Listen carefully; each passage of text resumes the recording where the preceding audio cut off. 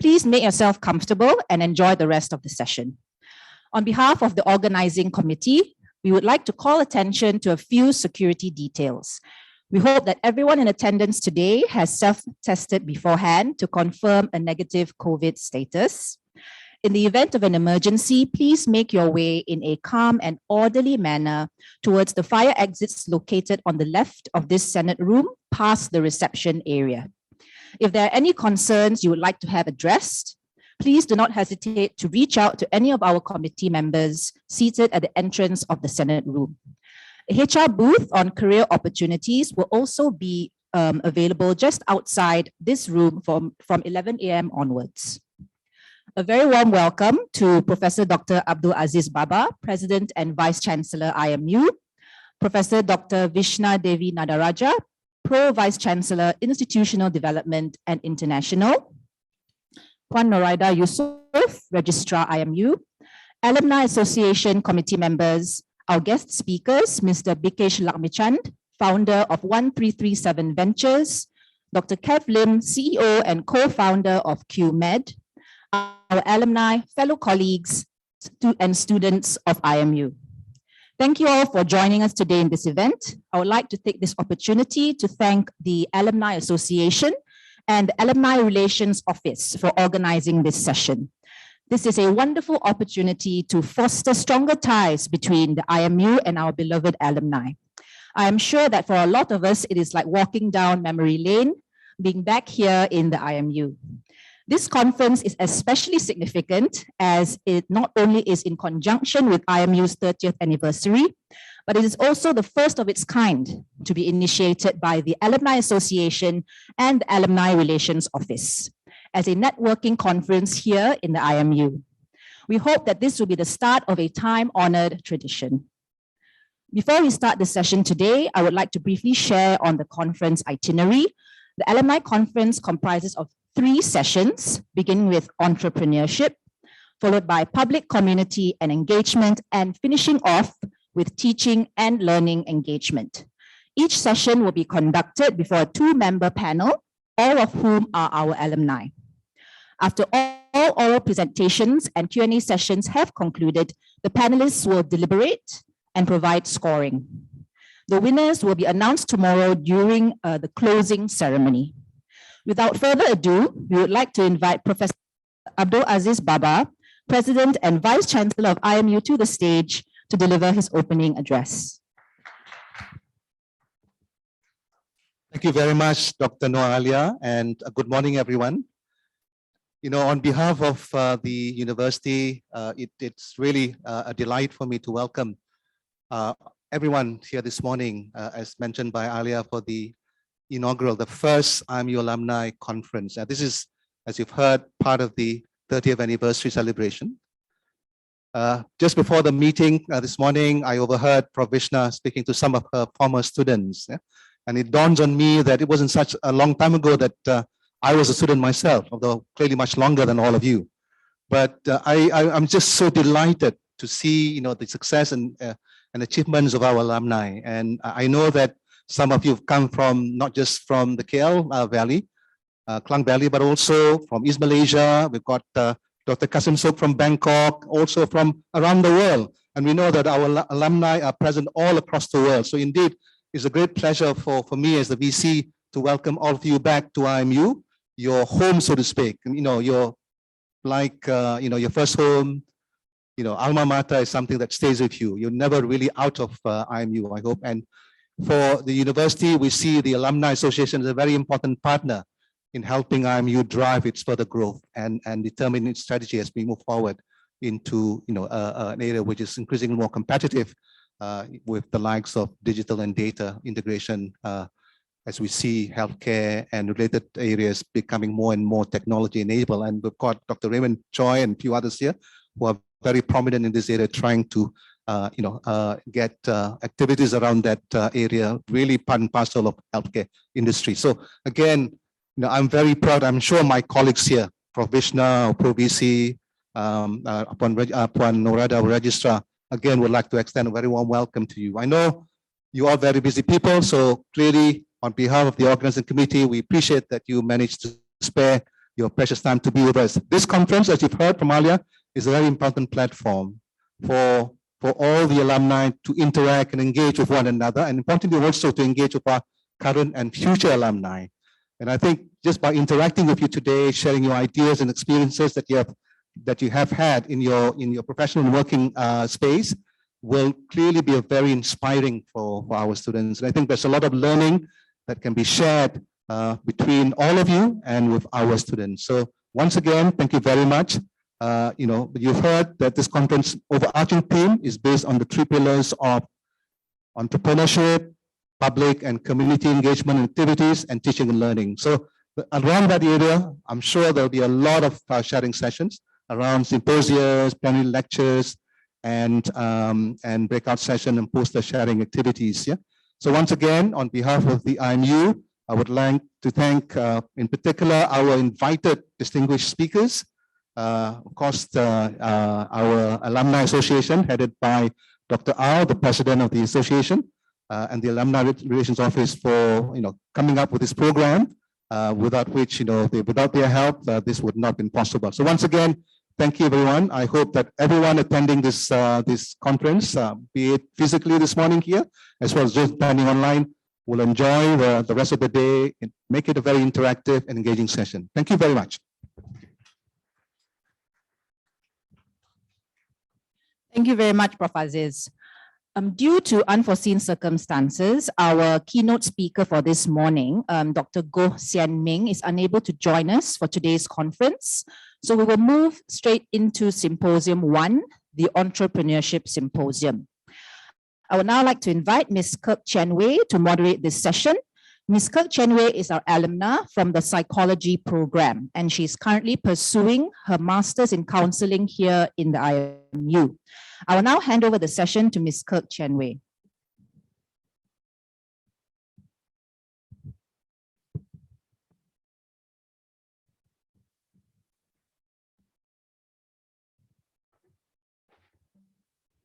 Thank you so much, Dr. Noor Alia.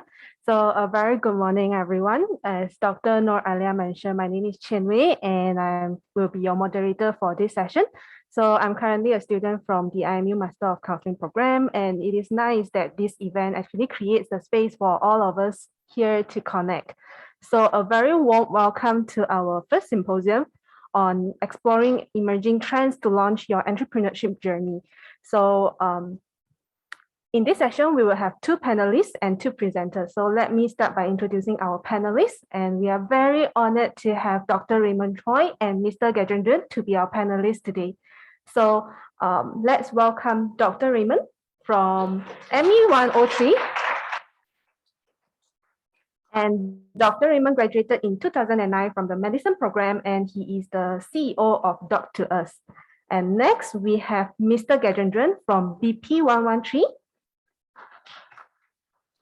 And Mr. Gajendran graduated in 2017 from the pharmacy program, and he is the co-founder of the Sion Pharmacy.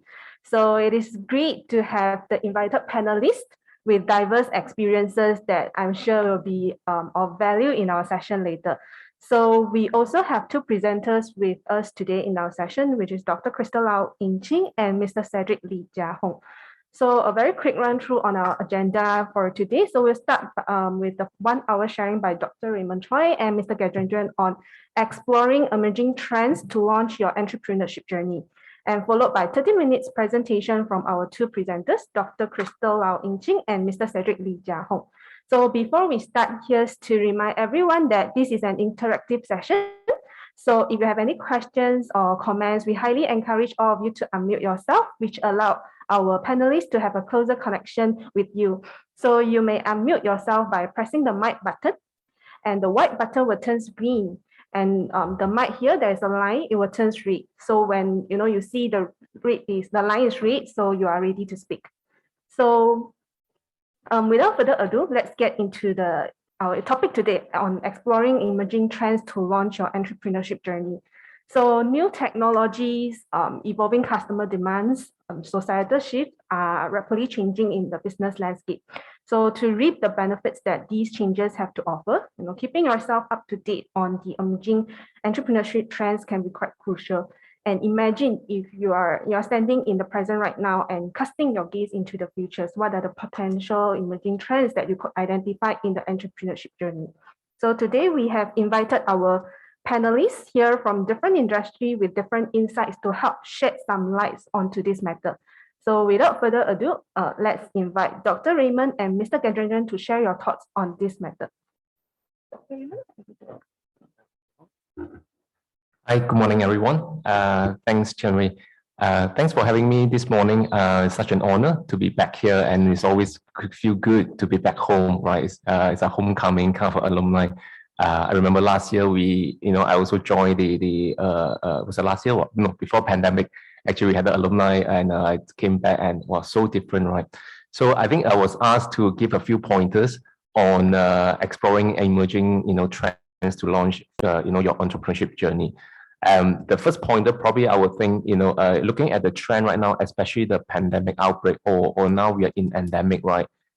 We are seeing more and more, entrepreneurs or the future leaders, adopting, more innovative solutions.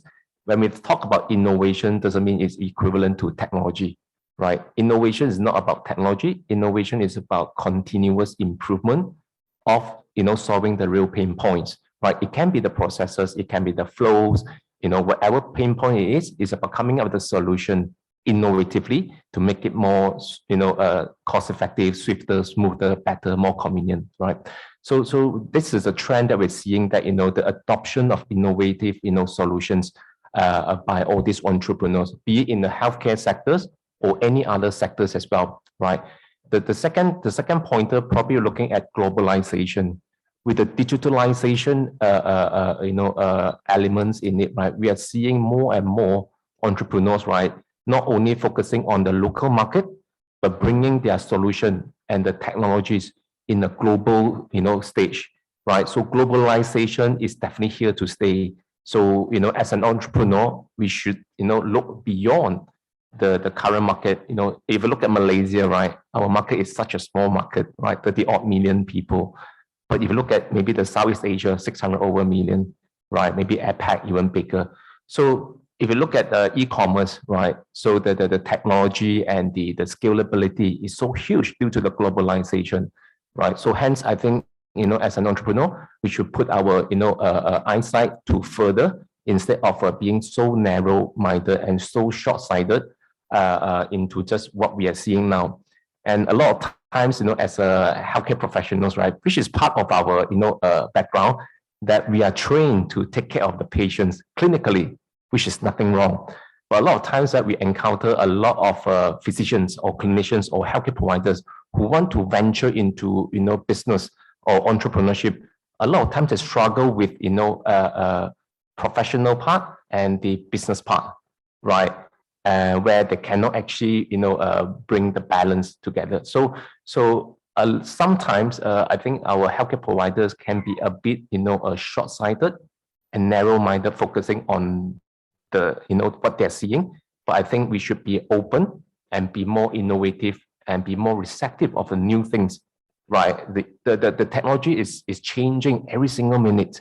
Whatever that worked in the past doesn't mean it will work today. Whatever work that worked today doesn't mean it will work tomorrow. So we have to, be more sensitive to the market dynamics and be, acclimatized to the change, right? Change is the only constant. We cannot run away, right? Hence, I think we have to be very sensitive to the change and see what are the pain points people are experiencing, or you are experiencing, or your family members experiencing, and you have the passion to come up with a solution, right? And that's where we can create a better world tomorrow, right? So that's why entrepreneurship is very important in creating a better world tomorrow, right? So of course, the third point is actually value creation, right? As an entrepreneur, it's about, you have to ask yourself how much values you are creating to yourself, to the colleagues, to your company, to the community and the society, right? So as I always tell my team, right, the moment I'm not creating values, I have to step down as a leader, right? So hence it applies to everyone. So hence, as an entrepreneur, you have to focus on value creation rather than revenue. A lot of times, I was talking to Prof. Aziz today, right? That we're talking about, year end, we talk about budgeting, and as an administrative role, right? You always talk about budget numbers. But a lot of times also, we might actually forget that, we focus too much on revenue rather than value. So this is something that we need to really realign ourselves that, a value creation or value proposition is very important. The revenue will come as a byproduct, right? Focus on value and revenue will come by the byproduct, right? So this is something that I would like to share a little bit on the entrepreneurship journey. Just some tips from my little bit of experience. Okay, thank you very much.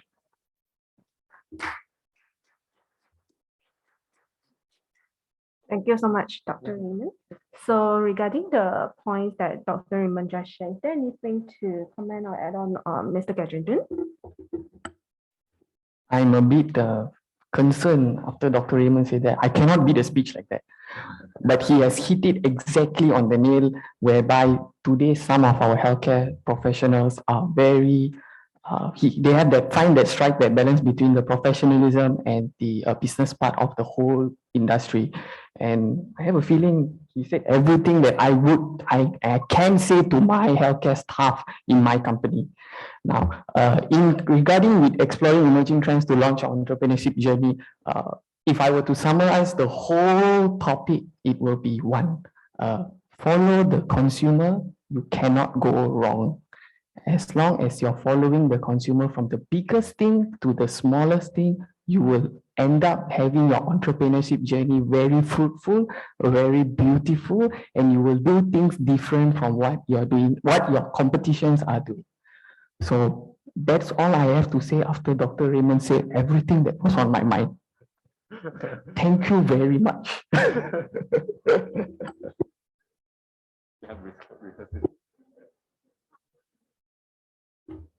So from what I can hear from both of our panelists, is actually the consumer oriented.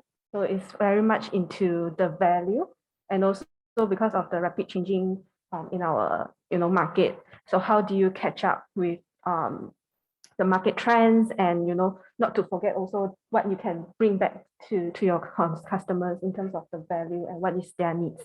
So Mr. Gajendran, is there any other points that you would like to add on from your side?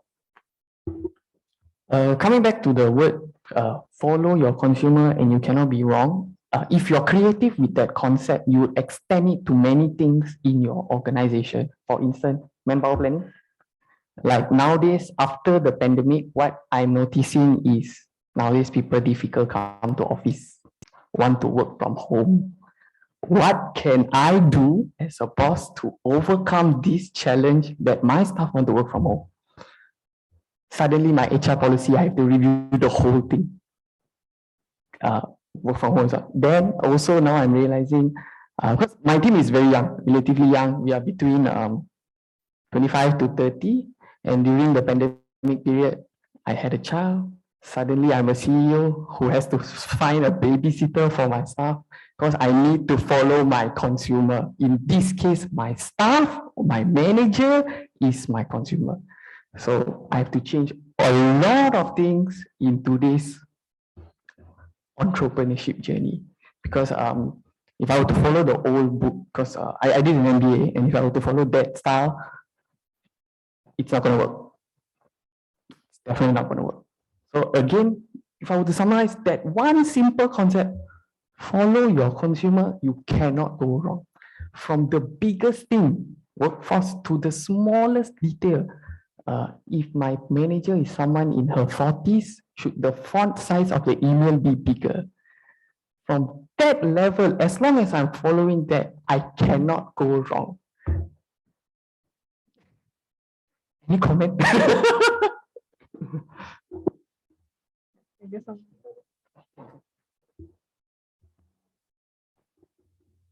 Hi, Mr. Gajendran and Polly. So following your comment on following the consumer, how about situations where, for example, a GP clinic where I'm sure that you often come across like patients who demand for antibiotics, that if they're just for a simple cough or fever, like I want antibiotics, and are you also going to say that follow the consumers? Wow, I've been attacked by the first half an hour of the symposium. I like this. Simple, you are not my consumer. I have other pharmacies that who are in the industry, you can go to them. But there are certain values that I will not break because I need to sleep well at night. Yes. Anything else? Maybe I can add on this. This is very close to our heart as a telemedicine player, which, a lot of times that we were asked to prescribe antibiotic because they come in as a consumer, right? So you're quite right. I think it's a brilliant question. You have to, look at, professionalism and the commercialization, right? So when it comes to professionalism, of course, it has to be clinically justified that in our organization, I am totally independent of the medical board. So I leave the medical board to make the decision on the policy, the governance, right, to ensure the safety and health of our patients. So that one, there's no compromise. When it comes to patients will need to, also comply to what the doctors say, which is for the best interest of them, right? Of course, our patients are getting more and more like consumer, driven thinking, which we also have to acknowledge that. But again, it's all about communication between the doctors and the patients. It's not about me selling you antibiotic. It's why I'm not giving you antibiotic, because this is a viral infection. It's not a bacterial infection. You have to keep educating. You need to spend time, right? So not necessarily whatever the patient asks, we will have to follow. But when the patients come in as a consumer, for instance, as a wellness, right? Because wellness is a new thing, right? Patient is not having a disease or something, right? So that might change the mode that, what is best for the patient. So when it comes to health and safety or the public health, then I think our doctors have to stand. So I agree that, consumer is, we need to focus on consumer. But at the same time, in healthcare industry is slightly different. That when patients, there are boundaries, right? Just like, dangerous drugs. When patients come in, asking for dangerous drugs, do we just give, right? If it's not justifiable, we have to educate and communicate, right? Of course, if we don't sell here, some other people might sell, right? But at least we don't, right? So it's a very tricky one, especially in this world, but that's a good question. But I think we need all the entrepreneurs to know, especially in the healthcare sector, to stay true to your, whatever that you pledge in your oath, right? And the health and safety of patients always come first, right? That's my take. Yeah, thanks.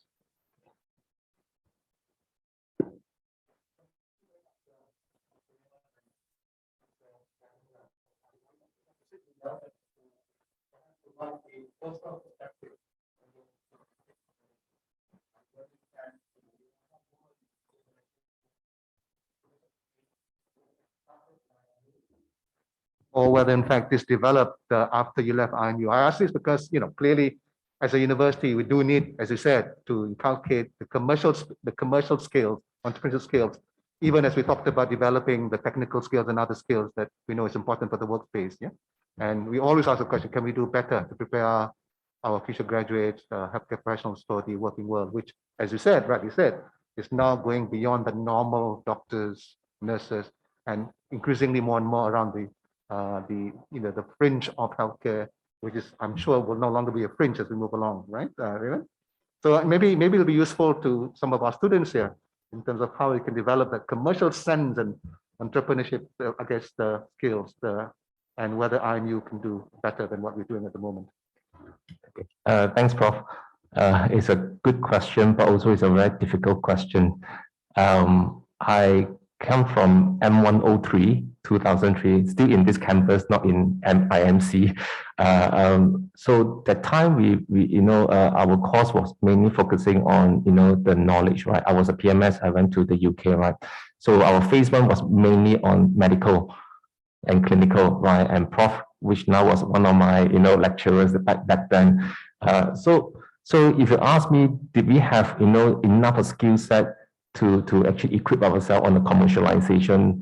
Probably not at that time, frankly speaking. But is it important as a clinician? I think it is important, even though you want to, practice as a practitioner, which I always, say that, you have your clinical skill set, which is, an expertise, right, in this field. But it's also good that, you have other skill set in your pocket.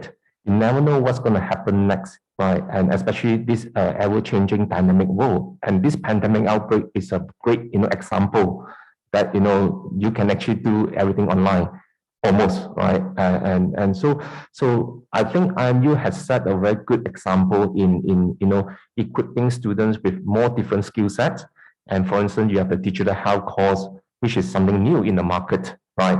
And I hope that IMU would actually, maybe look at more on how can we actually, in terms of commercial, skill set, right? It comes to experience also.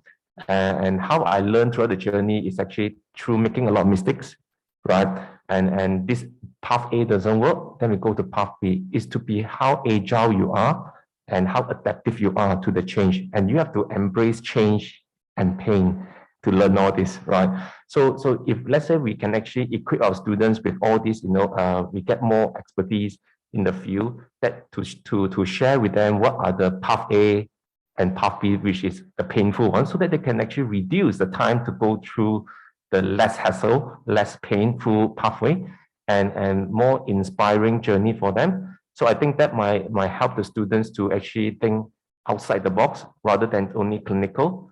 So we give more, send more keynote speakers and, workshops, even attachments to different startup scenes and SMEs. That will help them to think, outside the box more than, just a clinical.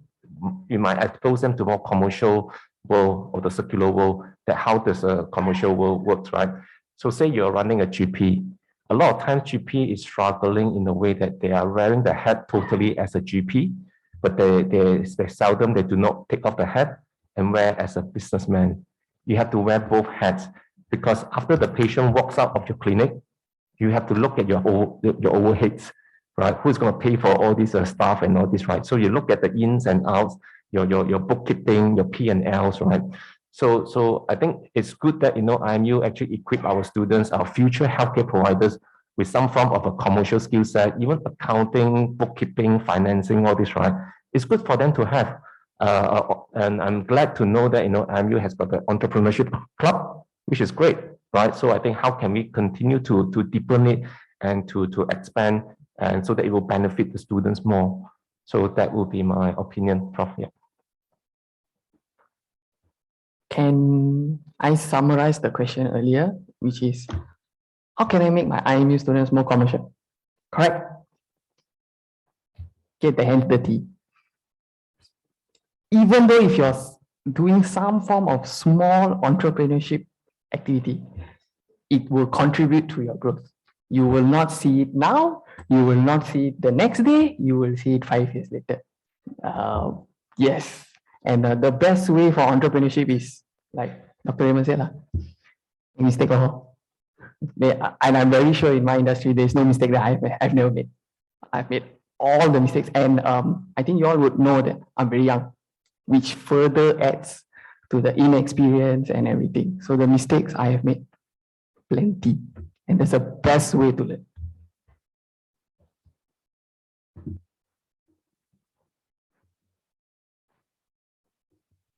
Sorry, I come in a little bit late this morning.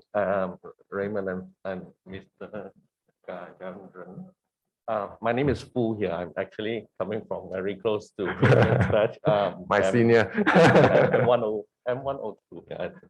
And my questions actually relates to the statements that when I walk in, it sort of struck me because I heard the statement that follow the consumer, which I personally feel that is a little bit different from how I understand entrepreneurship. Because later on, I have a second follow-up question on this, but to get back to this is that I always think about entrepreneurship in the sense that you don't ask the consumer what they want, but you show them what they need, right? So if you ask someone what you want for your car, they will say, I want a faster car and more comfortable car, right? But they don't know what are the other things that they can ask for. Therefore, they say they want a faster horse, they want a faster car, until you show them something else. So that is not follow. In my opinion, that's not following the consumer. So that's my first question. So in relation to that, then it actually leads to the concept of what actually is entrepreneurship and how does it differ from a business? Take first since you came up with that statement. Terrible, you throw me in the fire. He's right. I understand the angle he's coming from. Follow the consumer. A consumer don't know what you want, don't know what they want. But as an entrepreneur, and if you're working in the front, you will have enough experience to anticipate the consumer's needs even before they say it. So when you can provide their needs before they can say it, that's what makes you an entrepreneur. Or else, you're a businessman. Also coming back to the fundamentals of innovation. Consumer don't know what they want. Customer don't know what they want. But if you can understand the customer, if you can segment the market, the ocean is yours. Any other question? Maybe I add on a little bit. I think there's a distinguished difference between a need and a want, right? So you look at consumer segment, you're right, consumer, a lot of time they do not what they want. So from the marketing point of view, if you look at a lot of marketing strategy, they create the need, right? You might not need them. For instance, right, before iPhone came out, right, people were using Nokia, right? And then subsequently, BlackBerry came, right? People were so, excited about, sending email through the phone, right? But that only targeted the business people because it was very expensive, right? And by the time Sony, Nokia, they already came up with a smartphone in their R&D, but it wasn't launched, right? But no one did the marketing, but it was the Apple who did the marketing extensively. As you know, Apple is famous for marketing. They create the needs, right? And did we need the smartphone that time? Probably not, because infrastructure wasn't ready globally, right? But they created the first smartphone, right, that time, and people were fancy and then talk about, oh, now you can do more things with just screen. You can touch screen and do so many things, right? I remember I was using the first generation of iPhone back in the UK, and my friend was so envious about me, and it's so smart at the time. But you look at now, it's all outdated. So what I want to bring up is, the need can be created, right? If you follow the consumer, what I think the general is trying to say is you look at the consumers more on the consumer's pain point, right? Not what they need. They might not know what they want. They might not know what they need. But if you look at the pain points, are you able to improve the current pain points? For instance, people go to hospital waiting for 4 hours in a clinic. Are you able to solve the pain points to reduce to 50% of 2 hours, or maybe a smart queue system or appointment system, which already readily available, right? Is that what the patient want? Probably, but the need wasn't created. So a lot of times we have to look at the want and the need. For us, we always look at the pain point solution, right? Are we able to improve? You will not be able to come with the perfect solution, right? As an entrepreneur, do not aim for Ferrari. Yeah, that's what we always call the MVP, minimal viable product. So always aim for the bicycle. Can you create a bicycle first? Right, the bicycle is something that the consumer might want or might need, right? From bicycle, you continue to enhance, innovate based on the consumer's needs, right? Because consumer not all consumer need Ferrari, yeah. Okay, you might go along the way to become Proton. All they need is just a Proton, right? And it serves them well. Then we create a Proton, a good Proton with quality, right? So again, it's really be sensitive to the market, to your consumer, what they actually need, right?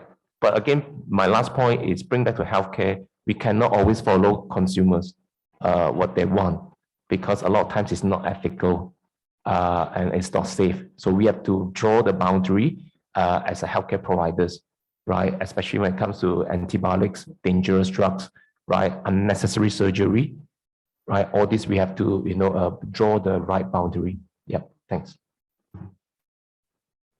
Hi, I'm Joesh, physician from Sultanah Bahia, KKM. Question for Raymond regarding emerging trends. I think when KJ started talking about his white paper, immediately a lot of chat and a lot of interest emerged in the public-private partnership space. And especially for you, Raymond, because Doc2Us was a very meaningful product that made a lot of difference in our MOPDs, in our clinical kesehatans, especially in a time of pandemic.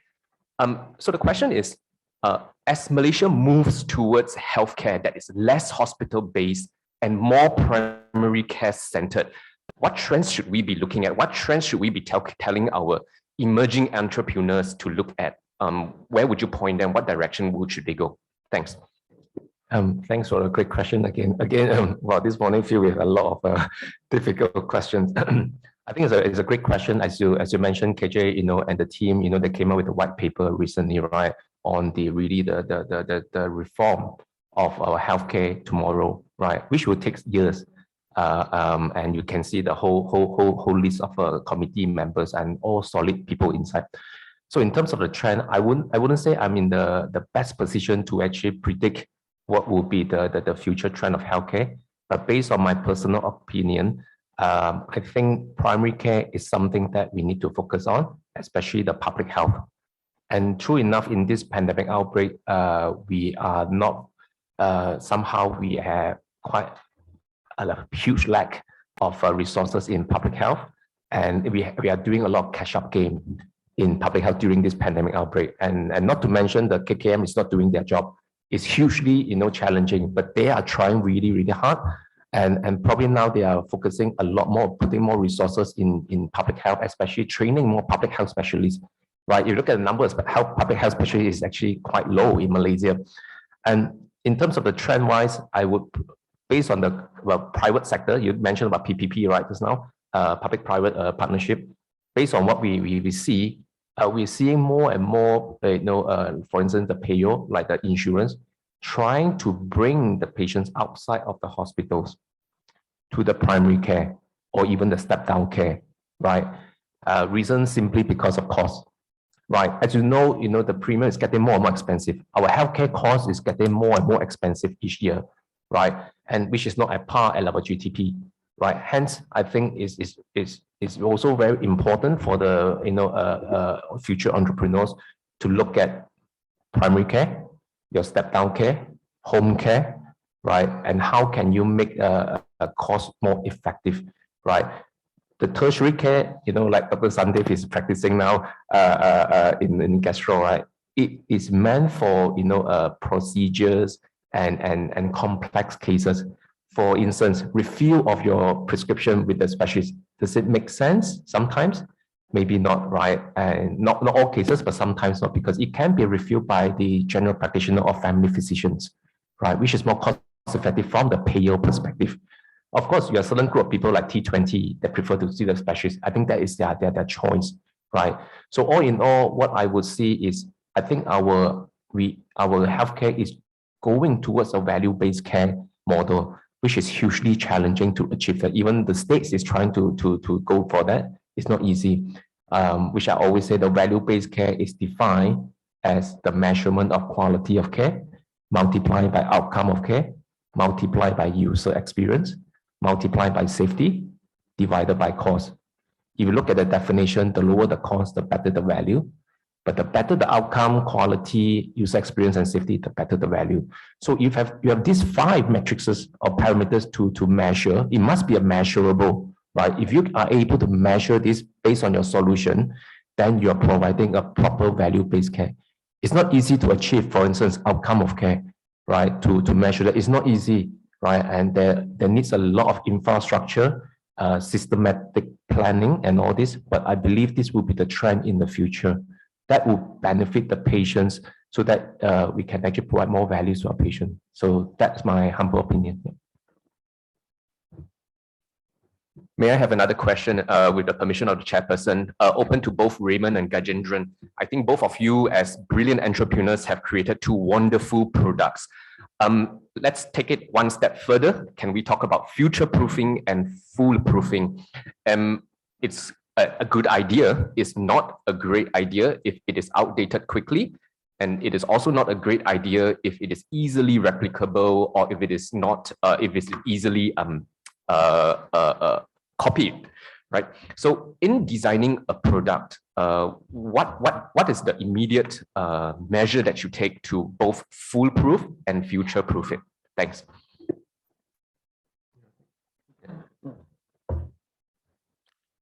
What problem are you solving?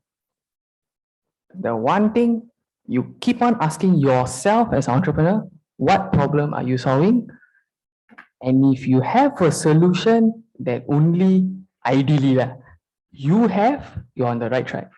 If you don't, is there anything else I can do that my competition cannot do in order to solve the consumer's problem? Because customer segmentation, you got various ways of looking at it. Yeah. To add on, I think it's also a very difficult question when it comes to designing product, especially in healthcare. And we have to remember that healthcare is the most regulated industry. And sadly, it's the least disrupted industry due to the regulation itself, right? So there's still a long gap in terms of innovation. That's why you still see a lot of pain points every day, right? Sometimes you create a solution, it creates another new pain point, right? Due to the technology itself. So when it comes to designing a product in terms of foolproofing and all this, there's no one formula that actually will define success. You have to do it, execute it, right? And study as you go and pivot as you go. And when I say pivot, you have to pivot fast, right? So today's new currency is not about cash, it's about speed. Speed is a new currency. So it's about how fast you pivot, how fast you adapt to the change and adopt the new solution. So whatever you design or you're planning, right? If say you design a product A, but at the end of the day, it might be product F, because you go along with the customer journey that actually customer doesn't need this, but you are actually overdoing it. So you spend so much resources. So when it comes to planning, you need to do it first, right? And you study as you go. There's no one size fits all. So this is based on what I learned. So you have to experience it yourself, put yourself into the shoes of the consumers and the patient as well. Then you will know better. So as I said, just now, value-based care, one of the parameters is user experience. And that is also a very key important element when it comes to designing of a product. And of course, there are other factors like, infrastructure. Are we ready for your product? So you look at Malaysia, the infrastructure, are we ready? So people are talking about 5G, even 6G right now, but we are still having people living in 3G or even no G at all, right? So are we trying to be, exclusive or inclusive? But when you want to be inclusive, that is hugely challenging because you do not want to marginalize certain group of people, right? You have a B40 group, right? You have people who live in a rural area. So you have to look at your design of your product. Are you trying to target certain group of people or you want to go to the mass market? So I don't know. I don't know about the answer actually, to be honest. It's very challenging, but a lot of thought process, a lot of collaborations needed because one person cannot do everything. It has to be collaborative with different stakeholders to come up with a better product. And as you go, what we always say is a Kaizen philosophy, right? The Kaizen philosophy is about continuous improvement. Don't aim for perfection, right? Aim for continuous improvement of your product. Yeah. Thank you. One question. So I hear in both, so I'm Vishna, and I've been in IMU for 23 years, and my portfolio keeps changing, but now I look more at the growth of the university with new programs and all. So you have been saying about being agile, and being able to adapt, and this depends on the people you have with you. So my question is to both, what do you look in your people? And how do you select them? How do you select the right people? Yeah. CEO. I groom the right people. I have to work with them 1 year, 1.5 years. Sorry lah, kena dera from me. My staff always hear one. If a person sitting in the room with me every day, 1 hour or so, my tissue packs are a lot. So, but after the 1 year, you see the individual shine. There's a certain portion of me as a leader that it's the way they're thinking. And for me, as an individual, there is a form of gratification. I think after 2 years, okay, boss, I go somewhere else. My part and parcel. I cannot find the right person, but I can create the right person as long as I'm clear with what I want. Yeah. So to add on the right person, right? When it comes to selecting the right people, there are two types of people that we select, right? One is actually the professional. For professional, there's a minimum entry requirement. For instance, you want to practice in medical field, you have to have a doctorate degree in medicine. No other way, right? But if it's non-professional, of course, there are a lot of things that we see. So in our organization, what we see is actually we are not looking at the certificate itself, right? Of course, the certificate for professional, yes, is a bare minimum, but we look more than that, which is what we call the values. So what is the value system of this person? Is it aligned to the company values? Is it aligned to our vision? Because if you want to groom the people, then make sure that the value system is correct. In healthcare professional, right, in our industry, right, compassion is one of them, which is what we deeply believe in, right, as a healthcare professional. So one is actually look at the values, and two is look at how hungry they are.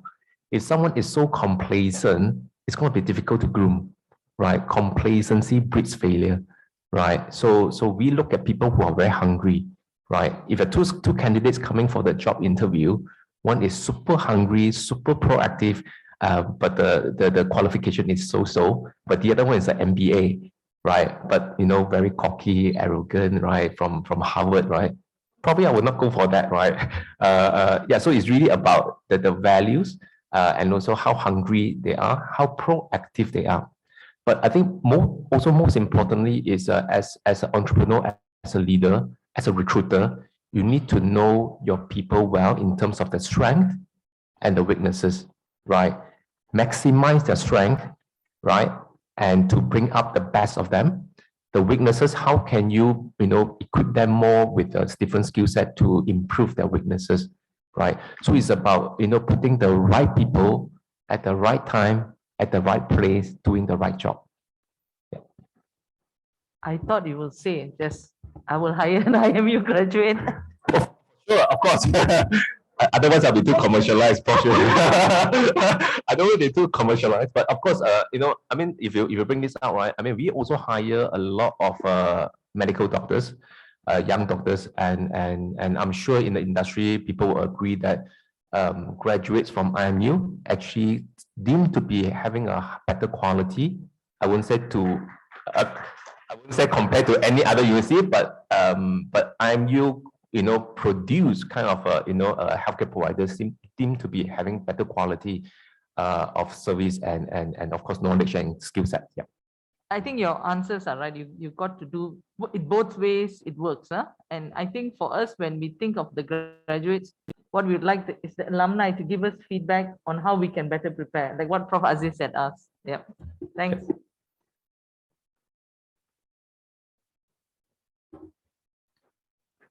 Yep, Dr. Al. Hi, Raymond and Gajendran.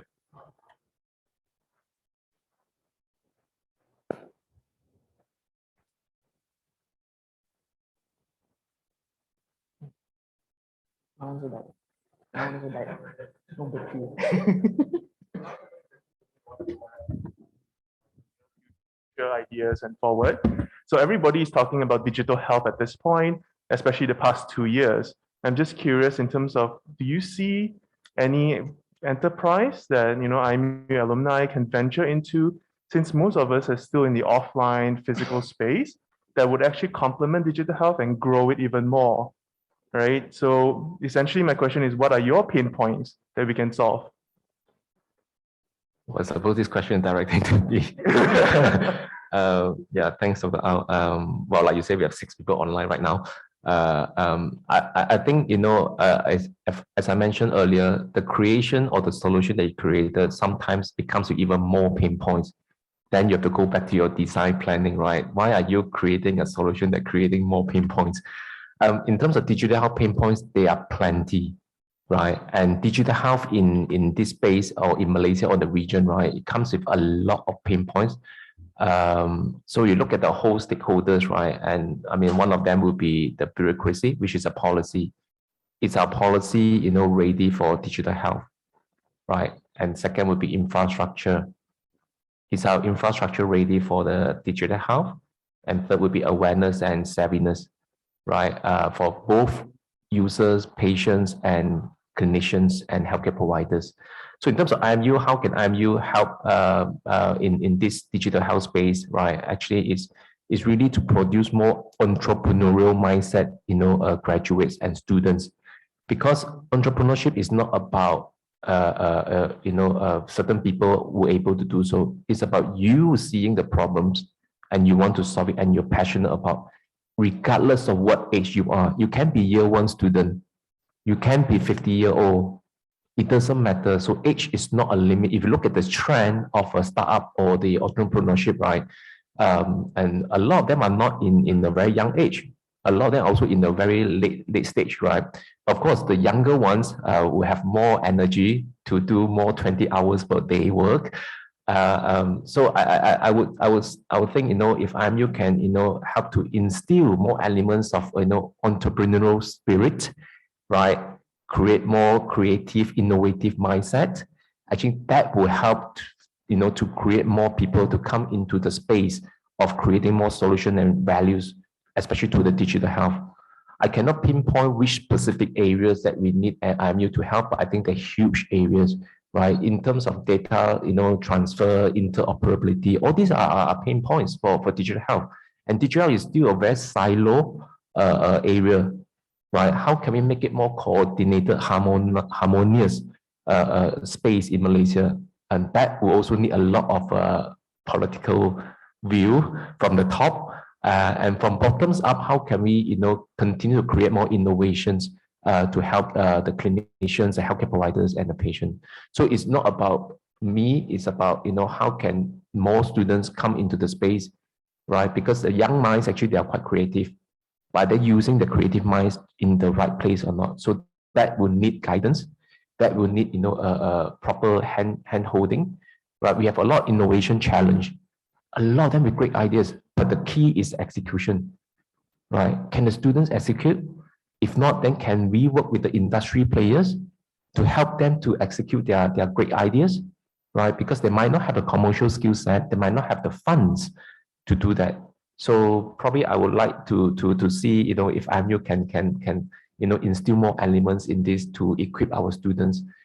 Because I think entrepreneurship is an amazing, area where, if you want to see the better tomorrow, actually entrepreneurs play an important role. Yeah, thanks.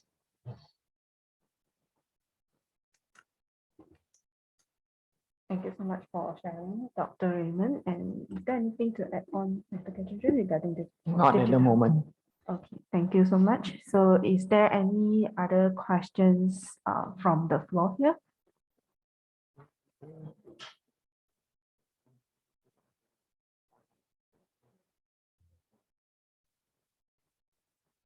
So far what we have covered is while we are exploring the emerging trends, besides looking into our consumer needs, we also look into what I heard is actually also the system, from individual, how you expand to the community, society, and even the policy. And all these contribute and play a role in terms of while we are exploring the emerging trends into this journey. And also a very important point here, what I heard is to get in touch with yourself, that always remember what is your value, that something that you hold on while you are, exploring and extending your entrepreneurship journey.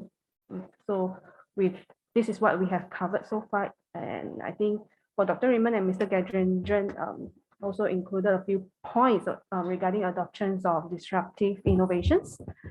Age is no longer the limit, globalization, value-focused offering, and changing consumer behavior. So this is what we have covered so far. And I just curious, is there anything from the floor to clarify with our panelists here?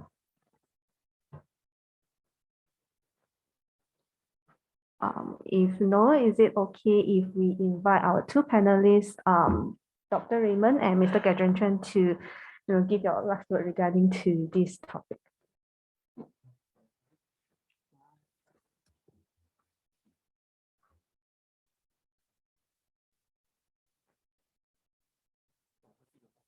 Yeah, I'm trying to summarize. Keep it simple. For those people who want to take the journey, it's a journey that when you look back, you won't regret. You will change as an individual, everything from the way you make decisions, finances, personal life, everything.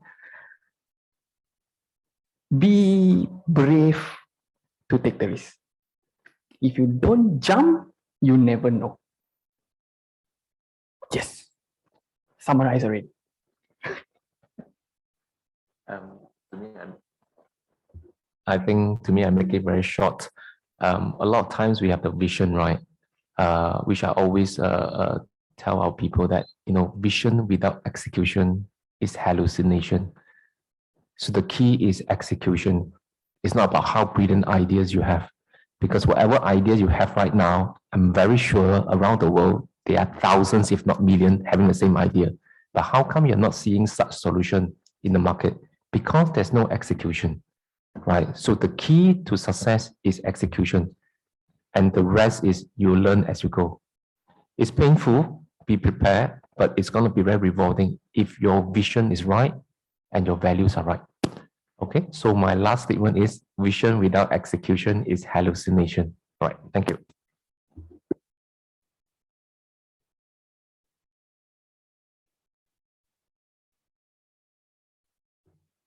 Thank you so much, Dr. Raymond and Mr. Gajajan and all the participants here for questions. So appreciate the very informative sharing, and I hope that everyone has gained some valuable insights from this session. So we will now proceed with the presentation by our two participants here, Dr. Crystal Lau Ying-Ching, followed by Mr. Cedric Lee Jia Hong. So each of you will have 10 minutes for presentation and 5 minutes for Q&A. So let's welcome our first presenter, Dr. Crystal Lau Ying-Ching. So Dr. Crystal will be presenting on the topic, Medicine Isn't for Everyone, How to Quit by Freelancing or as a Small Business. So I'll now pass the floor to Dr. Crystal.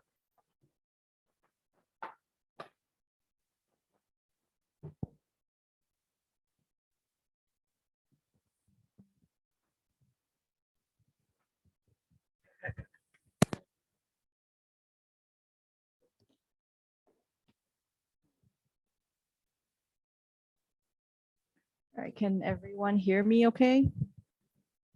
Okay, well, this is pretty much an extension of our panelists. I'm pretty much at the start of the entrepreneurship journey, and I was a little bit unsure if I should present this topic because I started here, but I thought let's bite the bullet because really medicine isn't for everyone, okay? And let's see. What do I use? This is one.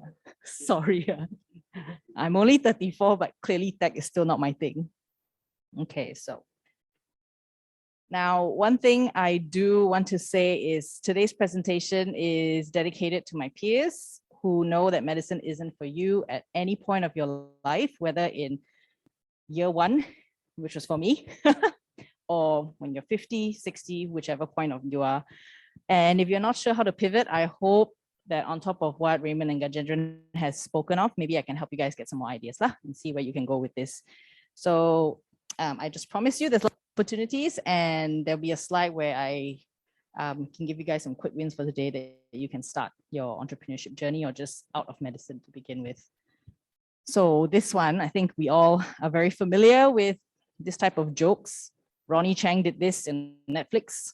All the Asian American comedians like to take a joke about how our families push us this way. And I am the stereotype, Chinese, Asian parents. Mother said, go be a doctor. I told her I want to be a BMed scientist, BTech. No, go be a doctor. So here I am today. All right. But this report came from mostly just self-report on an article done in the US. And I mean, if you look at all this regret, depression, anxiety, my parents, my family, they were like, oh, this is such first world problems, just focus. Basically, I'm told you have an opportunity for a very great career, a lot of money, status, all of that stuff, power. Be happy with it. Everything else doesn't matter, right? Think about your children in the future. But then I remember one of my friends recently reminded me, Dr. Joaquin Pereira, I was class 2008, ME 108.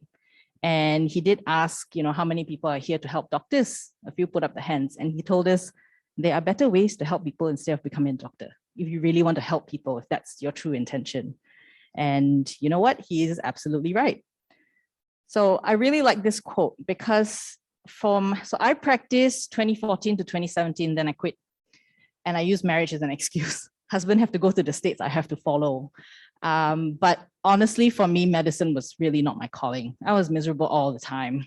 Every day getting up to prepare for work, I had to psych myself and go to work. Even though I practice in Australia, where we know Australia's medical environment is actually pretty good. Both the way their work culture and the annual leave that you get, 5 weeks, and you get loading on top of your regular pay when you go on leave. That's how much they want you to take leave as well. So, but the thing is, if you realize medicine's not your calling, that's not all. There is life after medicine, although that might be the only thing you know. Although I must say for myself and the few friends I have or the community I've recently joined of doctors who've left medicine, emotional challenges are really, really huge. I struggled for, I would say, good 2-3 years when I first left because I was happily in Australia, just stepped up to registrar position. I have my little minions. I have people listening to me, my little footsteps down the hall. People go, oh, Crystal's coming. Whether a good or bad feeling, I don't know. But that was that power, that pride in what I did. And yeah, there was a sense of purpose because that was what I was trying to convince myself. But once I left, all that immediately just went away. I practically became a housewife when I left. That was it. So man, to my ego, honestly, I have to say it took a big, big hit over there. And then guilt, because my mom put me through school, everything. And then I'm asking, am I really doing the right thing? Like, am I wasting her money, all her effort, all these years that she's put me through?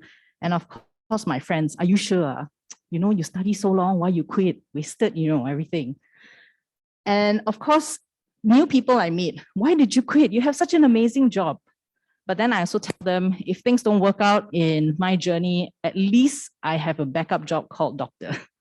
That is really the best backup job anyone in the world can ask for.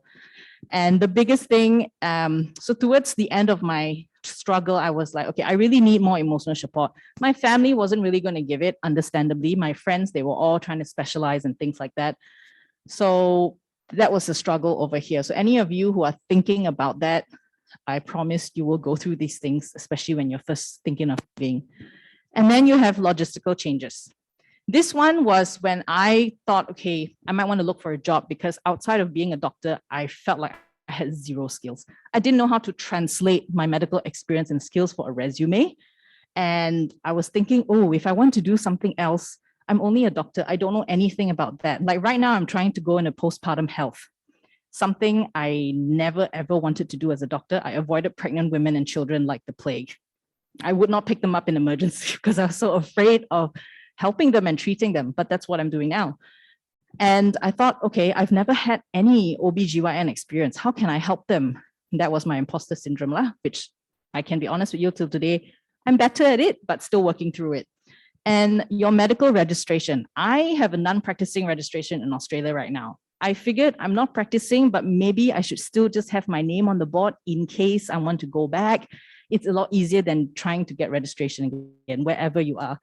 And then indemnity. And just like Rajendran and Raymond said, that professional business kind of clash, you kind of have to figure out the logistic side of what you need to keep. Like, should I hold on? Should I not hold on?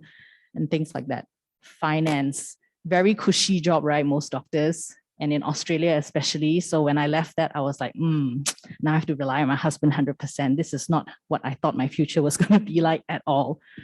And dependency on a familiar system is a huge challenge because looking for jobs as a doctor and making your connections, we actually have a very comfortable bubble if you think about it. Like my husband is in the US military and his bubble is so comfortable that we have everything in that military lifestyle where once you leave, it's literally like fish out of water. And a lot of veterans and their spouses end up struggling to thrive in civilian life, as they call it, because of dependency of a familiar system.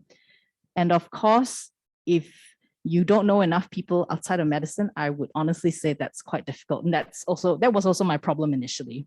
I just knew all my doctors, my seniors, and my bosses, and that was it. No one outside of medicine I could turn to ask, like, could I try something, or what would you recommend that I try? But for those of us who want to quit, but not quite having that braveness to go into entrepreneurship, these are the jobs I feel that can give you that nice little transition out. You're still kind of familiar, and you can still apply what you know. You can learn all the new skills. Being a research associate, medical liaison officer, those things in pharmaceuticals. Pharmacovigilance is very interesting. I met a Malaysian lady, and I'm living in Germany now, and I met her there, and she is just a bioscience person, but she's full on into pharmacovigilance. And she said it's a good pivot for those of us in medicine as well, because you understand your drug stuff and you can start over there. Public health, of course, we know it's huge. Depends what you want to do with it.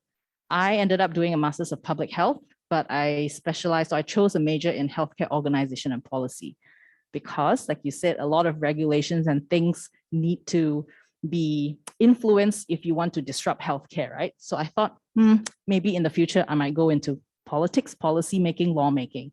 And I think Malaysia can definitely benefit a lot from that. So maybe IMU, you already have business admin, maybe healthcare policy and organization might be a good cause, because learning our country's policies and system is really gonna, if anybody wants to go into politics, I think that'll be wonderful. So, and of course, startups. Startups is very popular, hiring doctors and stuff, especially with all the digital healthcare now. And consulting firms, you can do, like, I think Boston, they hire medical doctors to consult on other, healthcare businesses and stuff. So you could go there and they'll train you. And of course, you get paid well because of your background as well. And now for my topic on how to quit with small business and freelancing, I love this because it really gives me the freedom to do whatever. Like you said, you can combine your passion, your background, your anything. So right now, I'm actually in the middle of trying to promote our Chinese postpartum confinement in the West. I'm writing a book about it. That's going to be my first step to introduce things. And then I'll see how it goes overseas. So when you do freelancing, most of the time, you'll be encouraged to set up an LLC, because if anything happens, especially when you're coming from a health background, if people try to sue you or anything, they can sue that LLC entity rather than yourself, so you can protect your assets and all those things. So essentially, if you're just one person, but an LLC is still a small business, you can do coaching. Coaching is huge. All of you guys who follow social media, you can see health and wellness social media gurus, especially from the States. It's such a gigantic industry. It's unregulated, it's unlicensed, but yet they dispense so much health information, some good, some a bit dodgy. But at the same time, I always wonder, why aren't there enough actual healthcare professionals in that field? And Malaysian Society of Lifestyle Medicine, there is a big international board as well. If you do their board certification and things like that, you can go into health, wellness coaching. You can really apply yourself, say, as a GP, and really just do lifestyle medicine. Is up to you. And art design, author, that's where I'm going. F&B, I'll talk to you about another IMU alumni who quit medical school in the final year in Australia. And now he runs a cafe kitchen in Paramount Gardens. And cybersecurity, digital health, I feel like those of us who have that tech background and the AI stuff can really, really go into that. Or even just advising, consulting and things. Because as a freelancer, you can just pick up contracts anywhere, okay? And so this is a thing that I took it. I paid someone to get my book done and everything. And I'm treating my journey out of medicine like a business. If not, I feel I won't take it seriously and I'll just keep falling back to medicine. And that would not be my goal to leave. And I'll just do it real quick. Okay, you guys, this one, I read these books. I love them. They really helped me. I'm deciding to leave medicine. And quick wins for today. Get your LinkedIn profile, join that group if you want to see what other careers in medicine you can get, and create a resume website if you're not sure what you want to do there. At least you have something to give someone to look at your profile, everything, and you're all digital online. And yep, this is my friend's bakery. He left medicine to do PhD, decided that's not what he wanted to do as well. And now he's opened this bakery in Paramount Gardens. So please go and visit everyone. I'm promoting for him. Thank you so much, Dr. Crystal, for presenting. So we will now open to the Q&A session for our panelists, Dr. Raymond and Mr. Gajendran, as well as the floor.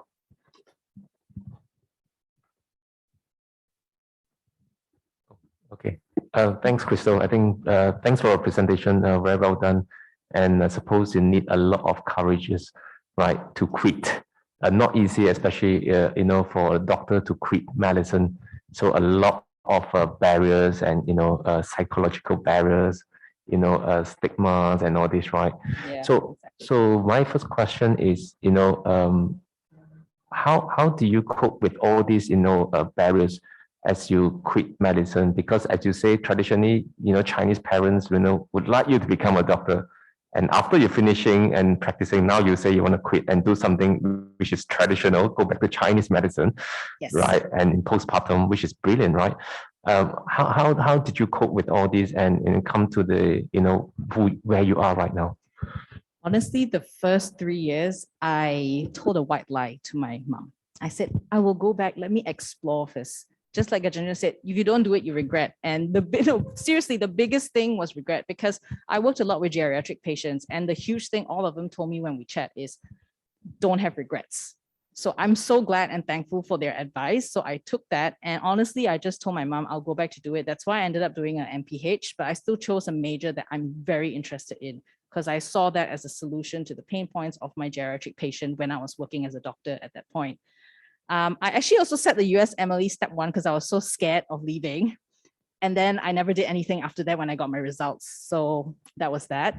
But eventually, I have 2 girls now, 2 under 2. So that's a challenge as well. Going through that whole journey and realizing there's this huge gap in that postpartum care for people like me. So when you talked about user experience earlier, I was nodding because I am that user. I'm trying to provide something that I wanted that I didn't have.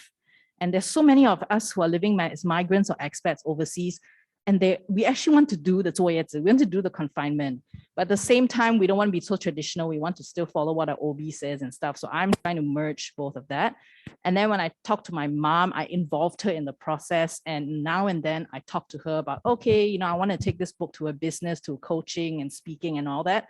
I involve her so she can see, okay, it's not a waste. There's a future there still. She's still not quite there, but definitely a lot more supportive than before. And when I told her I'm really not going to go back to practice unless I choose to, maybe 5-10 years down the road, then she's like, okay lah, at least. Thank you. Yeah. So let me understand this. Started medicine. Yes. Halfway you left, or you finished the whole thing? I finished the whole thing. I practiced You for 4 years practiced, in and then Australia. You stopped practicing. Mhm. You found a consumer that was a problem that you felt that was present there. You Mhm. found it. Mhm. You turned it into a business. Yes. Now in the process of turning. Moving you're Yeah. taking the first steps. Yes. The brave route that you're taking alone, I assume. My husband's supporting lah. When Emotional. you say alone, what do you mean by alone? Meaning tomorrow when there is a crisis, you will be looking yourself in the mirror and asking yourself, what did I do wrong? Yes. Correct? So alone lah. Alone. Yes. Yeah. Good. Okay. I will see you on the other side. Okay. Thank you very much. Thank you so much. Can I suggest that I don't think you have quit medicine. I mean, you've quit traditional medicine. Yes. I think what you provided is an alternative pathways. There are, in fact, pathways beyond what we know that medical graduates can do. And I think Yes. you provided some excellent examples. And this is where we want our graduates to actually think outside the box. Yeah, and clearly, there is value in beyond the being a general physician, being a nurse, being a pharmacist. A lot of the alternative careers that you mentioned are things that we need to think, even with our current graduates, because this is the way things are. Yep. And healthcare, as you know, is changing. And as we know it, medicine is more than just giving care, right? It's about providing that wellness and promotion of healthy body and mind. So I think you're spot on. So I don't think you've quit medicine. You're still very much a medical in my eyes. Okay, because I don't think you can ever take that away from you. You're still a doctor, right? Yes, I'm Okay. owning that slowly That's but it. surely. And, definitely. but what you have provided is an alternative pathway Yes. to developing careers within the medical and health. Yeah, I okay. honestly feel like for marketing perspective, saying Yes. that I left medicine is going to resonate so well with people on social media. I see. And that I embracing traditional Chinese medicine. So I have collaborators in LA and stuff because a lot of the Asian Americans are starting to get into this.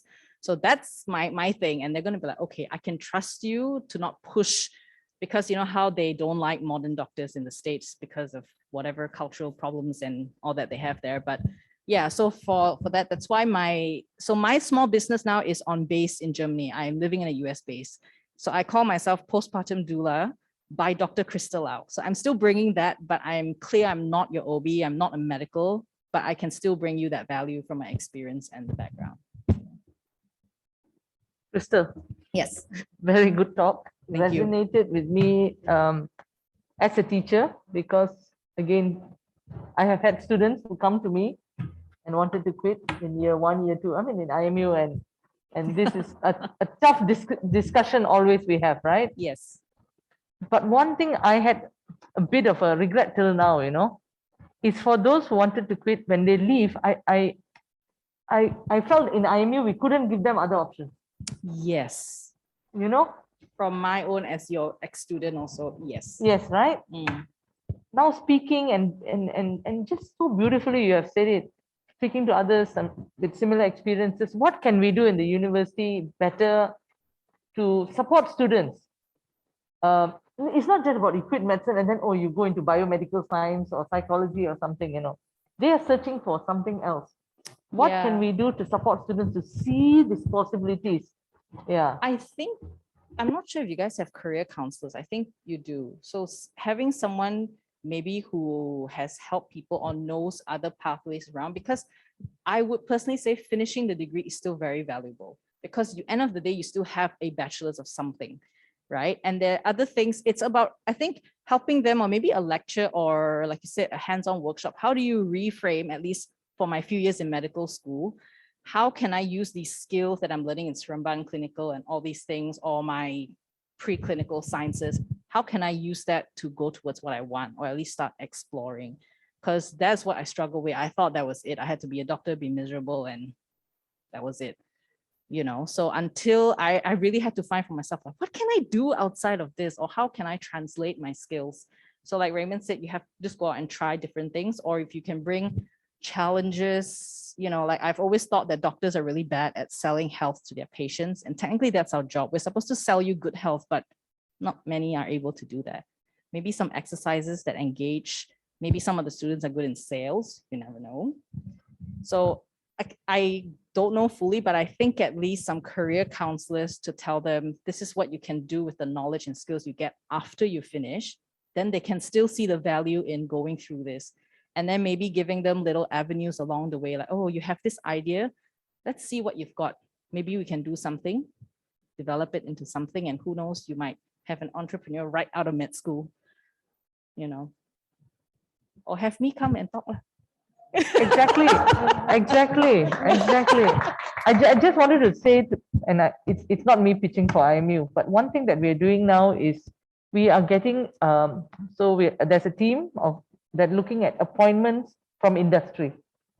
See, we don't have that, we have a young professor, senior, but it's from another university and probably one of our partner schools or something like that.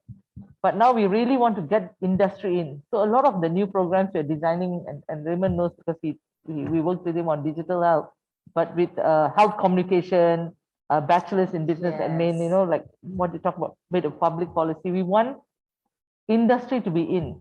So that's one. But I want to commend your generation, because, with Medic Footprints also, that's another group here that is looking for alternative careers for doctors. So you guys are setting the pace, and this is how we can bring you and you can nurture the ones here. Because these are young minds, intelligent minds. Yeah, definitely. And it's who they are. We need to value who they are. So Thanks for bringing it. I feel like for me, culturally, it ticks my parents' boxes as well. And I'm still able to go and be free Yes, and do things without regret. So everyone's happy. lah, Thanks for essentially. sharing, really. Yeah. You're welcome. Do we have any more questions from the floor to Dr. Crystal? Crystal, hi. Yes. I'm Kong Fui from M205. Yeah, I'm just a bit curious about what in your journey of diversification, right? What do you feel is the most important transferable skills that you could carry over into your current practice? For me, the big thing is how we have to think so quickly on our feet and to pivot, because the big thing I really enjoy is actually patient discharge, man. Like the minute they hit emergency, before you admit them, you have to start thinking, okay, I need to do this, they go home, this.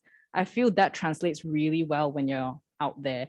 I wouldn't say for me in my planning the business, I was so clueless. I literally hired a business and book coach. So he's actually coaching me now throughout the process.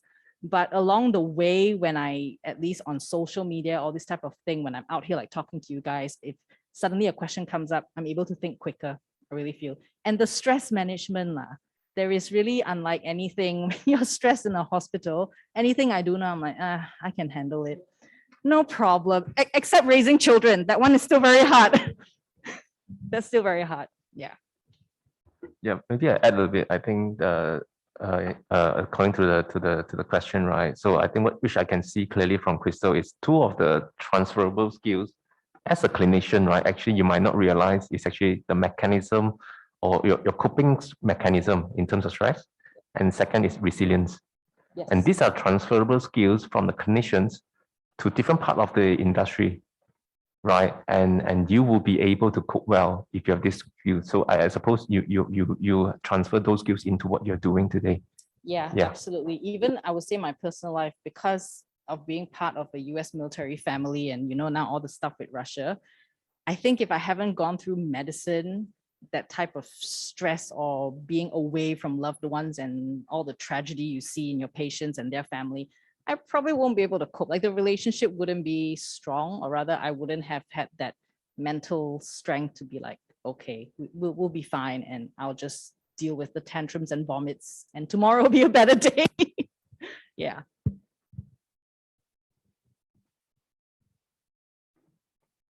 Any more questions for Dr. Crystal? If no, thank you so much, Dr. Crystal. Thank you. So now let's invite our second presenter, Mr. Cedric Lee Jia Hong. So Mr. Cedric will be presenting on topic Revival Chiropractic.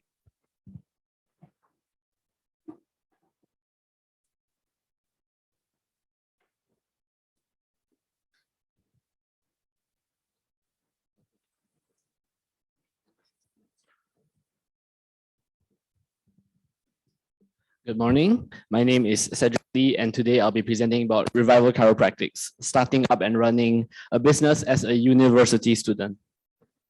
So just a quick introduction of myself. My name is Cedric Lee. I'm a final year chiropractic student as well as a student intern in Setiawak, Puchong in IMU's clinic.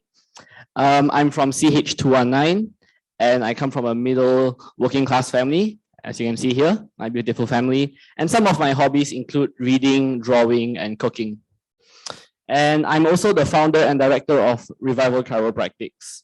So almost every business starts with a problem that needs to be solved. And behind every business is probably a person who can no longer tolerate that problem and wants to provide a solution.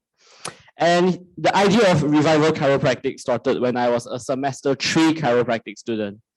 So when I was in semester 3, it was during the MCO, everything was online, we can't come back to campus. And if you do not know, the nature of chiropractic is very hands-on, it's a very practical based practice. And the skill set is very physical in that sense. And therefore, we couldn't come back to campus and all of our practicals were technically online. And what I had to do was practice on my crappy couch at home, which wasn't the most ideal. So from that experience, I was desperately needing to get a chiropractic table. Okay, I was very desperate in looking for a chiropractic table. I didn't care if it was second hand or overseas, but I was just trying to look for one. And that's my first problem. How do I raise funds? Because I come from a family where I have another brother who is currently in tertiary education. And so both of my parents are just constantly funneling what they have left into my education. And fun fact, I actually wanted to be a chef for almost the whole of my life. Okay, so this is how I raised my funds. I worked a few part-time jobs from a clinical assistant in a chiropractic center to selling egg tarts. So this was how my entrepreneurship kind of began. I started selling egg tarts to raise funds and monies to purchase a chiropractic table for myself. It was really difficult, but after around half a year of working, I made enough money to purchase a table. But when that opportunity came to purchase a table, and after I did more research, actually most chiropractic tables and equipments come from either the US or the Europe. In other words, due to the unfavorable exchange rates, shipping and tax, it was really expensive. And therefore, since I've already made so much money, I've saved up so long, and I was going to buy it. But the moment, when the opportunity came for me to buy it, I thought to myself, I've worked so hard for this money for so long. Can I use this money for a better cause? Like, I want to extract value. Because when you don't have a lot of money, what you want is value. You want to extract value. So I did quite a naughty thing. I took out some of my PTPTN funds. And also on top of the money that I've saved up, I kind of funnel it, and basically I started Revival Chiropractics. I looked for a local carpenter here in Malaysia, and we kind of discussed about the ideas of this. And after a lot of risk taking, a lot of development, and this is what we came up with. This is our very first tables and products that we've came up with. So in chiropractic, there are different systems. And the system that I was very keen was the Gauntlet system. And in this system, we utilize these tables. So they're basically a bench, a knee chest, and a chair. So here's a better idea of how it's utilized. So the chair is used to adjust the neck region. The pelvic bench is to adjust the lower back region. And the knee chest is to adjust the thoracic region. Yeah, so that was how I started off. And when we first started off our company, we were just looking for the basics on what chiropractors would be interested in. So these were some of the very first products that we produced. We produced, first of all, the set of 3 there. We made some X-ray illuminators, these blocks that we use, and I also made some chiropractic artwork since I'm a fan of drawing, right? So let's talk about some of the our vision and mission as Revival Chiropractics. So how Revival Chiropractics was born was through this. I wanted to buy a table that has good value, it's affordable, and of high quality. So our company aims to provide high quality and affordable chiropractic tables and equipment to the local chiropractic practitioners here in Malaysia. And after my experience from that, I think we are slowly developing or moving towards that direction.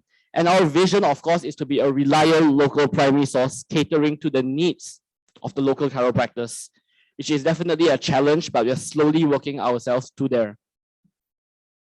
So I'll just talk a bit of the challenges of starting up as a business. So basically, I've been running Revival Chiropractic for 2 years. Yeah, just 2 years in maybe a few more days. But yeah, a big challenge was understanding the business model, because I am basically catering to a very niche and small market here in Malaysia, and I'm selling long-term assets. In other words, it's most of the time like I'm selling to you once, and the return will be either if you're starting up and opening a new branch, or you're looking to hire new associates and have more space for that. And there's no existing companies in Malaysia. In other words, there's no models for me to kind of refer to or replicate, in other words. So I had to start off afresh in that sense. So that was really challenging. And the second challenge was this. So this is basically a startup in a nutshell. You have to do everything. Yeah, so I had to learn a lot of skill sets, from learning to communicate with different manufacturers, practitioners, chiropractors, learning to do marketing, and I'm technically a caveman, so anything to do with technology, I kind of sucked at it, and I had to pick that up really fast in terms of digital designing and also learning to do the basic logistics to cut costs, because that is one of our main reasons we can provide such a cheap and affordable service, is that we are local. You don't need to pay for extra shipping or taxes, and that logistics is really affordable for most chiropractors in Malaysia. And also learning to do research and development for new products, and of course paperwork, which my mom actually helped out a lot. So thank God for my mom. Taxes, accounts, everything she had to teach me from scratch, but I'm very grateful to have her. And yeah, after almost 2 years of running Revival Chiropractic, we have supplied to almost, we have supplied to 13 chiropractic clinics from KL, Selangor, Johor, and even Singapore. And all these clinics includes very experienced, very well-established clinics that have been here for over 10 years, up to new startups and new clinics that are looking to make an impact in their communities. Yeah. And yeah, so these are basically our numbers for 2020 as of now. And yeah, over 30 chiropractors use our products we've supplied to, and we have supplied to 2 countries, which includes Malaysia and Singapore. So here are some of the pictures of the doctors who purchased my products. And yeah, I'm very glad to have a pretty healthy working relationship, as well as an insight to what the market is like and how chiropractic is growing in Malaysia, because through selling tables, I can know the trends on who is expanding, what are the expanding potentials, and how fast the directions are the clinics moving in, which is really interesting to see. And very fortunately, in 2022, we are able to reinvest our profits into developing new products for chiropractic students, which includes a radiographic parallel, a portable knee chest, and a portable chiropractic practice table. So this chiropractic practice table, I mean, almost all these products here are targeted more towards students, chiropractic students. And I want to talk more about this product because it's pretty close to my heart. This was actually what I was supposed to buy in the first place, because it was the most practical for a chiropractic student. It's accessible, it's foldable, it doesn't take up that much space. And I'm really happy that I'm able to manufacture and develop this product for students. It's just a brand new product that we've launched, so we are basically seeing how it goes. But so far, it has been going great.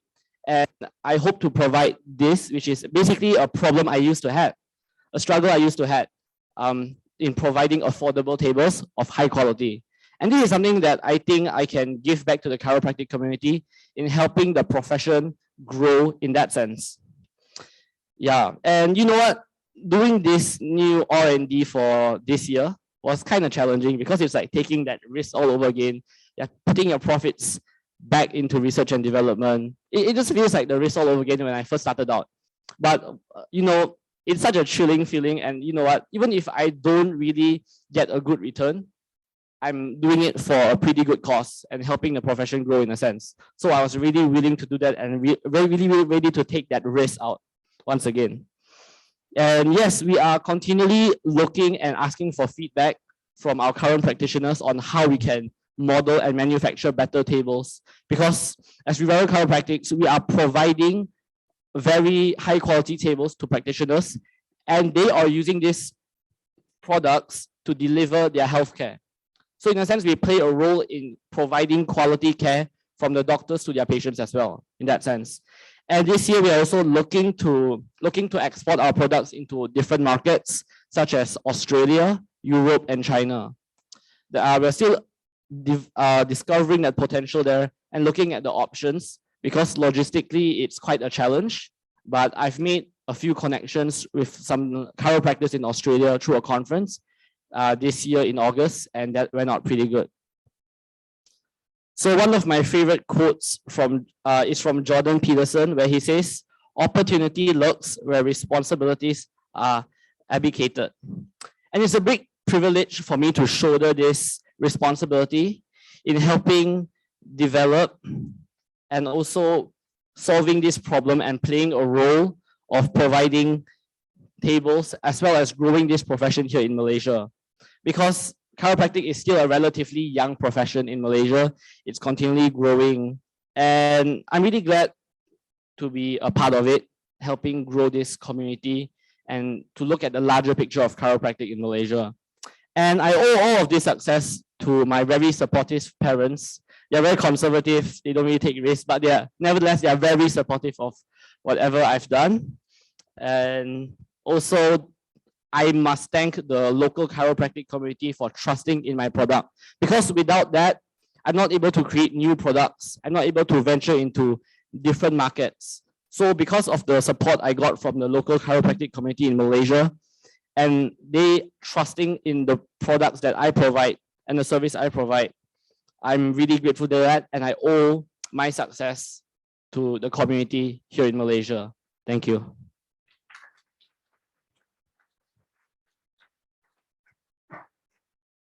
Thank you so much, Mr. Cedric. So we will now open for Q&A session.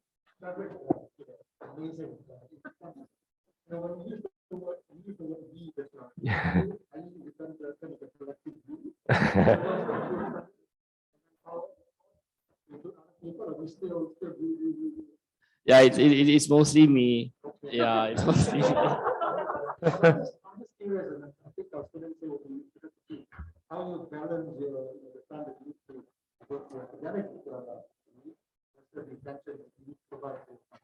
Right, so that was pretty much a big challenge, but what helped was, what really helped me was during the MCO, it was mainly online classes. So they are recorded, and therefore I can keep going back to them over and over again, which gave me yeah, it really helped me. And I really like online classes, not gonna lie. Yeah, so because of, I mean, it was a big struggle at the start for me to balance that, but I would say I did all right. I did all right in general, and I'm able to cope, although sometimes it was really tough in running operations and having being a full-time student as well. That was pretty tough, but yeah, I managed to learn to cope and manage my time in that sense. Yeah. Yeah, sorry. Yeah. Yeah. Thanks, Cedric. I think it's a brilliant, presentation. I think this is one of the classic examples of, how a healthcare, graduate, become so entrepreneurial. I like the picture. I think Prof. Vishna took the picture of you, everything is about you, right? So as a CEO yourself, right, some people call it, Chief Everything Officer, where you are the everything, right? So brilliant. I think I can see a lot of resilience and, a lot of hard work pivoting. So I have two questions, and of course, congratulations on your milestone. Brilliant, right? So you have so many clinics and chiropractors using the service. So my two questions for you is, you mentioned that you are currently in Singapore and Malaysia, and you're trying to expand to other countries. How big is your market size? Because looking at it, you're providing this hardware for this specific niche market, right? How big is your market size? I mean, we talk about globalization, right? And my second question is, how scalable is your business model, and how are you going to scale it? Yeah. Right. Thanks for the question, Dr. Raymond. So basically, that was what I was struggling with also. Because the thing is that it's a very niche market, obviously, and actually the scalability wise, it's very limited.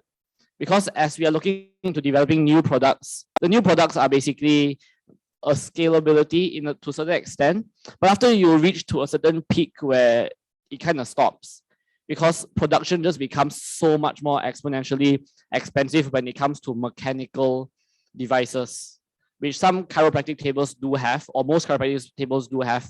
Because I work with a carpenter, so mainly it's manual building, which is still all right. But yeah, we are still looking into the mechanical side, the mechanical aspects of building, which will definitely take a lot of, it will take a lot of revenue, and it also will kind of make I will have to kind of collaborate, I guess, or look for new partners in that sense, which at the moment I'm not, but I really hope to, because I'm looking into those opportunities that is outside of these current products that I'm providing. And in terms of market size, it's still a relatively small market size, I would say, as compared to other healthcare professions. But I think that there is a certain potential to it. I would say the business model that I have at hand, it does not generate, it's not like for the sake of profit per se. Like you definitely not make a lot of profit through just manufacturing tables, which I don't think it's a very long-term business model that I can just work on this for the long term. And I do still intend to practice as a chiropractor. I mean, that is kind of the goal. This is basically my stepping stone into, say, making profit, making money, so that perhaps in the future I can start up my own clinic or whatnot. But basically, I would say the market size is quite small compared to other healthcare professions. But then again, the scalability wise is also very limited in a sense. Yeah. Yep, thank you. This is, maybe a suggestion, right? Yeah, I realize the market size can be very small and very niche, right? Maybe you might want to look into subscription economy, right? Because to bundle your service and your knowledge and expertise into this, because selling hardware, the product itself has its limitation. It might be just a one-off. How often do they change and come back to you? Probably not so likely. So think of the scalability part, right? And how can you attract them to keep coming to your service? Because your expert is a chiropractor, right? And you know the pain points well. You know your peers well, right? So what can you help to solve their pain points in terms of, so that they'll be more sticky to your ecosystem? So maybe you might want to look into subscription economy. That might help to open up a little bit. Just my opinion. Thanks. All right, thanks so much. Cedric, I have a lot of questions. Okay, let me summarize. All right. You wanted to buy a table. Yes. You took out your PTPT money. Yes. You did your own table. Yes. You converted that into a business model in 2 years. Yes. One-man show. And there is no one existing in the market. Okay, so basically, I would like to say that there are actually a few, they are not actual companies. They are basically some chiropractors who try to make their own benches, but they are not used in clinics due to the quality. Okay. Yeah, so the quality was just maybe okay, it's okay for students, but maybe not in the clinic. Understand? Yeah. Okay. And also, okay, I forgot to add this on, but it almost took me 1 year of waiting before I made my first sale. Understand? Yeah. Okay. Can you go back to the slide where you were saying your challenges? That's right. Okay, stop. Okay. You mentioned you are very niche and small market. Yes. This is me just throwing questions at you so that you can brainstorm, because I don't know whether you have that brainstorming partner at work, but is it possible that you can look at the chair as maybe another market like TCM? Because in Johor, there is a very large traditional Chinese massage groups that I assume will need what you have. Can I assume that? To a certain extent, yes. Yeah, I would say so. You have the skill set, the resources to realign to, for whatever reason, custom make what they need, correct? Yes, yes. Yes. That means your margins must be thick, or? I would say they are relatively all right, because I wouldn't say it's a bad revenue or bad margin. Okay. But then again, I'm trying to provide it at an affordable price, so it's actually I wouldn't say it's really great, but it's all right for me to continue running on operations. Okay, I understand. Just now Raymond has mentioned that give it a service. Yes. Okay. Now this is what I do at my job. Okay. I tell my team, I always tell them, you are not selling a product. You are selling a service. In this case, can I assume that you are selling your skill set that your competition cannot provide? Yeah, definitely. Correct? Yes. So the table is irrelevant to the negotiation, correct? I would say it's still somewhat relevant. If I put a gun to your head, Yeah. would you say you are more important in the equation compared to the chiropractic table? Oh, no, then. Yeah. Okay, so all right. I think you know where I'm heading. Yeah, definitely. Okay. Now you also mentioned the logistic challenge. Can you describe a bit more? Because I'm very curious. Very nice industry. Right. I knew this. Right. So logistically, because if you want to buy a set in the from the US, it costs around for this particular set, if you want to buy one set from the US, it will cost around, if I'm not mistaken, because the inflation rates are fluctuating like crazy now, it costs around 16 to 17K. Okay. Yes. And in Revival Chiropractics, we only sell this for 9K and it's custom made to your preference. Understand? So that is almost 50% of the price difference. Correct. Due to logistics and taxation. Are you underselling yourself because you feel that the costing is affecting your price point? I would say to a certain extent, because what we are able to give is like a very, because for the set of one, you can buy a set of two here. That's what you think. Yeah, that's what I think. Yeah, probably. is it, the market doesn't know that. Actually, the market, I would say the market knows that because chiropractic is a really small community. And I would say our imports also are very limited because there are not a lot of chiropractic table companies. They're very limited. So the choices are just those. And normally people just get from it. Sorry? So that means when you mean there are only those, that means the 16 to 17K models like this, there are only few companies that offer this service, or are you referring to the niche? I'm talking about like, let's say overseas in the US. Okay. Yeah. Because for chiropractic table companies, there are not a lot. There are not a lot of options. So in the sense that it's kind of somewhat of a monopoly per se. Yes. Yeah. And therefore, I think one of my very attractive points to my customers is that I'm providing it at affordable price because they do not have to pay for logistics and taxation, Understand. which is almost half of the cost price. Yeah. So even for my personal logistics, I basically drive a very big and old Avanza, and all of this can fit into that. Invest in the van lah. Business grow, invest in the van. Yeah, we're looking into those logistical, better logistical solutions. So like, let's say we are exporting to Singapore, or maybe in Australia in the future. I do have some contacts for logistics, which do help us ship it to there at a relatively reasonable price where they are still willing to pay. Understand. Yeah. So like, we just exported a few sets to Singapore. It was a really big challenge because it's like, oh wow, how do we do this logistically? So we just found a company who could help us, and the Singapore company was more than happy to pay for the logistics, and from word of mouth, definitely, because the market is so small. You basically, your marketing is just have good products and everyone will just know about it in that sense. So marketing does, it does help with the word of mouth, and Singapore heard it and Singapore wanted to order from me, which was a really good step forward lah, I would say. Okay. I would say this. I think very good. Classic case. Very nice to hear, especially come from IMU. Especially the one-man show thing. I can totally relate. You may want to relook at what you're selling. Not in terms of the product, because you have a skill set, the customizable part that I feel you're not leveraging on. Right. Yes, and when that happens, you open your mind to chiropractor, TCM, massage, and then suddenly you realize there is a bigger market. Right. We look at, I would say in office, we repackage, creatively solve the problem like that.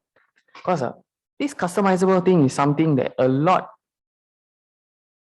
I see in frontline, it's really helpful. Right, okay. Okay. Hey, good job. Thank you.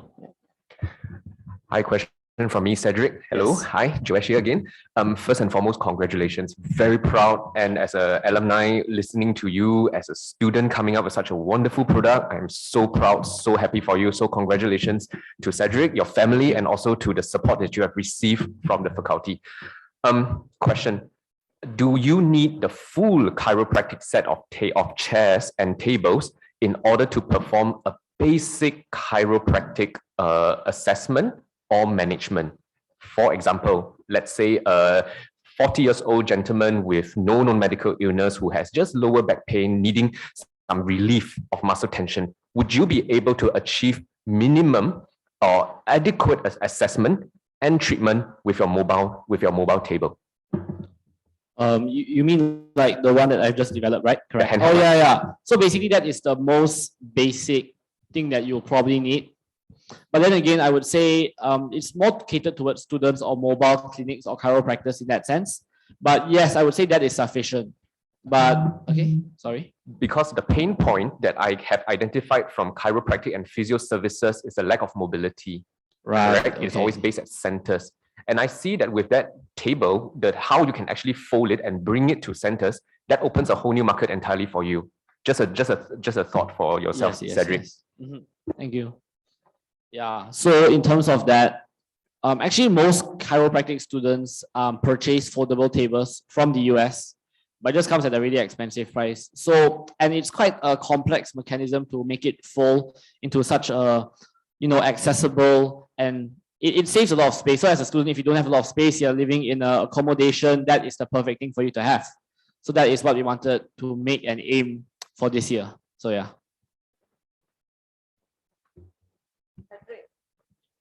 The first student to tell me that they like online. Sorry, they like what? You like online classes. Yeah. Oh, really? Yeah, but anyway, you are very proud of you. Well done. When you discuss this with your classmates, I just wanted to know. I mean, what was your perspective when you were doing this? Your classmate, the support. I mean, how were they viewing it?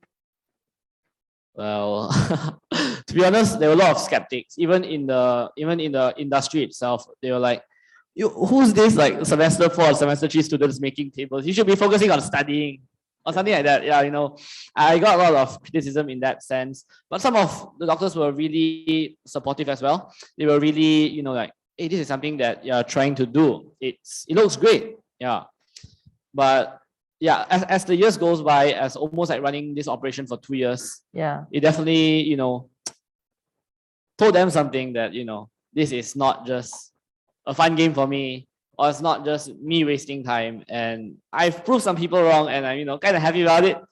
But then again, I would say, yeah, it was a very mixed reviews of opinions from my classmates and even the industry itself. Yeah. Because I was looking at Crystal's talk about if you want to quit versus you want to try something new and advance the profession. Our environment is maybe 100% not ready to support in a way. Right. But maybe it's that lack of support sometimes also that makes us, want to prove. So that's life now. But I would love you to, if you're not done this, you need to talk to all the other students in other cohorts, because this is an inspiring story, and well done, and to your teachers and the profession. And if we can help you more at IMU, definitely we will. Thanks so much. Yeah. Special discount. I'm trying to arrange for a special discount. Hi, Cedric. Amazing work. I'm just curious that you mentioned about your portable table. Yes. Do you develop the prototype yourself, or is it like a copy from what you wanted to buy from the US in the first place? Right. So it's kind of a combination and an innovation of both. We definitely had like a prototype we want to model, but then again, we do not have like sufficient funds for R&D as well. So we had to be creative around that. And so we're working with a local carpenter, and we want to keep the product like a similar design to our current product. So we are still using the same wood, but we're just using different mechanics to make it fold and different mechanics to make it more stable and accessible to most people. So it was definitely innovation, but we definitely had something to model along the way as well. I was just thinking about the design. Would there be any potential IP or patent issue with this table? In the future where you want to sell to the market like US, where they are very sensitive about this kind of thing. Right. Yep. So actually in the chiropractic industry, for patents and IPs, they are quite loose because basically everyone is in a sense selling the same product. And for some reason in the chiropractic industry, no one really ventures into selling these kind of products. Because there are different reasons for different people, but in terms of the patents there, it's pretty loose. And there are not a lot of patents on terms of design patents. So for example, the three tables that I sell, the first one, there are actually a lot of different companies can either manufacture them or make them themselves. Like I've known a Australian carpenter who manufactures this, and I got to know him during my trip to Australia. And yeah, in a sense, there are not really any patents in regards to the design. So it's fairly an open market in that sense. Yeah. I think to follow on the question, I think it's important to look at that because yours is an innovative design for this. And if there's no such in the market, I think you should patent it. Right. And that is the key to the globalization. Yeah, so this one, because this is your product, you design the prototype and to commercialization. I think this is the part that you need to look at. That will also help you to step up to the next level. And like what they mentioned, like going to the US market, right? And so yeah, I would like you to look at it. I think it will be great to do. Yeah, thanks. Cedric, hi, Yes. Sean here. Thanks for your presentation. I think a great personality. I love what you put up there, and I can definitely resonate as a fellow entrepreneur as well. The bootstrapping journey, right? And I think I just want to say for everyone here as well, look at those pictures. If those were the first pictures of my prototype, I'll be really proud of myself. So you should be. A couple of questions. I think the first one, what I think maybe you alluded to it a little bit, but just maybe to explain a little more, what are your next steps for your company over the next year? But secondly, in terms of fundraising, do you have any plans for that? And finally, in terms of kind of startup support, in terms of mentorship and business strategy and all that, because within the healthcare bubble, it can be kind of lonely, right? So within the startup space, do you have any network there that you're already tapping into, or is that an issue for you? I would say the closest thing that I got to a network is basically when I visited Australia. There was also a chiropractor who also does woodworking and does supply tables like this for his own region and country. So that was the network I basically got, which was pretty recent. But other than that, it was pretty tough. I had to learn a lot of skills or things like that, kind of on my own, kind of discover the market, explore the potentials, and see the people who I cater for want, in a sense. Yeah. And in terms of plans for the coming years, we do plan to continue to run our operations. And because as I entered my final year this year, I become more busy because of internship and whatnot.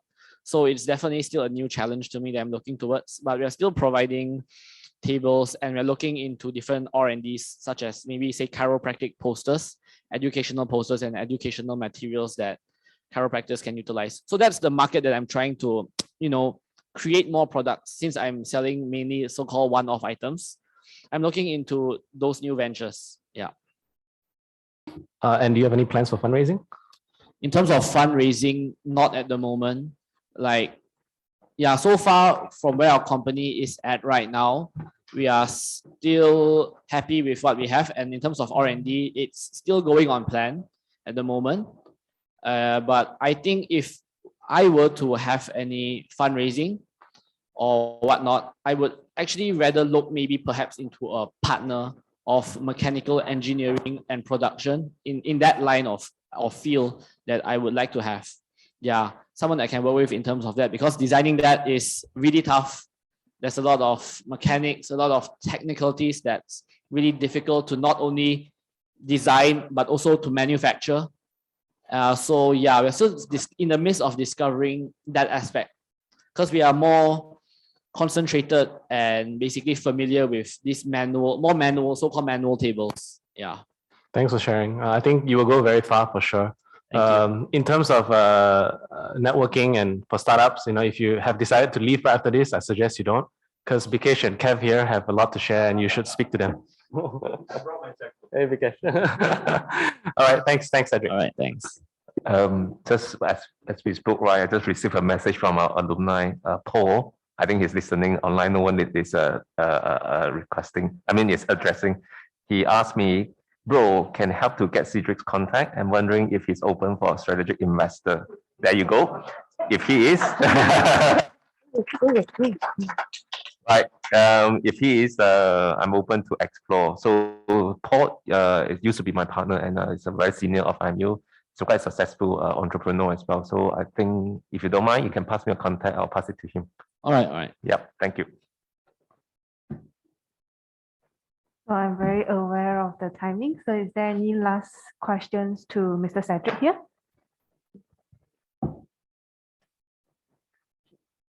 No, thank you so much, Mr. Cedric. All right, thanks, guys. So thank you for our two presenters, Dr. Crystal and Mr. Cedric. And here comes to the end of our session. So again, thank you so much, Dr. Raymond and Mr. Gajendran, for taking time to share your valuable insights with us. And thank you for sharing, Dr. Crystal and Mr. Cedric. So it was indeed a fruitful session. So I'll now pass the floor back to Dr. Noor Alia. Thank you to Ms. Kek Chen Wei and our panelists, Mr. Gajendran, Dr. Raymond, and our presenters. We will now take a 10-minute break and we will return at 11:52 or 11:53 a.m. for the next session. Thank you.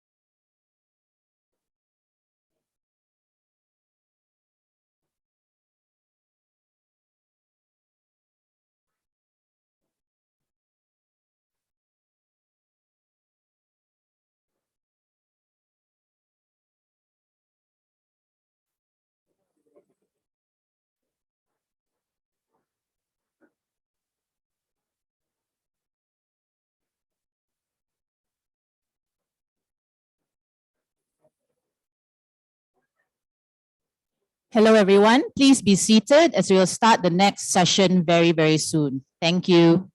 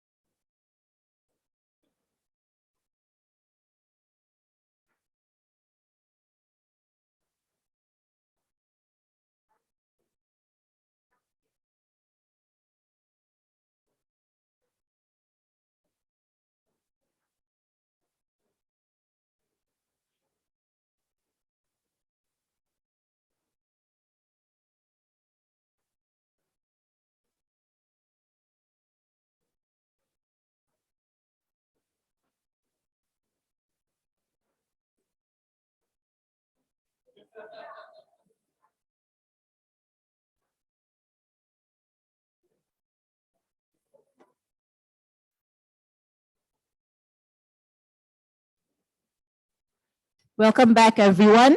Now we will move into a sharing session with Mr. Bikesh Lakmichand, founder of Lead Ventures, and Dr. Kev Lim, CEO and founder of QMed, on how startups are disrupting the world today. Lead Ventures is a Malaysian venture capital that invests in early stage startups, while QMed is a healthcare technology startup founded in 2018 by a group of doctors and engineers, and its inception was made possible with the assistance of Lead Ventures. I would now like to invite Mr. Bikesh Lakmichand to start off the sharing session.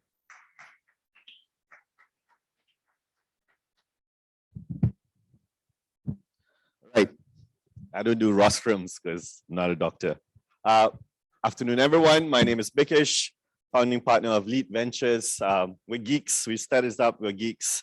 So we spell words with numbers, hence the 1337 on the t-shirt, where the numbers are alphabets. That's LEET. Same thing when you try and get vanity plates when you buy a car, you try and get your numbers to spell out something. That's what we do. So when we first started, it was always about investing into geeks. But then eventually we realized geeks don't know how to run businesses, and I lost a lot of money. And then we started finding that entrepreneurial spirit in them. But it's still, technical minds, people who live pain points like doctors, carpenters, social workers. So we invest into everything and anything. What we do focus on is early stage. That's what we like. We're very high touch. When we work with entrepreneurs, it's about like how Cedric was, still being an intern, now set up his little chiropractic tables. We already have ideas. We invested into a woodworking furniture factory that's about to, have 0% waste. It'll be a great ESG story if we combine efforts, and we could do stuff like that. So that's what we do. We play the role of connecting the dots in the local ecosystem. We work with startups, we work with corporates, we work with GLCs, and we also invest throughout the region. So that's a little bit about what we do. What we realized was the journey that Cedric's about to embark. It's a very scary journey ahead of you. Now it sounds great, you got the product. And when you start selling the product, that's when you're going to start crying. So in the industry, we have this thing called the Valley of Death, where everyone goes through it, where you go from a research, create a POC, create a prototype, try and get sales. Then it's an uphill battle to try and become an entrepreneur and succeed in life. Some people, it's a walk in the park, but most people, it's not a walk in the park. So where we come in is, we basically have supporting programs to basically try and elevate you out of that.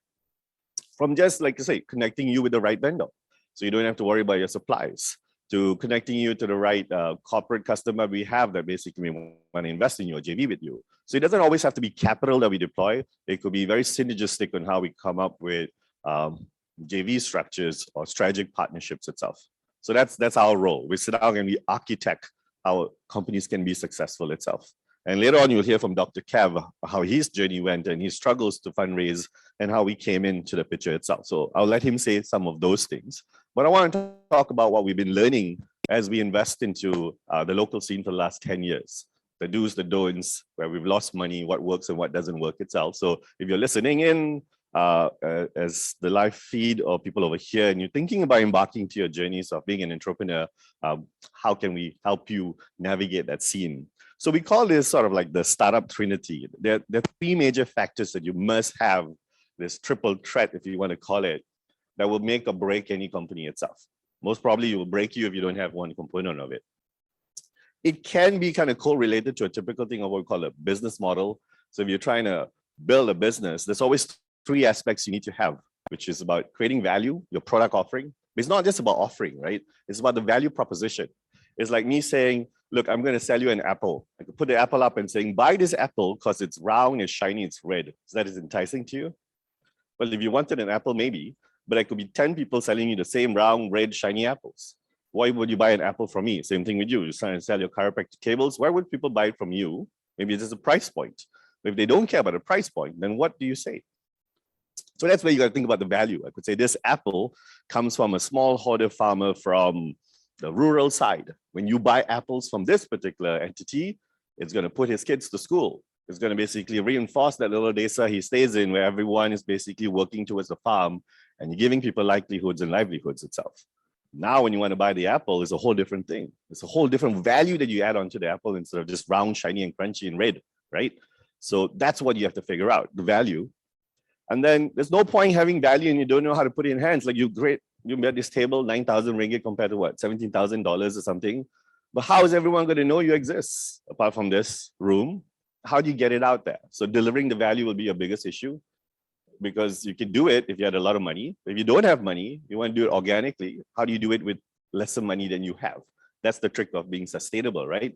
Create something that people want, value, and use lesser money than you have, sustainable. Because if you don't do that, then it's never going to work. So you got to think about always topping up the value to make money, right? The capturing value. How do you get not just profitable, but actually think about revenue generating first. Then if it's great, it can be profitable. Some people can be profitable out of the bat, but some people will take a while to do that. Hence why you read stories about the Grabs and the Airbnbs and all these people are so big, but so broke, right? I say they're broke as in they're in the red. They don't make profits, but they have money in the banks. And that's why private equity and some of these big capitals, especially we hear about SoftBank, there is a thesis to why they do this. So the whole idea is, I'll come to that components later on, but high level is, if I give you enough capital that everything is not a distraction, and you get to work in that utopian world of saying, I can figure it out, I have time, I can build a monopoly, I don't have to worry about my competitors, you can be laser focused in your product, just do what's necessary. But if you are, earlier you said it right, I don't need capital now. It's the worst thing you can say as an entrepreneur. You raise capital when you don't need capital. If you want to raise money when you need money, it's too late. No one's going to fund a sinking ship because they'll see you in the red. They go like, there's no way you're going to recover. You'll be worried about so many other things. So with that whole principle, SoftBank gives you enough money for you to build a monopoly and not worry about anyone else. Not worry about breeding up again and saying, 6 more months, find capital, find capital. You are set. You are set, and they'll keep giving you money to make sure eventually you use that space to build something that's a monopoly. It works to an extent, but some people abuse it, and you read about those cases before. It becomes Netflix specials you can watch. So we find that those components kind of relate to 3 things: the idea, the people to help you deliver the value, and of course the money. Money doesn't always mean about funding, but also being sustainable as a revenue generating thing. That's to us the 3 things that makes or breaks a company today. It's actually a 4th element. I'll show you at the end. So when you have the idea, people, money, you have this great opportunity of something that works out well. So you have the idea right now, but you're lacking the people and the money. Once you figure that out and you can scale, then it becomes a business. Now it could be a hobby, it's a project, it's a passionate thing you do. It's not really a business yet. So let's talk about the 3 components. I'll spend more time over the idea because that's the biggest thing. And people always have this term saying, ideas are worthless, ideas are dime a dozen. Is it true? I mean, if it's true, you would have had the idea to build the iPhone. You would have had the idea to build a better electric car and become a Tesla. So ideas are not cheap. The ones you hear about as crap, that's cheap. But good ideas are very hard to come by. Hence why you got to go through a lot of iterations to get to the point that, whoa, that idea is refined enough for it to basically make money. So let's talk about that. So in the industry, we use this term 0 to 1 or 1 to n. If you did a math thingy, you understand what that means. So 0 to 1 is basically going from a state that doesn't exist to something that exists, right? So we call that vertical progress. But it's very hard for you to think of something that doesn't exist. Can you think of something that doesn't exist? But you know unicorns, you read about unicorns. So if I think about flying horse, it's a bird with wings and it's horse, you combine it. So there's philosophy around this, right? Like humans can never come up with something that doesn't exist because it always is drawn on experiences, right?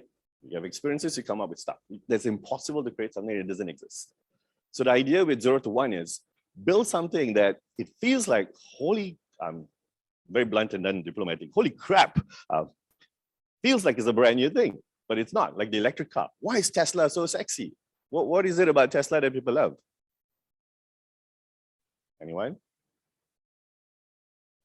It's yet another electric car, but maybe it's not those ugly electric cars you saw in the past. The price point was pretty good. It looked pretty sexy. They gave you all the sexy features. People felt like, wow, now this is an electric car I want to get behind.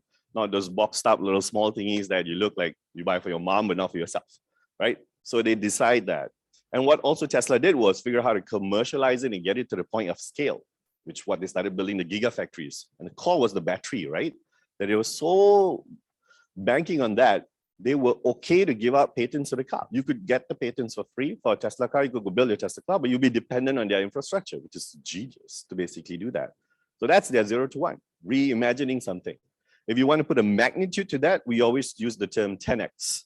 How do you make it 10 times more cheaper? But cheaper, you don't always win because you can't compete with some markets like China. And when you talk about cheaper, a product could be cheap, like you're saying, a 9,000 table versus 17,000. But how much is it to market a 9,000 ringgit table? Xiaomi is a cheap smartphone, yet their budget is still $100 million per year. Do you have that to run a cheap company? No, you won't, right? So you need capital for that. So the value proposition should not always be about cheap. It should be something more than that, right? So 10 times more efficient, 10 times more cost effective, 10 times more whatever. So the 10x makes you have the illusion of the 0 to 1.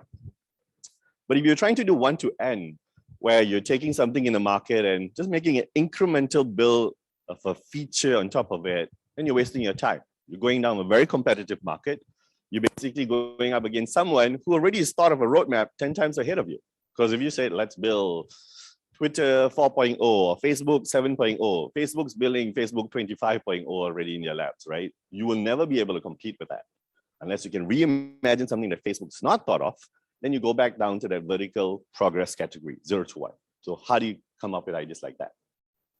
So when the iPhone launched, there's the typical chart that he presented, right? Steve Jobs. Why is the iPhone the iPhone? Why is the iPhone the 0 to 1? It's not the first smartphone in the world, nor was it the first touch screen phone in the world, but it became the phone that everybody wanted and you queue up blocks around. Well, of course, they said it was smart and easy, but to go deeper within the technical aspects of that, they were the first one to come up with an operating system, the platform it ran on, that was catered solely for an OS for a 4-inch screen. Before this, Microsoft had a smartphone. It was called Windows CE. If you're old as me, you would have had one. The famous one was called the XDA. Same price of an iPhone, was about 4,000 or 5,000 back then. So that's really expensive. Where if you wanted to launch an app, you click the start button, you go to program files and you find the application, not the app, to basically launch. So it was just taking Windows and shrink it into a 4-inch screen. Apple had OS 10 back then already, but they're not going to say take Mac OS, put it in 4-inch, and you have to use your finger to navigate a little bar at the bottom there in the dock. Wouldn't have made sense. So they ground up built it, and they did it well. It was something that people could develop more things on. It was not proprietary, it was open. And it made Google scared, and Google had to go buy out Android. Android was not even their creation. They have to buy that and say, I got to compete. So that's the 0 to 1 for them, right? The vertical progress. So there's a good book written on 0 to 1. The book is called 0 to 1, written by Peter Thiel, a famous investor in the US, where they stress on this, like, don't go into the whole market of trying to compete. Once you go down that whole market of trying to be a competitor with someone, the battle's lost already. You just be focused so much on that competitor. Hence the same thing that, this is a famous designer from the Austin Design Center itself. You focus so much on your competitor, you'll be building what the competitor does, rather than building something the competitor is not thought of. So never go down that path. If that's the chiropractic table, $17, finish, done. Don't think about that anymore. Focus on where you want this table to go and not where the others are going, and you have to make sure you go along with it too, right? And there's a book also written around that whole principle called the Blue Ocean Strategy, where the red ocean is something that's so competitive, everyone's in it, and blue ocean is like blue skies, no one else is in the market. You make that whole market for yourself. Eventually, it can be a monopoly if you do it right. Okay, so the whole idea with 0 to 1 also is you don't have to worry so much about always being the first.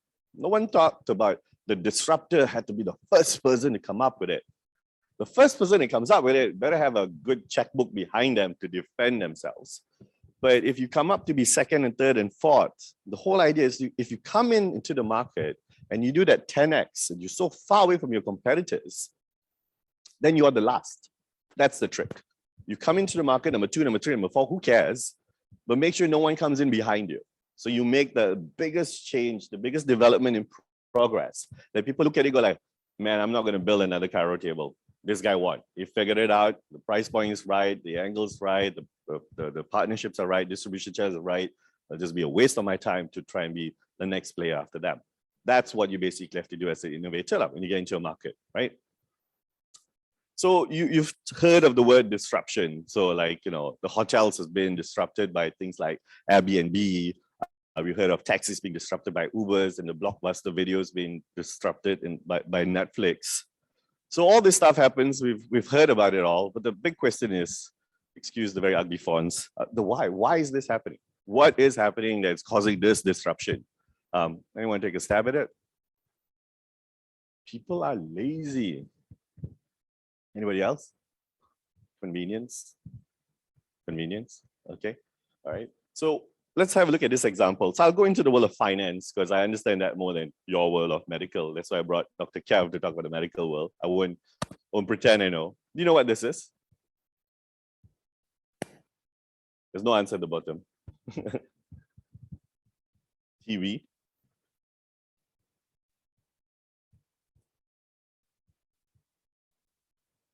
A wild guess. Motherboard. Company what? Company floor plan. It's like, that's how the servers walk around a restaurant. But close. This is the processes involved in running a bank, from a division to processes and modules, and how everything is connected to each other. That's how complicated banks are. And that's why yesterday I wanted to transfer money to the US. I still have to go to a bank, Maybank, because I can't do it online because it's foreign and it's to transfer investments. They don't let you do it online. I still have to queue up to ask for a form. Then I have to wait for a number. I have to go there and explain to them what I'm investing into, why I'm investing in, blah, blah, blah, blah, blah, right? Because of this, how everything's set up. So there's a very nice saying, banking is necessary, but banks are not. So that's what's happening in the market, right? That disruption is because the incumbents are doing things the way that they only know how to do, and they'll continue doing it because they have no time to stop and breathe and think of new ways to do it better, right? That's the big issue itself. So if you look at a bank today, like this is an American website, Wells Fargo, this is your typical bank. They pretty much do everything a bank does, giving you banking products, CASA accounts, loans, credit, insurance, wealth management, there's home lending to basically get loans, etc. This is what every bank looks like. Now let me introduce you to the world of startups. So in the startup world, people who solve financial stuff, they call fintechs. And if you map fintechs to the banks, this is what it looks like now. So this is what fintechs are doing. This is what companies are doing. We call this process the unbundling of something, where a startup comes in saying, why is something like that being done? I want to do it better, but I'll only focus on one thing and I'll just do one thing right. So eventually you have thousands of companies going after these big companies and saying, I'll just pick one component that you suck at and I'll do better. So today, in fintech, we invested in our own insurance company. We have a 25-year-old running his own insurance company. We've got some younger people is figure out how did they come up with credit cards for SMEs and credit cards for startups. Because when you go into the world of adulthood and you go and start up your own company, you'll notice something. It's so hard to get a credit card into your company. Everything has to basically be a 3-year audit before you can get that. So what happens? Every director, including myself, will have a copy of a personal credit card in every employee's WhatsApp phone, right? In your WhatsApp, everyone has the front and back of my card so they can buy whatever they need to for the purpose of the company. Yes, they'll do that, but there's no other way. And then when it comes to expenses and claims and that, they have it easy because it's on my card. I have to go and look at the statements, talk to HR, talk to accounts, talk to finance. Like, why all that? So there's so many things that's worth solving, and it just becomes that unbundling process, right? And the same thing happens in the world of insurance. You look at insurance, the insurance companies are being unbundled by people saying, oh, I just want to do car insurance. I want to do car insurance this way. I want to do life insurance this way. I want to do insurance for cats and pets. That's also out in the market today, right? Just specifically for that and nothing else. And the key is because of this, right? How those companies all operate is it's very company focused. At the top, it's about your board, your stakeholders, the bosses, your ministers or whatever that thing is. It's always for somebody else except for the people that you're trying to serve at the bottom. But when it comes to the disruptors and all now, people like Cedric and all, they're saying, hey, it's time for the people to be first, right? Let's build something that the people need, the people want, and build a better version of it, and they'll come. They'll come because they're sick and tired of all the other ways and stuff. That's the major cause of the disruption today. So you, as we speak about those listening online and here, When you have the ability to go into the market because you're in a healthcare professional, you work in a hospital, and you just find the issues that you face every day. It's like, why do we do it this way? Why are the patients so upset? How can we build better experiences? That's when people like Dr. Kev now exist. That's why we invest into people like Dr. Kev, right? They have the aha moment. They go like, there's a better way to do this. And I want to try it. And you see that happening now in every industry, right? The hotel industry has been disrupted. Your home is being disrupted. Like things in your home can basically be disrupted too. Postal services, your car, services for your car today can also be done. P&G, a big FMCG company, can also be disrupted because people say, why do I have to eat your meat? I don't want to eat your meat anymore. I want to have plant-based, I want to have lab-based, and they go build their own food startups too. And we're investing into that scene too. The retail sector and farming, and of course for you guys, healthcare. I think that's the biggest thing, right? Nobody likes the experience of going to hospital and feeling more sick and sitting down with more sick people. Give me a better way to basically do that. During the pandemic, you couldn't go out. Then you saw the rise of the telemedicines, the doctors and everything else in between that created because of that, right? And that's what's going to continuously happen. And that's also another word that you hear in the market. If you are the opposing end saying, no, startups, you're not going to eat my lunch. That dirty word in the market is called digital transformation. That's what the corporates are saying. We can be startups too. You think you have superpowers, you're born with some kind of agile methods that you do things differently. We can learn that too. And that's what they're trying to figure out. How would a corporate do that? And the corporates have to do that because of three things, right? The customers are changing. They realize if they don't do it, the customers go elsewhere. With the rise of technology, their capabilities have changed and what they can do now faster. They have to leverage that. And the third one that's really making them do all this is because the talent expects it. Like you graduate, would you want to go work for a very traditional hospital that is not known for innovation, that is working with devices that is beyond economic repair, just like 99% of our government hospitals? I shouldn't say that. I'm sure it's changed. I have this stigma in my head. I'm sure it's wrong, whatever. Or you want to go to a fancy, brand new hospital that has all the bells and whistles and all. But it's the same thing, right? In our world, I get people from HR for like IJM. They build roads, they build infrastructure, and the HR comes out crying, the young people don't want to come work for IJM. I'm like, obviously. You think if they work so hard, they go to a fancy university, they get a fancy degree, the first thing they wake up in the morning, I want to go build roads. No one's going to say that. No one wants to join a firm like that. But if you are building roads in a new way, you're looking at innovation and how you have culture and all the opportunities to reimagine infrastructure and build infrastructure how it's meant to be today, not just concrete jungles, but a balance of green and this and that. Then the young people will come saying, wow, you're doing roads differently now. You are bothered about the ecosystem and environments. Then they'll come. So it's about that, right? The shift has happened because the people are changing what they want.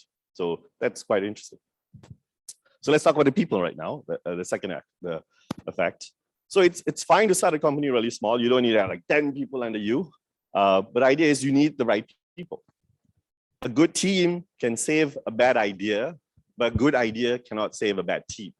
So if you're flawed fundamentally, you don't have the right people to run a company or run a business, no matter how much capital we throw at you, it can't be fixed because you are the problem. You have to realize that. And that happens a lot. When we get our companies up to a certain level, they have to realize you started a company, you're great at product, but you stay in that space. You're not CEO material. You don't know how to lead a team. You don't know how to motivate people. You don't know how to scale. You can't talk to marketing. You can't talk to sales. There's so much lacking and you have to let go. And that's the issue we see in industry today, right? But when you begin at the first part, we always ask you to have these 3 roles at least. So if you're thinking about starting something, you always need the hacker, the hipster, the hustler. If you can do without one, we can do without the hip. As long as we can build something, we can sell something, is great. It can be ugly, but let's get into people's hands first. And then when we raise money or we sell, we can improve the product. The hipster comes in later. But you cannot operate without the hacker, right? You need someone to build a product. It's like going to a restaurant. It's like saying, I want to build a restaurant. I want a Japanese restaurant, but I got no Japanese chef. I got nobody, right? So I will just have a frontage. I will locate myself next to another Japanese restaurant. So when you come in, you order, I'll go behind the door and order at the other side and bring it back to you with a surcharge.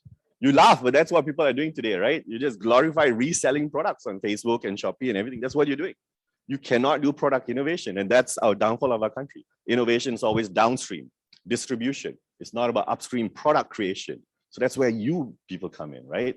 What Cedric's done is like upstream innovation. You're building new products and we don't have enough of that. And we need more people like that. And you are the people that can come up with things like that. Next part is the money. So the money here, it's a nice saying, right? It's like gasoline. You need it for a trip, but you don't want to do a road trip visiting every gas stations in the country, right? You keep planning, I'm going to run out of gas. Let's go around this side. I'm going to run out of gas, go around this side. You don't get to experience the rest of the country as you tour, which is bad. So the idea is when you raise capital or when you need capital when you don't need capital. Always have it there. Always have it on the side. So when you need it, it's there. You're trying to find it when you need it. Takes you at least 6 to 8 months if you're lucky. If not, most of it we see takes 12 to 18 months to find capital itself. By that meaning capital in your bank account. It can take up to 12 months. You'll be dead by then in terms of the business, right? So make sure you can operate, you can charge, you can have revenues, and you can achieve, to change the word here, Maggie profitability, right? Or you can survive. You don't need salaries, you need allowances to just survive. And that's good enough to see it through. So we call this bootstrapping, right? So then as a business, you also have to think about money from a financial angle. Do I have someone in my company that understands the basics of finances? Can we basically figure out how to make money? Do we know how investing and funding works? So I'll leave it to Dr. Kev to share it from a startup perspective, how he navigated that. So these are skill sets you have to gain if you're serious about running a business. So when you have all these three things, the idea, the people, the money, that lies in the opportunity itself. But there's one more thing. There's this box around it that can screw you over called time. Is now the right time to basically do this, right? So if you tried to build Uber or Grab in 2005, 2006, would it work? Why would it not work? But two things that was missing back then. Yep. So markets will never be educated, and that's stuff worth doing but expensive. It's talking about changing beliefs and behaviors. So like Uber had to change your beliefs and behaviors. You could get into a stranger's car and let them take you somewhere. Nobody wanted to do it first, but they figured out how to do that, spend a lot of money to make you do that, and then it worked out. But what was missing in that time factor was two things. One, the iPhone wasn't created, so you didn't have that slew of smartphones hitting the market, and Facebook didn't exist yet, where it had a means to get into everyone's pocket. Today, practically everyone in this country is accessible through a mobile device, has mobile penetration like 125%. You have 1.25 phones in your pocket today. God knows what does that mean. But it also means that you can be found, you can be connected to on social media, everyone. So you have a distribution network. There's no way you cannot say, I can't sell this. It's just you don't know how to sell it, but you can sell it. You just need the right person and team to help you sell that. That's what you need. So the time factor is important, right? And we've seen that time and time again. So back then, like Oculus wasn't the first person to attempt virtual reality. You had this thing out of Nintendo called Virtual Boy. It looked like that, right? They sold about 770,000 units, but it's considered a failure. When you put it on, you can't last more than 5-10 minutes without throwing up. The field of views weren't great. Liquid crystal displays wasn't there in terms of doing multiple colors, so you only had red. So you can see red, and you cannot use it beyond 10 minutes. What kind of gaming experience is that? So they were ahead of the times. It didn't work out. The other example is this thing called Z.com. If you're as old as me, maybe you'll know what it was. So before YouTube, this was the entertainment video format site out there. But they were, again, ahead of their time. It came in 1999, year 2000. Broadband penetration wasn't at all-time high too, right? So it wasn't basically there. If you wanted to watch things online, every time you watch a video, you needed to install something different. Every encoder had a different app to install. So it's not something your mom or your dad would have a joyful experience doing that, right? So they were ahead of their time. Eventually, it died off. And then 2 years later, YouTube came up. What it had going was broadband penetration back then was already 50% in the US. Worldwide was getting there, right? They had this thing called Adobe Flash, if you remember that, where you install this plugin across all devices except the iPhone. You could watch videos. So there was a universal standard. And then eventually was replaced by HTML5 today. So they had all the infrastructure to basically say, without even trying, they got to basically own the market itself. And of course, then Google comes in and takes it over. So just about the right time. So that's something you have to think about. Like now, what is the right time? You're talking about this post-COVID world. What are people interested in? Healthcare is number one. Food security levels number two. And then finances is one of the big things, number three too. These are the three hot sectors today. So if you can figure out how all these three things collide or just do better in one of these sectors, you are halfway there already. And I think that you will come up with the next Cedrics right here. Like, how would you build something that people like us would want to be part of? So that's basically that trinity, right? The idea, the people, the money, but all that can only hold true if now is the right time for it to happen. If not, you just have to still continue, but you have to hold out, figure out how you're going to hold out long enough for the ecosystem, the environment to be ready for what you basically want to bring to the table. And that means still have capital that will support you, that will support you as an individual, not just the idea, because they know that this is something that is going to go further. And that's the art of raising funds, all right? So very hard questions to ask yourself if you're seriously taking the plunge, right? From a people angle, do you have the right team? Cedric, do you have the right team? You are the team. Scary, all right? From the idea, is this something that's breakthrough or is this incremental? Ask yourself that, right? Like, how different is it from the $17 tables, $17,000 tables, right? Are you starting with a big share of a small market? Always great to basically do that, not try and take the whole world by storm. You go steadily itself. Distribution, do you know how you're going to deliver the product to people? Talking about revenue, do you know how you're going to make money? Durability, will this last 10 to 20 years from now? Maybe it would. With an ESG story, your story could be better. From a timing perspective, is this the right time to basically start? And then of course, that whole opportunity or that secret sauce, right? Like, what do you have that the others don't? What do you know that the others don't in terms of the chiropractor world that's going to set you apart from them all? And that's that X factor people talk about, right? What is your X factor? You have all that, you're on the verge to become possibly the next unicorn, because there could be somebody else thinking about the same thing, this does it faster than you, and then you're screwed, right? So that's basically what we want to talk about today. This is our contact details. If you want to learn more, you want to connect with us, you want to pitch us, we'd love to hear your ideas. But what I want to do next is bring upon Dr. Kev. Dr. Kev is one of our investments, and we're fundraising for him right now. I want to talk about his journey on how he became a startup from the medical line of work. Dr. Kev, on to you.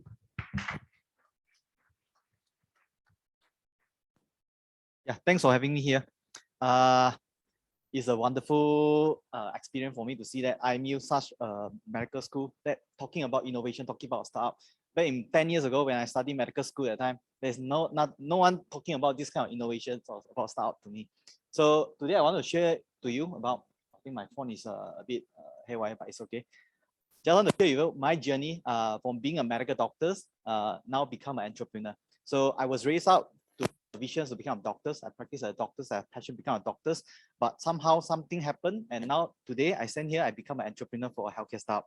So I think this was something I want to tell you why it is so. So I'm like most of the doctors in the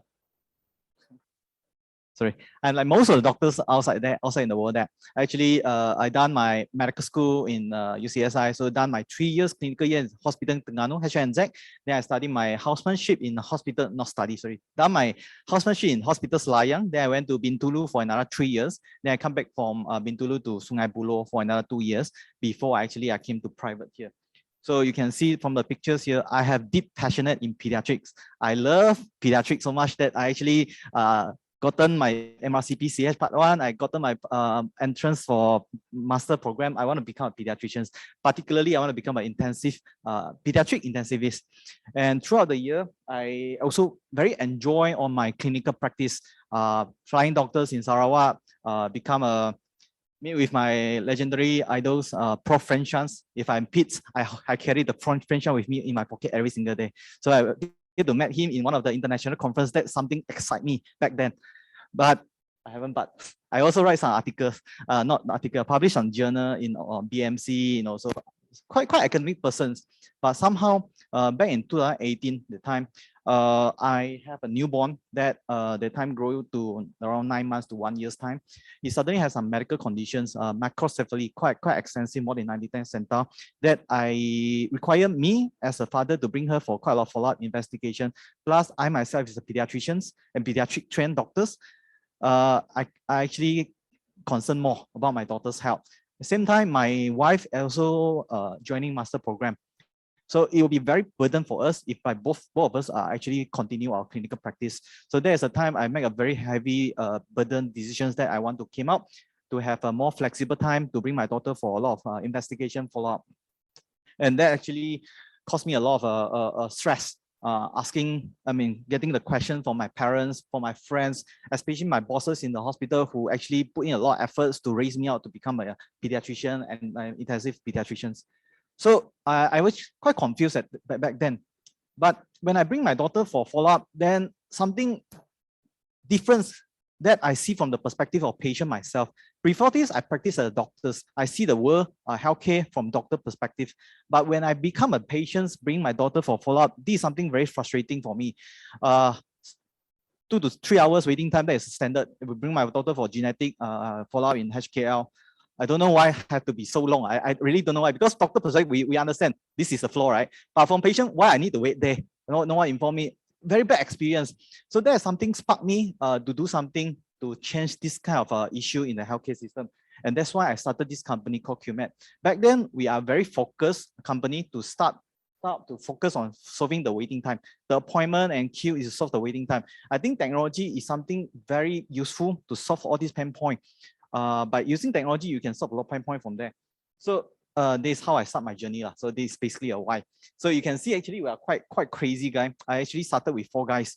I have 3 doctors in the team, 2 doctors in the team, me and Dr. Tai, and one technology guy, Nick Tai, and another all-rounded girl, Michelle, help me for everything. It's quite a crazy journey for me when I think back there. I was raised out to become a doctor. I do not know anything out of medical knowledge, including how to set up a business model, how to have do taxing, financial, even hiring talents, technology, how to write program, coding, architecture, all these things is something new to me. But along the way, actually, I gotten quite a lot of handful insight, mentor, Vikesh there, Dr. Raymond was there when I started the company back in 2019. So I really appreciate throughout the journey. So now I actually grew out to a 50 packs of company already. It's a different challenge for me. I think we are in the next phase. So we actually, what is the core about my company is actually providing digital solution for healthcare provider. No matter you are in hospital, no matter you are solo practice or GP. So basically, we provide some of the tools to make the operation more efficiency. And at the end, the patient get more benefit and more value by getting your medical treatments. These are some of the latest innovations. But I will not touch more. Today is not talking about my company, it's sharing my knowledge from there. So, okay. So far, we are actually quite proud. We have served more than 3 million of patients nationwide, and we have more than 4,000 healthcare providers are using our solutions there. And also something very precious for us. Last time when I'm bringing practice as a doctor, for me to see DG or Hisham is something very difficult. It's like once in a lifetime. But I get to sign MOU with him. Now KJ also, I get to work together. So actually, this is something benefit that I didn't expect that I will have before I start this company. So how? Of course, when you see the journey, it seems like very smooth. I started a company 4 years ago to 50 packs, but the truth is, all the stuff is not so easy. To suffer, to survive the first and second year is something very, very difficult. So that's why you need capital. That's why Vikesh come in. You need capital to help us. The Death Valley, just like he mentions, I think everyone here, Raymond definitely will feel, I think Dr. Sean also will feel the same thing.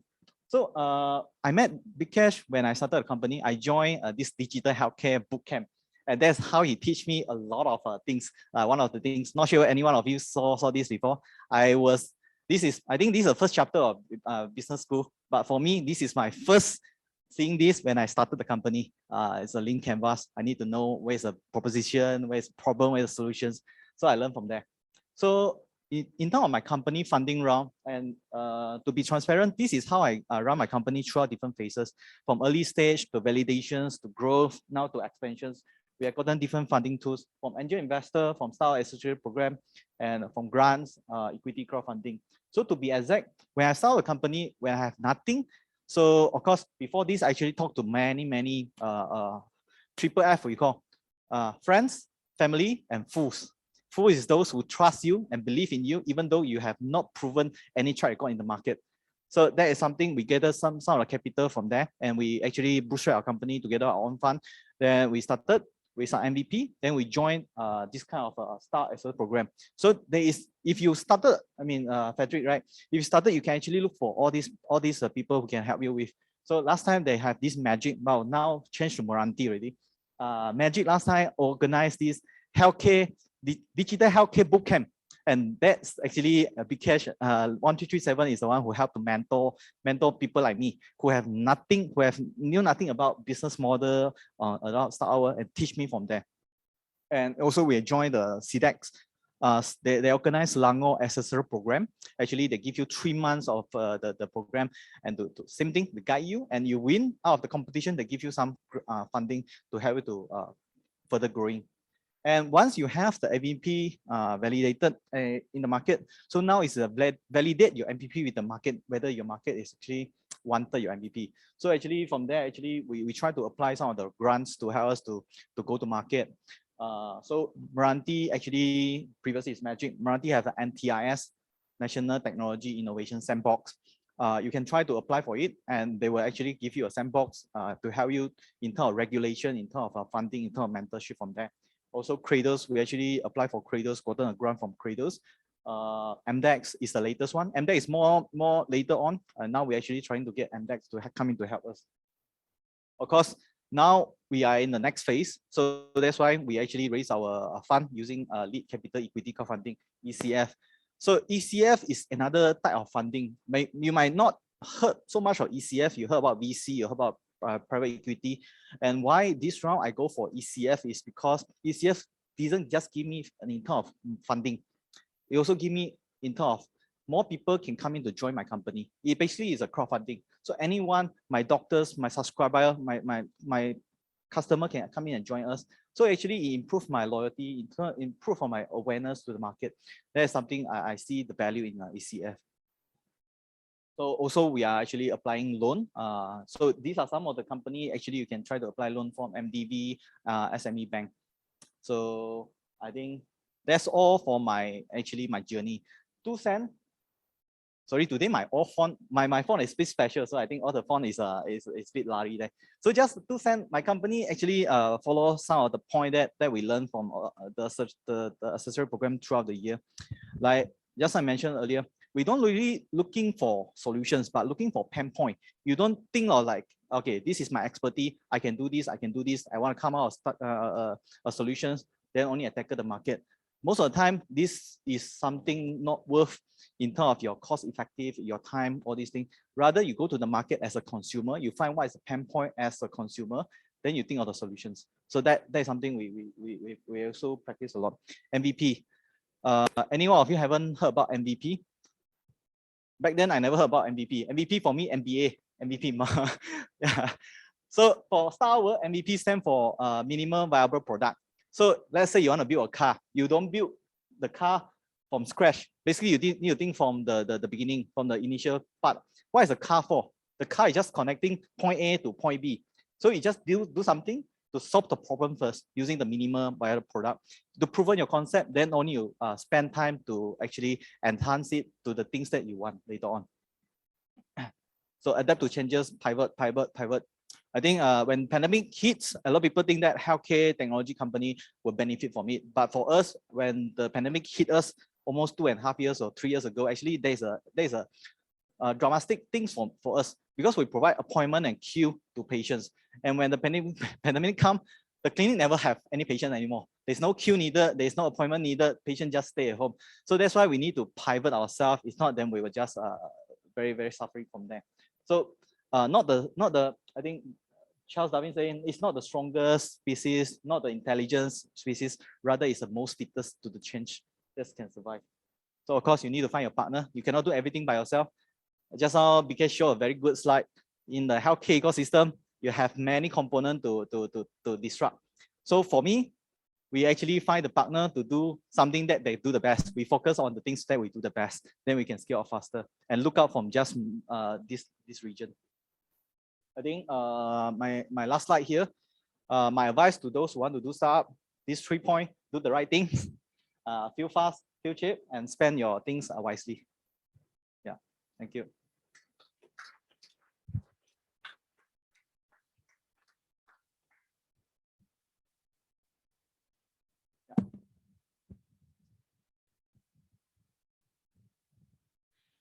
Thank you, Mr. Bikesh and Dr. Kev. And I would like to invite Mr. Bikesh back up to the front as we will now have the presentation of the token of appreciation. And Dr. Kev as well, to please remain up front here. We would like to call upon Dr. Ao Sung Wai, President of the IMU Alumni Association, to present the token of appreciation to our guest speakers, Mr. Bikesh and Dr. Kev.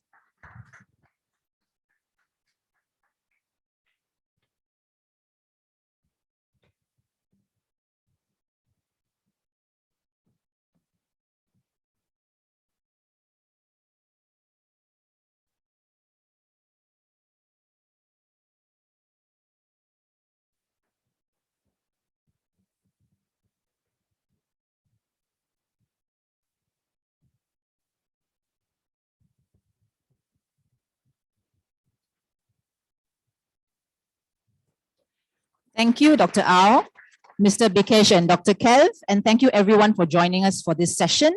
The next program will be at 2 p.m. for poster presentations outside this room. For those involved with the poster presentations, please kindly be at your respective positions by 2 p.m. Our panel of juries will be led by Professor Ian Simmons, Dean of Medicine and Professor of Obstetrics and Gynecology. And for the rest of the participants, you are invited to view the posters at your convenience. Just a quick rundown of the next few sessions as well. After that, Symposium 2 will begin at 2:30 p.m. in this room. And finally, at 4 p.m., we will have a plenary on the quest for excellence in leadership by Professor Zabidi Hussain, Pro Vice Chancellor Academic of IMU. Now, may I invite everyone for lunch at the open area level 2, just outside this Senate roof. Please enjoy your lunch. Thank you.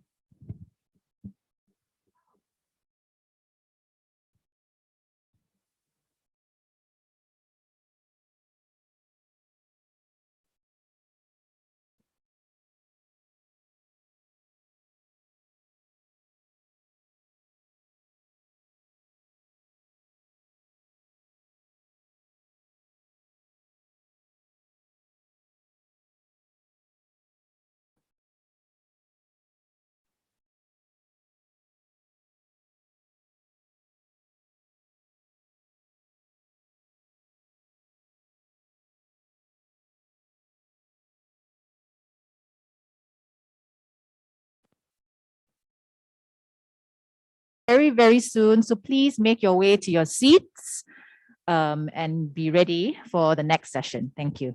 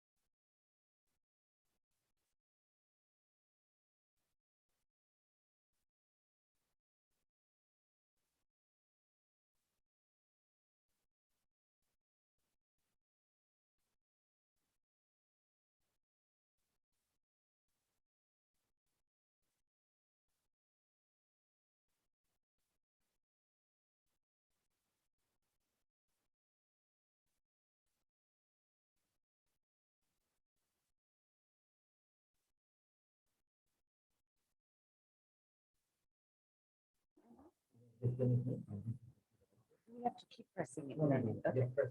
Okay.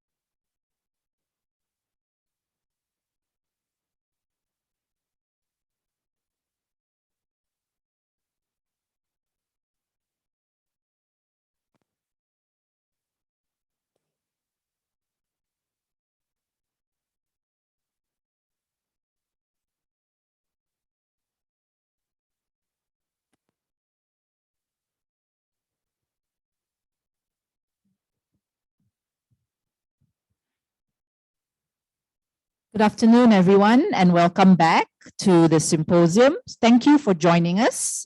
We will now begin symposium number 2. I would like to invite Ms. Fazlina Razif to moderate this session. Ms. Fazlina Razif is our alumna from the Chiropractic program, and she is the director of My Spine Network Family Chiropractic. I will now hand over the session to Ms. Fazlina Razif.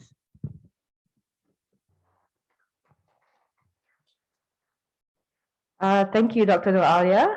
Good afternoon, everyone. Welcome to the Promoting Community Engagement and Inculcating Leadership Values Symposium session today. I hope everyone has had a good lunch break and ready to start fresh this Friday afternoon. Now, before I go any further, I would like to just sincerely apologize beforehand for any disruption on my end, as I'm not feeling too well today. So please bear with me, but I'll try my best to get this symposium off to a flying start.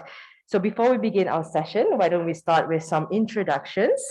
As Dr. Noalia has already kindly introduced me, okay, I'm Dr. Nur Fazlina, and I'm actually an alumni from cohort CH110, the pioneer batch from the chiropractic program, and I graduated in the year 2014.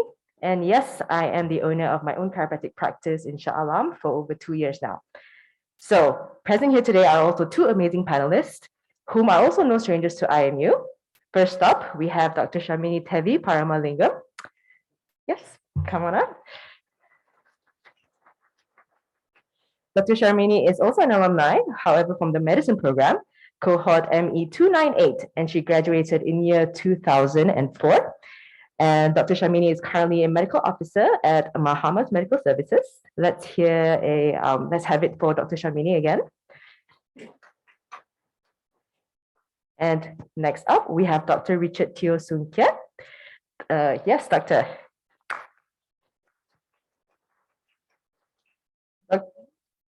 Dr. Richard is also an alumni from the medicine program, cohort ME110. Dr. Richard graduated in year 2017 and is currently a medical officer at PPUM Pusat Perubatan University Malaya. And let's hear it again for Dr. Richard. Thank you, Doctor. It's a pleasure to have both of you here today. So our symposium today will run for roughly 30 minutes, including a Q&A session at the end, which will be open to the floor. Now, to be mindful of time, we may not be able to address all questions, possibly 1 or 2, okay, give or take. Now that the easy part is over, we're going to move on to the hard stuff, okay? I would like to begin with a brief opening remark regarding our symposium today. And later on, our panelists will also get a chance to share their thoughts on the subject, okay? So what does community engagement mean? What is the first thing that comes to mind when you hear the words community engagement? Simply said, to give a quick, brief definition of it at its most basic level, community engagement is striving towards improving the quality of life in a given community through both political and non-political means. Community engagement is also referred to as civic management or, civic engagement or public participation. And all terms reference a desire to make a positive difference in one's community that manifests itself through action, combining knowledge, skills, values, and motivation. What are some examples of community engagement? Now, everyone in this room has some idea of what community engagement is, or some examples of them at least. There are virtually limitless forms of community engagement. And to give you some examples, such as volunteering at your local shelter, participating in a local blood drive, creating support groups in your community, or even voting in local elections. So these are some ideas of community engagement. Now, it is quite evident that these examples of community engagement won't be or may not be as effective without proper leadership. Community engagements would require strong leadership skills to steer it in the right direction and to ensure that the needs of the community is met. Now, to dig deeper into this topic, I now invite our panelists to share their thoughts on promoting community engagement and inculcating leadership values. Perhaps we shall start with ladies first. So Dr. Shamini, would you care to share your opinions or thoughts on this subject?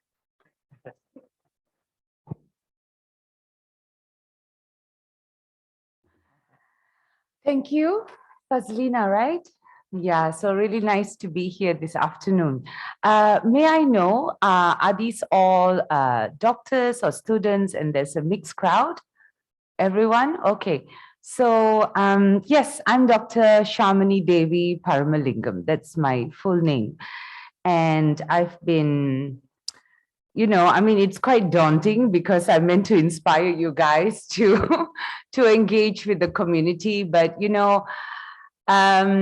I just come from who I am and what I'm about and what my journey in medicine has been for me, and as a whole, as a human being, really, because at the end of the day, you realize a certificate is just a certificate, but and a job is just a job, but loving your life and having your job as part of it, and just having that passion to keep going, that's the most important thing. Okay, so for me, all right, so my advice to you guys is literally to go with the flow of who you are, pretty much. Okay, because in medicine you start off as a medical student, and then you have no idea what's it like to be a doctor until you are one, and then you realize there's all these other things where the science meets the humans, and then you've got emotions, and you've got all these things that's going on. You have that energy to deal with all that, in the beginning part of your career. You've got that energy in your 20s and so on, So relish that. And I feel like being part of all that, because, when you're doing medicine, you're not quite sure whether you have it in you to be that leader. Now, everyone is saying a doctor is a leader, a doctor is a leader. But for me, all that was something that just came along the way, because when you meet people and you're protecting the vulnerable and the sick, and you are the first people to meet them, you're the last people to leave them, and you have to make sure everything is tip top. So, your history must be right, your physical examination, you must be on time. You have to get the blood works right. You have to say the right things during your rounds. And this is what it takes, the science of it. And then there's the human part of it, which you cannot ignore as well, So for me, I would say being a doctor would itself bring out a certain kind of servitude in you, this sense of service, this sense of, like, in a way, selflessness, because you have to get up and go and attend the calls, okay, at any time. All right, you signed up for it. It's no joke, but you have to do it. And it will, in turn, encourage a certain kind of courage to engage with the community, and also be a leader in your own right, if you understand what I mean. Like, you are leading the community, like this. You get to meet Malaysia at that point, really. And as I said, protecting the vulnerable, it's a great unit you're part of to take care of this one person. And what else can there be in you except for kindness, isn't it? Like, we are just kind. I feel like kindness is the most important thing, and then the science behind all that, okay? So I felt like I didn't want to limit myself working primarily in a hospital. This call came for like sometime in 2015, and I said, I'm a surgeon now, and I feel like, I'm confused what to do, okay? And then suddenly you've got all this, and then, but I didn't want to confuse myself by saying that, look, I'm a doctor, because I wanted to be a doctor and meet everyone and work with everybody, and it's perfectly fine. So that was my journey throughout medicine. I stopped the hospital, I worked with Petronas, I worked with United Nations, I've done locums in GP clinics, I'm a consultant for Mahamas, I'm also an advisor for the alumni chapter, and I'm still on my journey. I feel like engaging with the community is not easy just because you're a doctor, but because you're a doctor, you also have a little bit of softness in you to get into people's hearts, you know. And if you're a business-minded person, it's fine. If you're a community sort of person, it's fine, you know.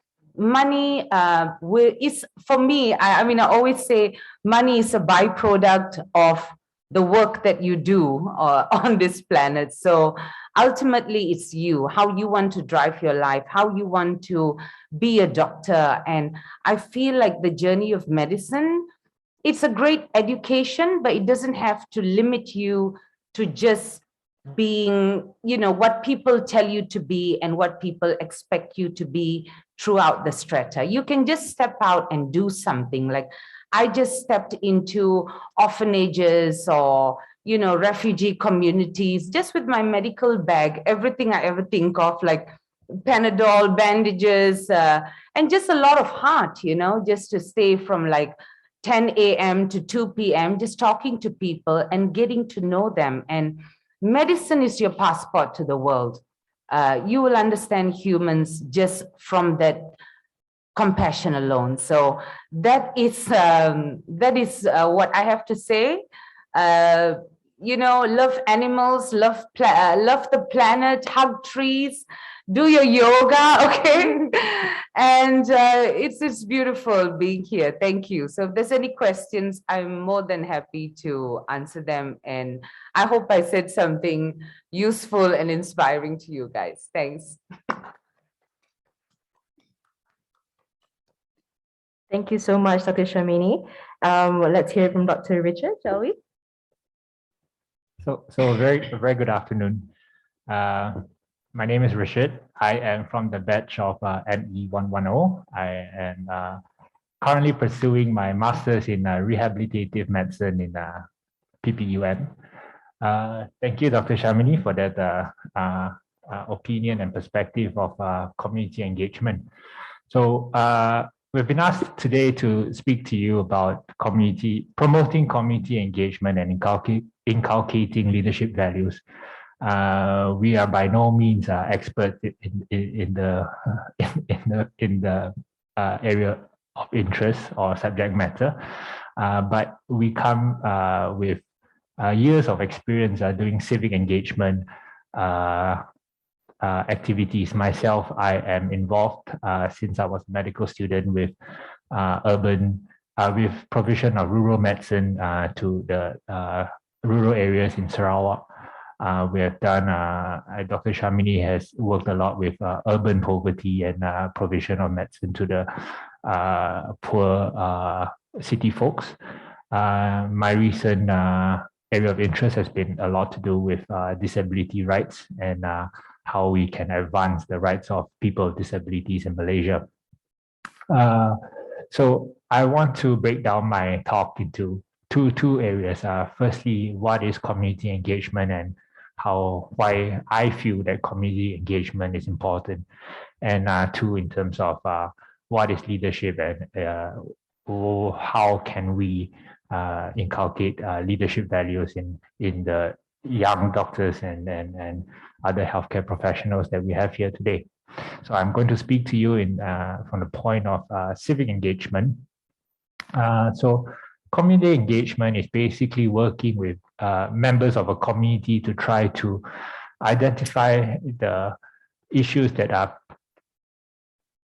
affecting their well-being and to implement sustainable long-term solutions for that challenges. Dr. Shamini and myself, we are part of the IMU Alumni Community Chapter. And in this chapter, we hope to work with marginalized communities to try to implement effective solutions that will positively impact their lives in the long run. We plan to do so in one of three ways. It could be simply by active volunteerism, also known as community service. It could be by donations or financial support, and or it could be by advocacy. But in general, community engagement is about bringing people of a certain community together so that they are part of the solution to the problems that they are facing. And this is important because in order to implement effective solutions, you need the buy-in of the members of the community to agree to that solution. And it's only then when you get solutions that are widely accepted by the majority of the population. When it comes to civic engagement matters, we feel that community engagement or engaging with the members of that community, of that underprivileged community, is important because there is power in a collective voice. And so we want to provide a platform for them to broadcast their voice so that they are able to implement more sustainable long-term solutions. So very notable recent examples of community movements around the world that are so effective are examples like the Black Lives Matter movement, the rights of LGBTQ movement, and issues surrounding climate change. So in all these three examples, you see people of the same community coming together and voicing the challenges that they face as a community and the injustice that they face. And out of that, they are able to implement effective solutions that have a long-lasting impact on their lives. So next is we talk about leadership. Leadership is basically about motivating a group of people to try to achieve a common goal. That is what leadership is. And everyone can be a leader. I'm sure everyone in this room is a leader in some form in their own spheres. A parent is a leader in their household. A teacher is a leader in the classroom. A doctor is a leader in their ward or in their clinics. But that being said, not everyone is a good leader. In fact, most doctors are bad leaders. And that's because we don't go through the necessary training needed to be an effective or a good leader. So the core competencies of a good leader can be broadly classified into three areas. Firstly, you need the technical expertise or the know-how. Two, you need management skills. And three, you need interpersonal communication skills. So technical expertise is the intrinsic knowledge of the subject matter that you are dealing with. So for example, I deal a lot with international disability rights. So I need to know what is the local statistics when it comes to how many people with disabilities that we have registered in Malaysia. What are the type of challenges that are faced by these communities, and what are the potential effective solutions, and who are the stakeholders that I need to speak to get these solutions implemented. Management skills is as simple as effective time management, how to create and execute an action plan, how to engage with your stakeholders, or how to do a stakeholder analysis, or how to raise funds for your projects. So all these are part of effective management skills. And lastly, we talk about interpersonal communication. So I would say that it's probably the most important of the three, because without effective communication, you cannot move the needle. You need to be able to motivate your team members to achieve that common goal. You need to be able to achieve, to motivate your donors to fund your cause. Or you need to be able to motivate the communities that you are working for to get buy-ins so that they allow you to represent them and to stand up for their rights. So that is leadership. So I commonly get questions on whether is there an effective, is there a best leadership style? And the answer is no. There are a lot of leadership traits on the spectrum. It ranges from being a dictator, and on the other end, you could be a person who is very diplomatic. So if you're a dictator, you're very authoritarian. People do not like you, but you get things done. On the other hand, if you're overly diplomatic, you care too much about what everyone has to say that you don't end up implementing any solutions because you can't please everyone. So an effective leader would know when to be an authoritarian, when to be diplomatic. So for example, if your deadline is coming up and you need to push a project across the finish zone, then you need to be a little bit more authoritarian. If it's on your downtime, you want to improve team morale, then you have to be a bit more diplomatic. So there's no ideal leadership style. There's just different leadership traits that an effective leader knows when to use depending on the context and the situation. But when it comes to community engagement or civic engagement for that matter, there is an ideal model of leadership, and that is what we call as the social change model. So the social change model of leadership narrates that the individual leader should work with partners or collaborators who are interested in the same field to be able to make an impactful change in society. And the reason why this model of leadership is different from a business model of leadership is because in order to bring about change in community, you need buy-in from majority of the community. So you need to work with other stakeholders who are in the same field so that you can get the most impact. Whereas if you are a business leader, you're probably more interested in leading your team in that company. So there is a difference between leadership style and model of leadership. So one, there is no single best leadership style, but there's definitely, in terms of community engagement, there is a ideal model of leadership. Okay, I think I am used up my 15 minutes. I could go on more and more, but we can have some time for questions and answers, and then we can move on to the oral presentation. Thank you.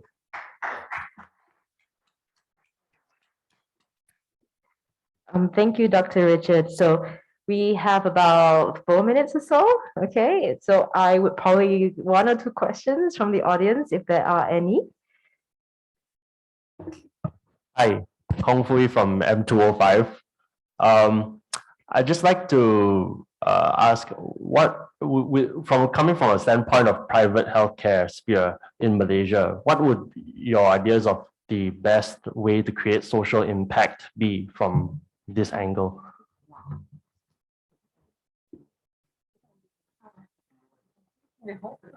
That's a tough one. Okay. I would like to hear what you have to say, and then I'll add on to that. Okay, let me try to answer your question. Thank you. That's a very good question. You know, there's always a argument that the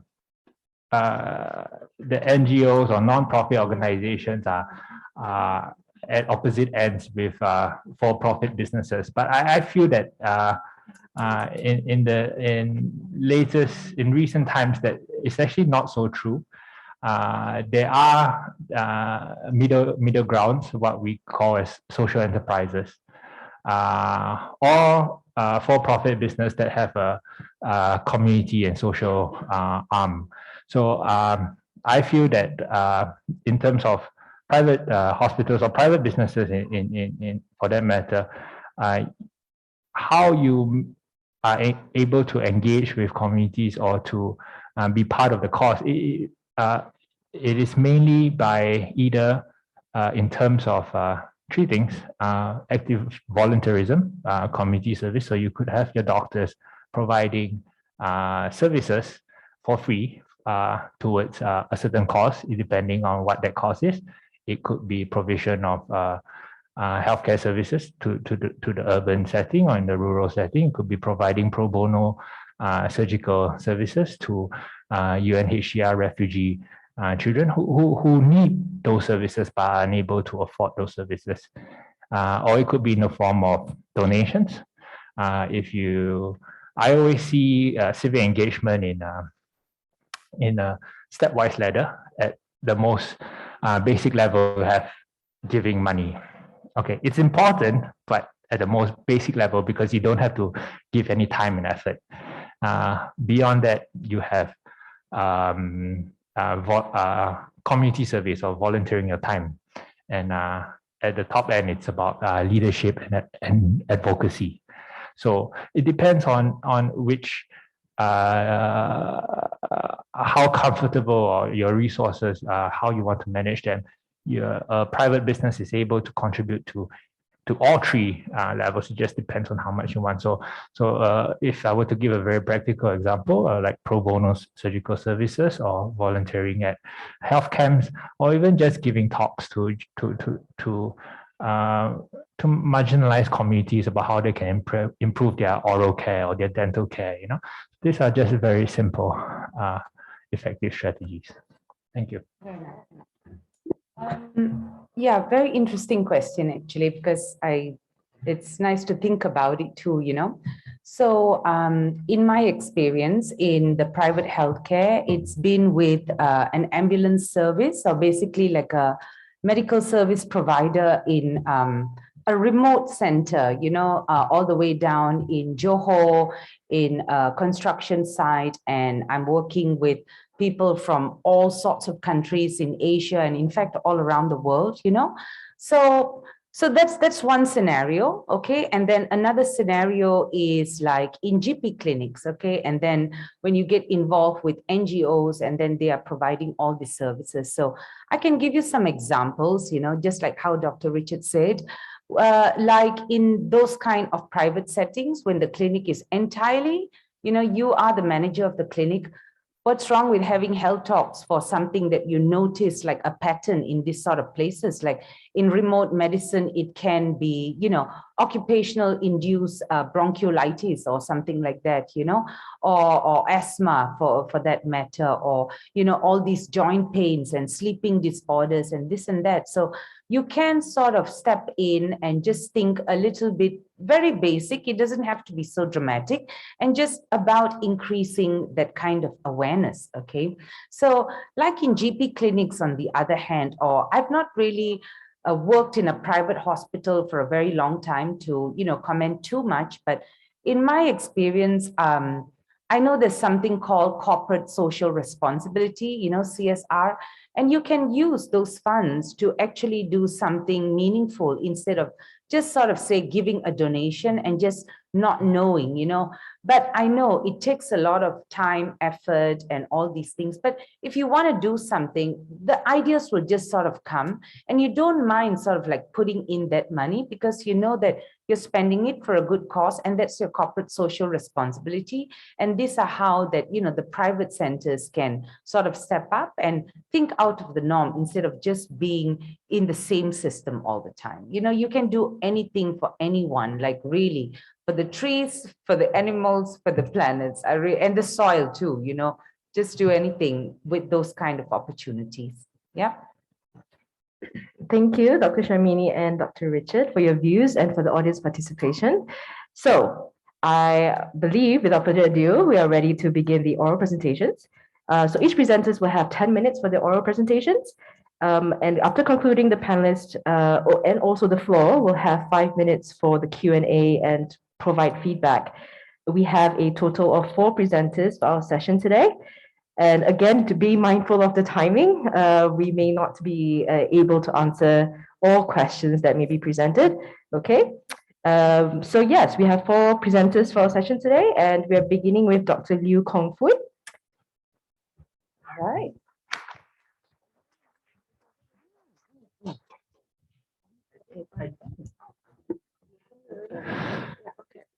Sorry, I think before the oral presenters start, I just need to tell you that the assessment criteria for the oral presentation is basically based on either both your presentation skills and the potential impact that your project would have on the community. All right. Okay. Hi guys, good afternoon. My name is Kong Fui. I'm from M205. I know it's a session just after lunch, so I thought I would get 15 minutes, so I'm just gonna be real quick about it. Okay, so I represent my company, which is called Reset Health Malaysia, and I work within the capacity as the lead clinician.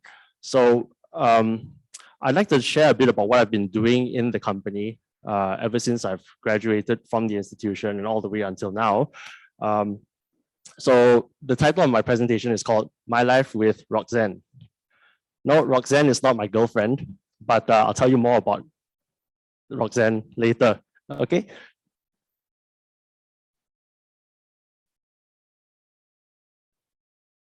So this is me, AKA Dr. Liu. I graduated through the Partner Medical School program and went to the University of Aberdeen, finished my degree there. Subsequently, I had a short stint rotating through the public hospitals in Singapore before returning to my home in Kuala Lumpur. I was a GP in my own practice for a good few years, focusing on family medicine and some aesthetics. After which, I decided to join Reset Health Malaysia. So that's me up until this point.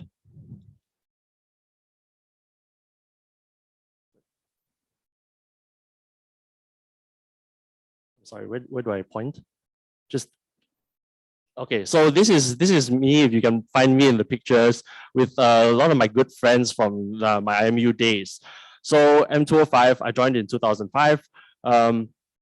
I have to say that although we were very focused on studying and getting our medical sciences down to pat, in time for us to graduate, life was not uneventful. It was full of camaraderie and a lot of good times, which I'm sure all of you have had some level of experience with, through the orientation process, through everything in between, IMU Cup and so on. Yeah.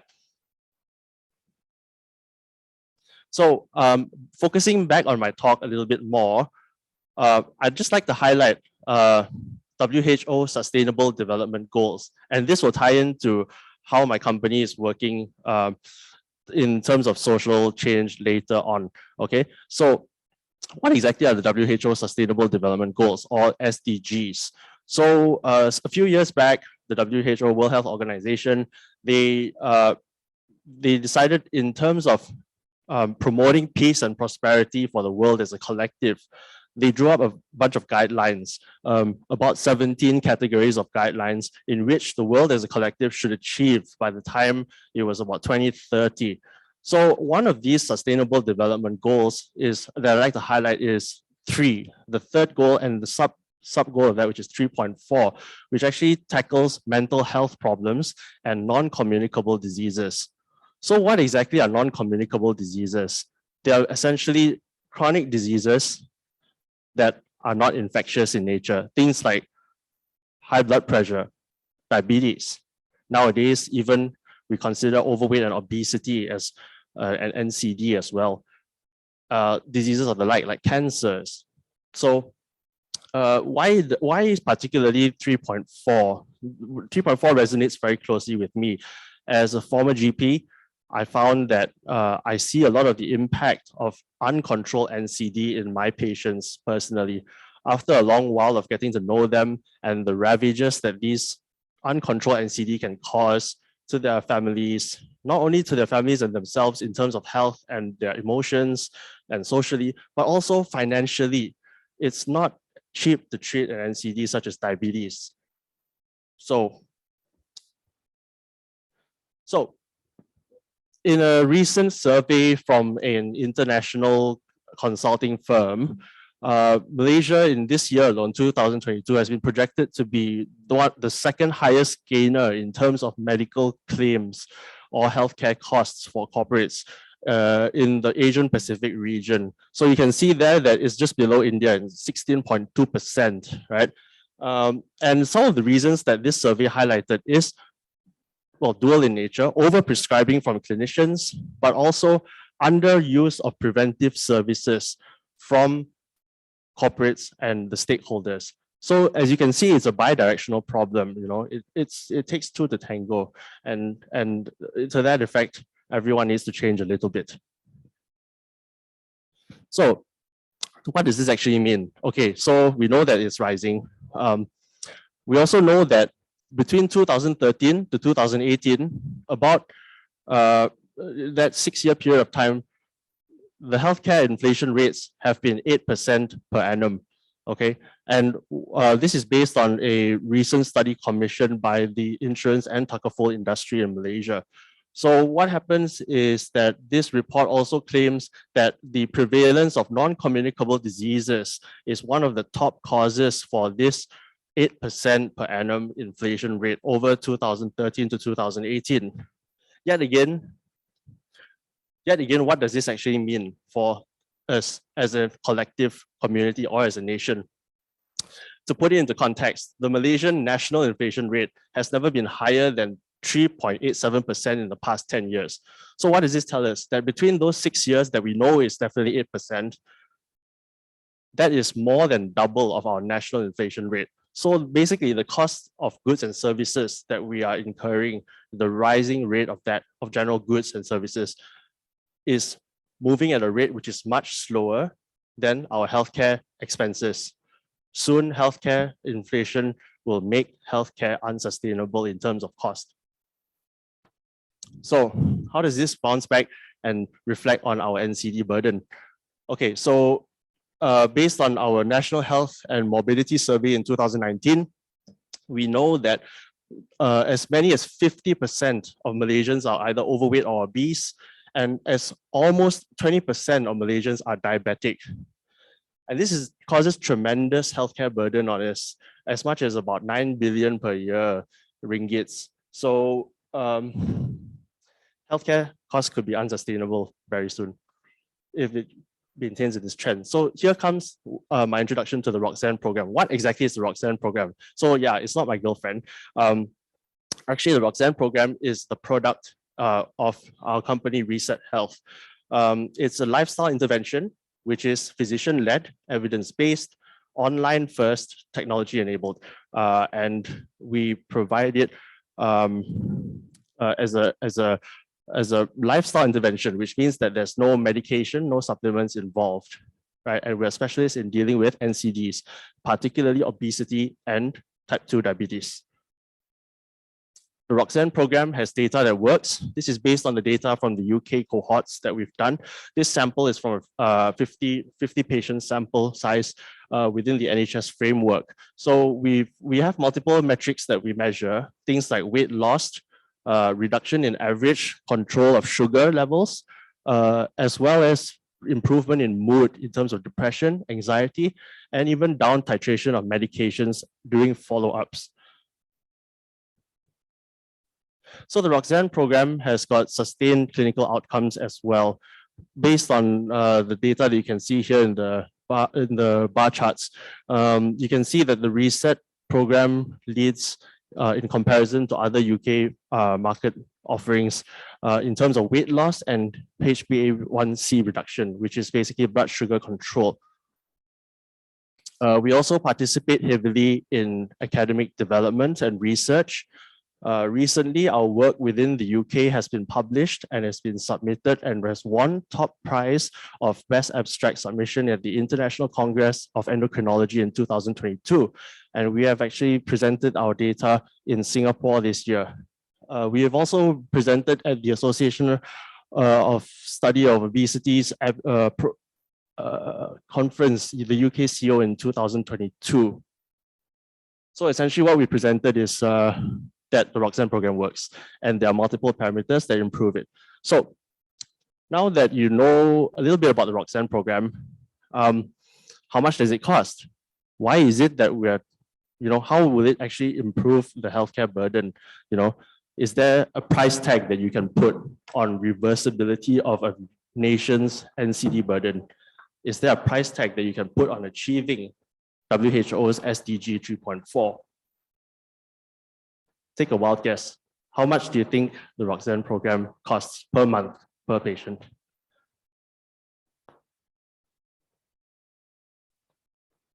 ringgit. Gosh, I wouldn't even know. It's like 20 ringgit or something now.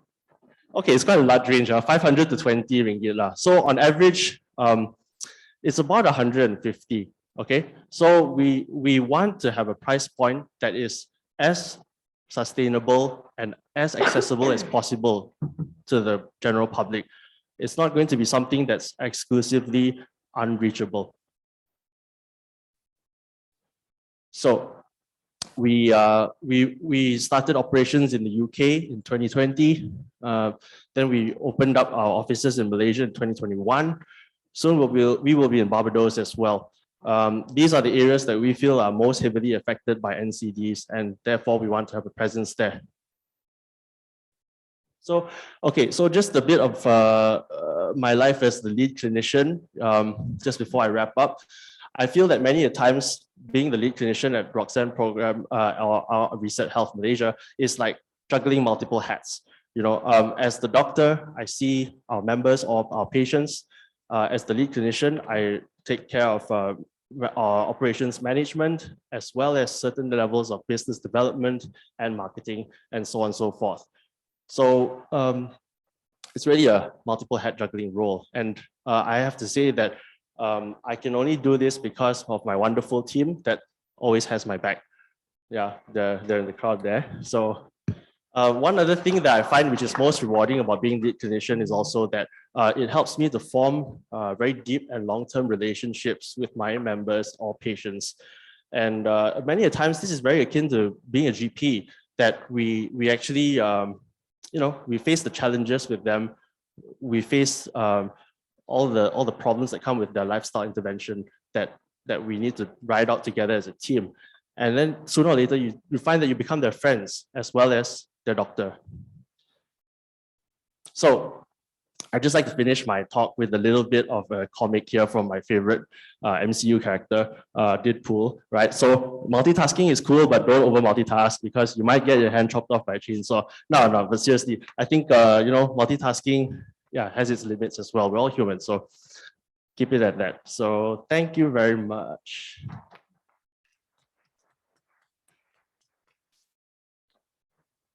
Thank you. We now have a few minutes, slight few minutes to for any questions from the floor and from the panelists as well.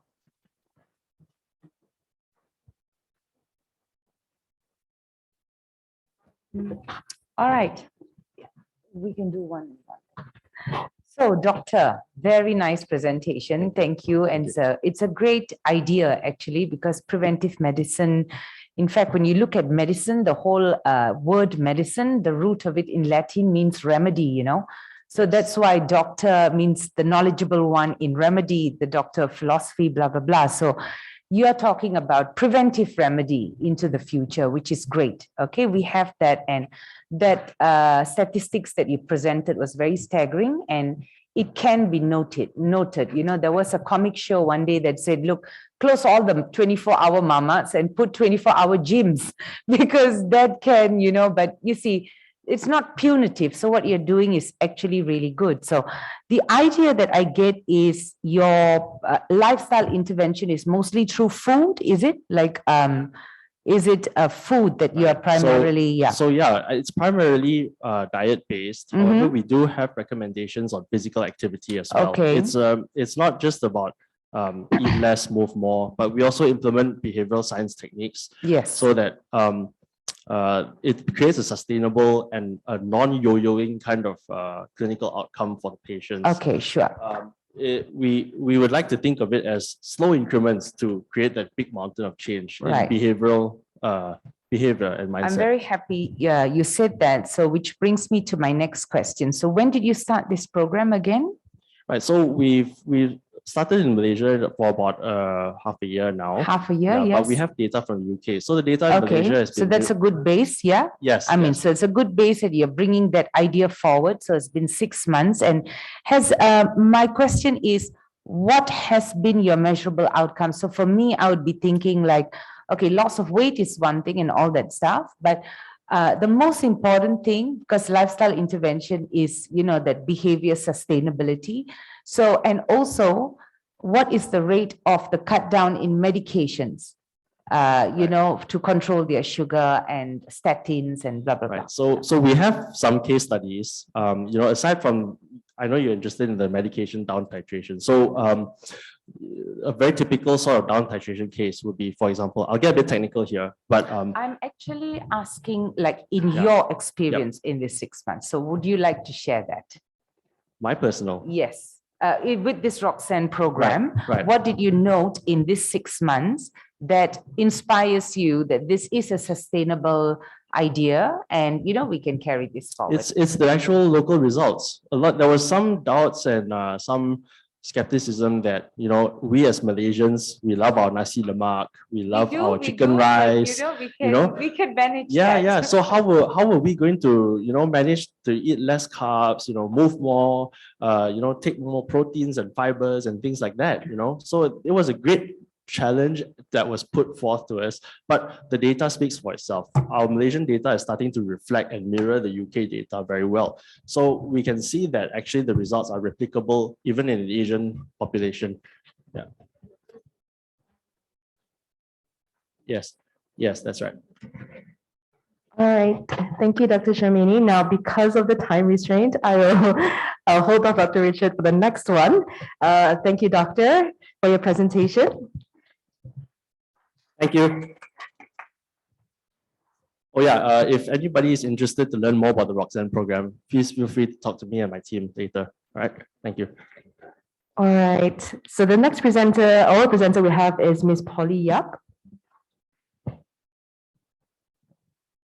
Okay, to the presenters, I apologize for not mentioning prior that I will ring the bell at 5-minute mark of your presentation to notify you of the timing, yeah?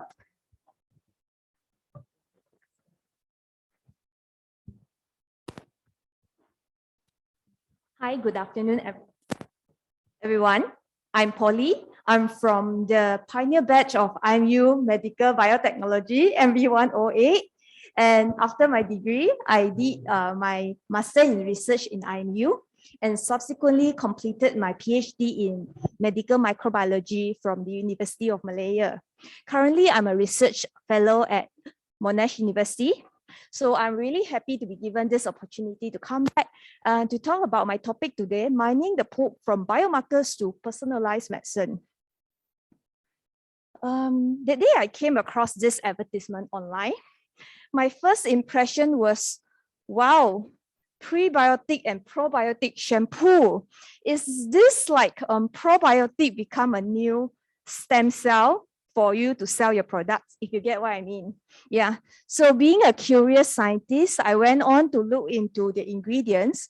True enough, that some kind of plant extracts that which you could, okay, say that it's prebiotics, and there's also lactobacillus in the shampoo. So that's why you call it a probiotic shampoo. But again, I'm still wondering, how could the bacteria survive together with the detergents? Yeah, okay, nobody cares as long as the product sell. So yeah, so another of my personal encounter is that my husband suffered from the reflux problem. So we figure that he probably needs some doses of probiotics. Given of the thought of the shelf life, storage, temperature during shipment of the probiotics, we thought that, yeah, because we are both from a science background, given that we have certain amount of knowledge, we went to streets of pharmacy in any established township that you know, like, you know, yeah, and we were spoiled by the choice, and none of the salesperson or the pharmacist could answer our question. They could actually tell what brand of the probiotic actually suits my husband to fix his problem. Essentially, because to begin with, how do you define a good, healthy gut microbiome so that you know at the opposite spectrum that you have the unhealthy one and that you actually need probiotics? And even though you decide to go on probiotics, how do you know that this composition of the probiotic brand A, say, for example, is what you are lacking in your gut and is what you need? And finally, how do you know that the probiotic that you consume actually introducing the good bacteria and the bacteria is successfully colonizing your gut? So all these unanswered questions points toward personalized medicine. Yeah, so other problem is that gut microbiome is very new. Unlike some established diagnostic techniques like, say, for example, blood metabolites, where you have a fixed biomarkers to look into, a certain range that you know anything falls out of this range, you are in trouble. We don't have that in gut microbiome. And also, a lot of the existing data now are very Western-centric. And we all know that our gut is very much affected by what we eat, who you are, the genes and stuff like that. So we cannot just rely on the Western data. Yeah, so for this same reason, to answer the research question, currently our study in Monash is that we are looking into profile the gut microbiome of 1,000 Malaysian. It's quite a lot compared to what people are doing now, like they are sequencing 20 or 50 people. But we don't intend to answer so many questions now, but hopefully to give a snippets of some of the insights from what we are doing. So this research is actually initiated and funded by Emily, the first gut microbiome startup based in Singapore. And this is our Monash team. Since we have just started a bit of our study, we have just initiated, we are still at the recruitment phase. I don't intend to talk much about the finding of our study yet, but I would like to highlight the social engagement part where we did very minimal face-to-face engagement, where everything is possible online in the post-pandemic era. Yeah, how we do it. And also through my presentation, I hope to spark more interest on the gut microbiome research, as well as more conversation on the future of personalized medicine in Malaysia. Yeah. So before we go into the social part, this is actually my PhD project. I profiled the gut microbiome of the preterm neonates in comparison with the term neonates. Yeah, maybe okay, I'll just go on a little, then we have more time for. So a lot of the scientists are looking into phylotypes where they suggested, like, for example, proteobacteria phylum is bad if you have a lot, but it turns out that it's over conclusive. And based on my study and many studies, the bacteria that actually exert significant difference between healthy and unhealthy are those that exist in less than 1%. So you cannot just say like, oh yeah, you have this a lot, you are bad. We are very far from that. Again, we are also looking into the metabolites where we know T-mal is associated with meat eating. This is another study done with Monash team where they actually profile according to country. Interestingly, you see this is India, blue is China, and Malaysia is here. Indonesia is in green where it's just merged in between. And we can also see a clear definition between the ethnicity, and this is by country. Yeah, I can talk more about this, but I would like to highlight this is just when you think that we are all defined by our ethnicity. But and again, another study done with Emily and Monash is that the big circle is Malaysia, where we have Chinese, Malay, Indian, and this is Singapore. Turns out that we are so much different from our brothers just next door, irregardless of your gut. Is perhaps what we eat, the food that we are sharing. Yeah, so again, what I wanted to say is that from the years of studying my PhD until now, I would say we actually generate more question than answer. Yeah, so we are very far from that. And why we are looking into gut microbiome, one, of course, we hope for some lifestyle diet intervention, and essentially also the FMT, the fecal microbiota transplant. Before this, I thought like FMT is only good for the gastrointestinal related diseases like IBD, C. diff, and things like that, until I read this publication from Science where they found that FMT could actually potentiate, overcome the resistance of the immunotherapy for cancer patients. There's still a lot of unknown, like your gut actually is related to your responses to the cancer therapy, right? So there's certainly a lot of potential in that. I can't really cover everything now. So this is as a first step for us to promote our study. We publish at STAR, and this is our study website. We also posted it online. And this is our study website. Mr. Nazim, maybe I will just skip that. If people have questions, then we'll go into that. I'm so sorry for that.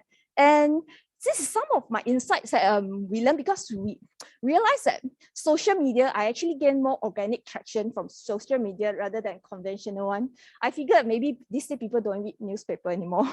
Or it's also very difficult because our study is all online, where you literally have to type word by word to go into the website, maybe. And online is better than face-to-face.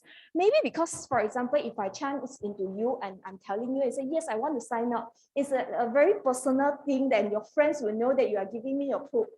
So, but online, I'm actually giving people enough time to think, to go through my website to actually decide. And also through online, I can see what are the very generic and very natural reaction where what's the people concerned. They don't want to handle their poop, yes. And yeah, and we also have the positive one. Those who knows. I also realized that there's a lack of awareness how people look at poop. I don't know, because I've been working with poop since my early days. I don't mind. I'm like, yeah. But people who are very receptive, they see poop as a poop.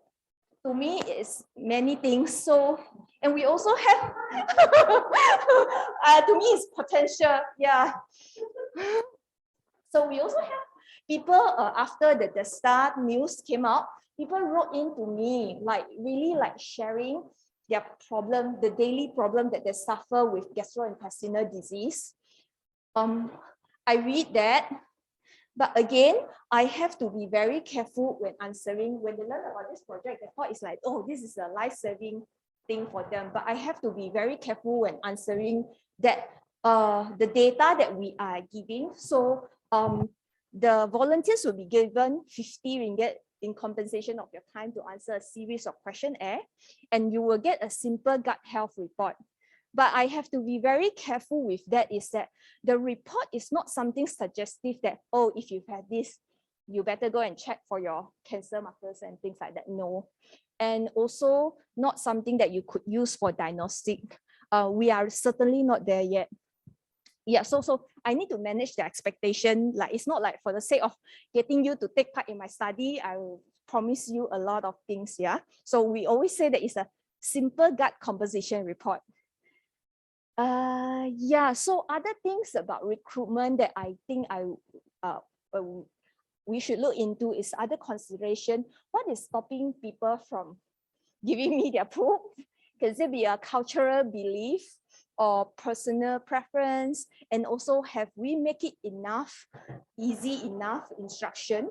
Because we also want people, anyone age 20 and above until 99 years old, has that been easy enough for everyone to be able to collect it at home and post it back to us?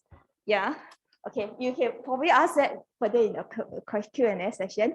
And also data sharing. Yeah, because I see that Malaysians see it as a very private thing. Like, no, even like I approach my friend, I will like, you'd be so weird that you are handling my poop. Has there been enough anonymity?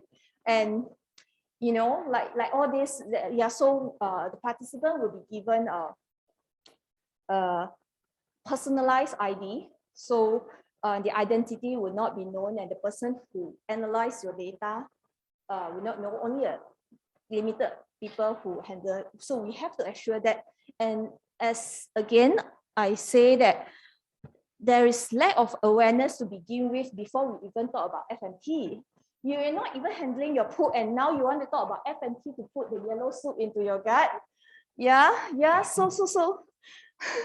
So yeah, to summarize, we really need a lot more Asia-centric, or like I have shown you that even our Singaporean gut microbiome is so different from the Malaysian one. We certainly need a Malaysian gut microbiome profile and a stool bank. So you need a safe, sustainable access to the stool. It's just like an organ transplant. It can actually be more complex than organ transplant. There's a lot of stringent criteria for that. We need stool bank. And also we need the specialists who are able to perform the F&T. And again, people like me, there's a lot about study design and also the type of sequencing techniques that you are doing. And the data scientists, are you able? Yes, I can give you the money and you assess it. Are you able to make sense from the data? Yeah. Certainly Malaysia, our capacity is not there yet. Facility and infrastructure. Yeah, on the colonoscopy and until the sequencing capacity. But I would say that the positive thing after the pandemic is that I could see that there's a increase in capacity for the, at least for the sequencing infrastructure, where you start to see the private diagnostic lab, private university, government are having a sequencing machine. And when I go out and tell people about gut microbiome, I tell them about, you know, COVID sequencing, you know, about the variants and things like that. People are more receptive and they know what the scientists are actually doing. Yeah. this is actually my last slide, and indulge me a little. We are still recruiting volunteers. So so allow me to put this for this slide while we go into the Q&A session. Thank you. Thank you, Ms. Polly. Okay, so indulge me on the timing, okay? It's all right. Very, very interesting presentation. I would actually allow Dr. Richard to put in one short question, if you will. Okay, so I'm familiar with the Human Microbiome Project ever since it dropped into my Spotify podcast a few years ago. So just like you, I have a lot more questions than answers. So I'm going to limit it to one question. So based on your project of collecting 1,000 subjects and analyzing and sequencing their poop, how do you think that your data will help contribute to the evolution of personalized medicine in the near future? Okay, so in our study, we don't just collect, because if data without how do you call it, with other data like lifestyle, diet, is nothing. So we would like to associate that with that. Another thing is we are also looking into rapid diagnostic. Can we ascertain a patterns like what does a healthy gut microbiome looks like, and what does an unhealthy one looks like? Because we don't really have a stringent selection criteria. We do take in people who suffer from IBD. There are people who already know about this come to us. So from this 1,000 volunteers, we can actually generate many more research questions, like how specific things that we want to look into. Yeah. So more questions than answers. Again, yes. All right, thank you. All right, thank you, Ms. Polly. Our next presenter is Evelyn Chong Yi-Chi.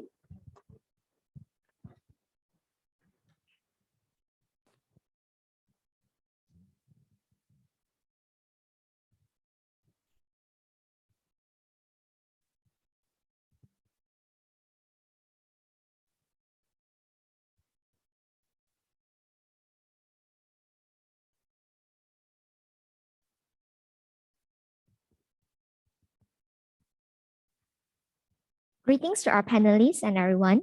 I'm Evelyn Chong from the IMU Psychology program. So today I'm going to present my final year research, namely, Be Blessed to Respire, a qualitative approach to understand post-traumatic growth among COVID-19 survivors in Malaysia.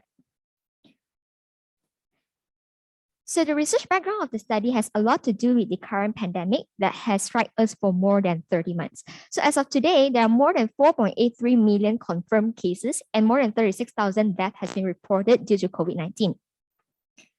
As an overview, the current research within the field has a lot to do with the rehabilitation, adverse mental health implications, and suicide risk among discharged COVID patients.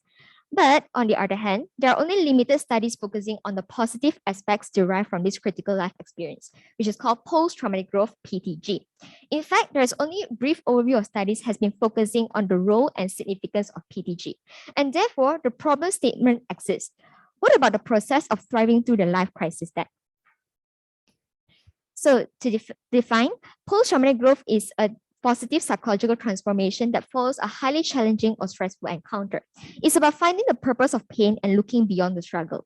So the areas of PTG can be reflected in one or more of these 5 areas stated here, which is the enhance of personal strength, embrace of new possibilities, strengthen interpersonal relationships, increase appreciation of life, and spiritual change. So these are the criteria of my participants and a brief overview of the data collection and analysis procedure. So let's look into the results. So these are the demographic information of the participants. There are 5 participants recruited, and they're all Malaysians aged between 35 to 50. There are stage 4 and 5 COVID-19 survivors that has been admitted in the hospital and discharged between April to September 2021. They have scored 46 and above in the PDGI, which is called the Post-Traumatic Growth Inventory, which indicate a medium to very high PDG levels. So this is just a table comprising the basic information of the participants. So based on the results, 12 themes were derived, with 6 components contributing to post-traumatic growth and 6 themes of post-traumatic growth. So let's first have a closer look on the components that promote post-traumatic growth. So what exactly contributes to post-traumatic growth among COVID-19 survivors? 6 components were identified. So the first component is stressors, and all participants have reported pulmonary infections as part of their symptoms manifestations. So as part of symptoms, some of them, they require supplementary oxygen supply, and some, in this case, they were double intubated. So another stressor is exhaustive medical treatment. So some cases like Drew, participant, he was sedated due to his severe COVID condition. And this is what he said.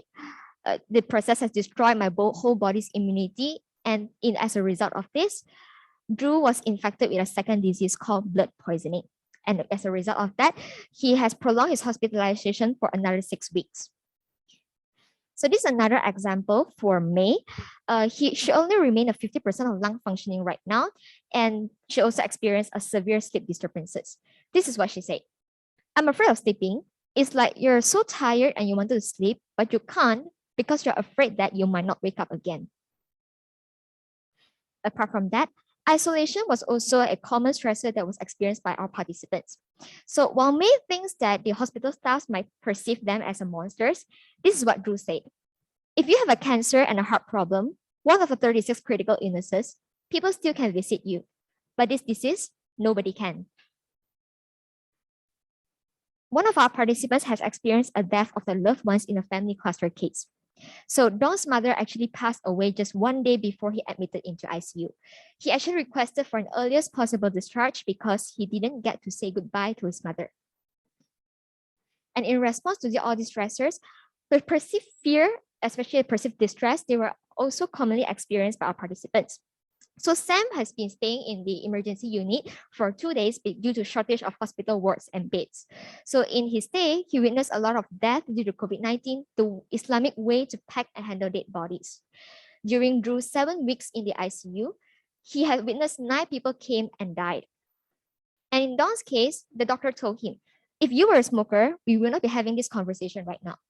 And Don said, I chose not to smoke. That also got to me that, oh, I was so close to death.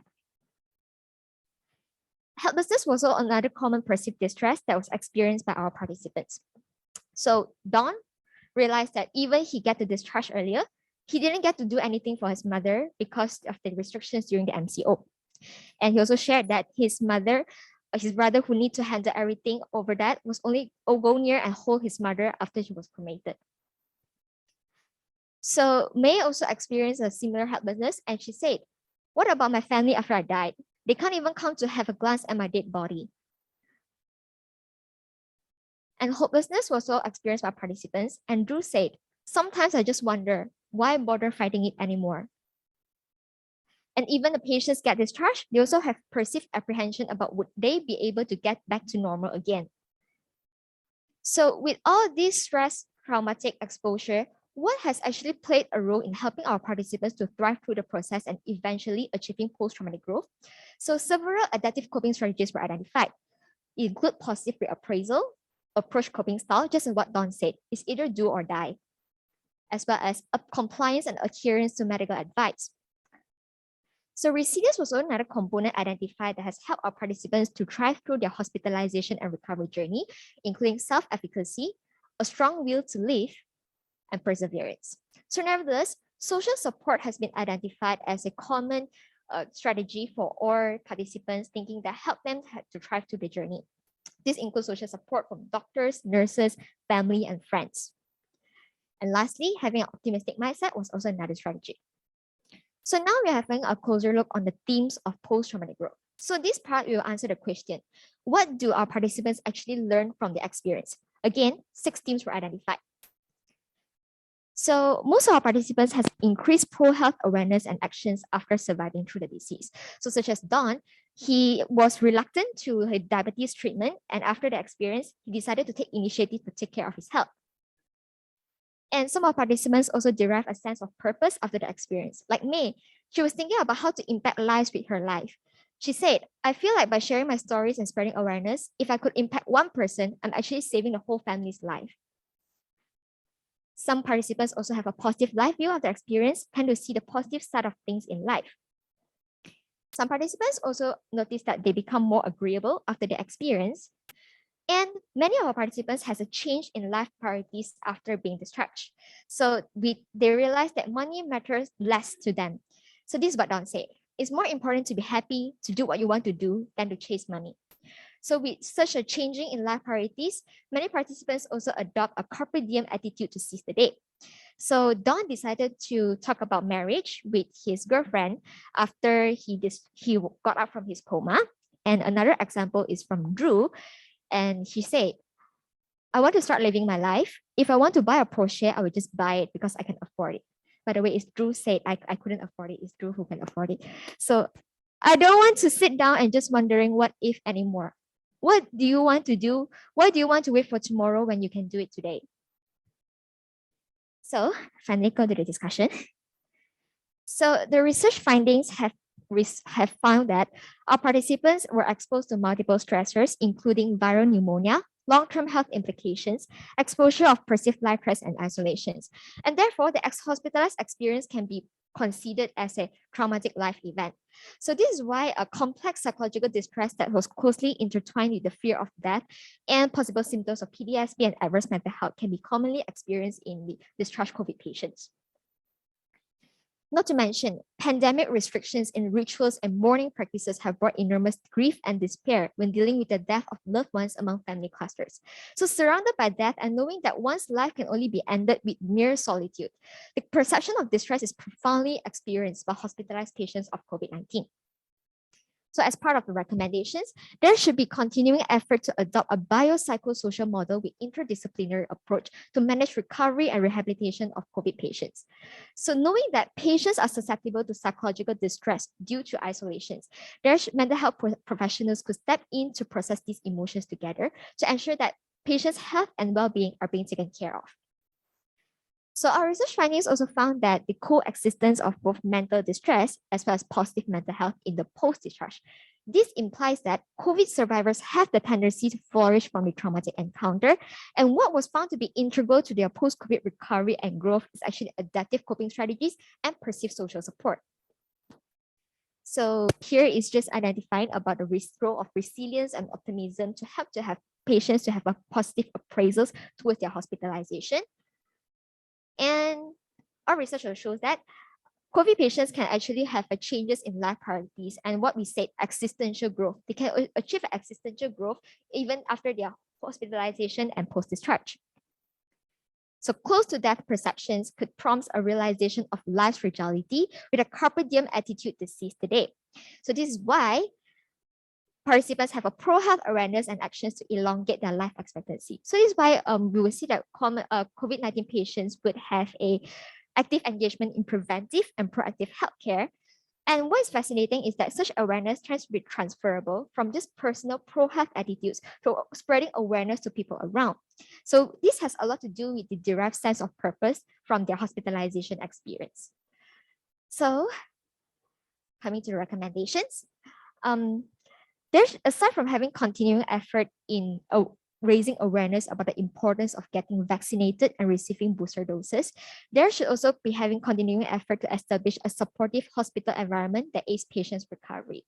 So at times of isolation, the frontliners are the most trustable and closest allies for patients, and also the last person they hold on to in their last breath. So when we're talking about shaping a supportive environment, it should be supportive for both frontliners and also patients, because there will be no room for frontliners to take care of their patients if they are not being taken care of in the first place.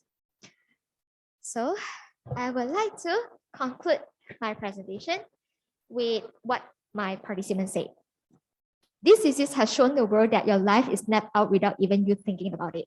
Most diseases, you can sort of do some preventions, like you take vitamin C so that you don't get flu, you take omega so that your liver is a bit better. We have mitigating plans, but there's none for a pandemic. And this is a conclusion for myself. I hope that this study has provided insights about a subjective hospitalization experience as well as a growth journey in the eyes of COVID-19 survivors.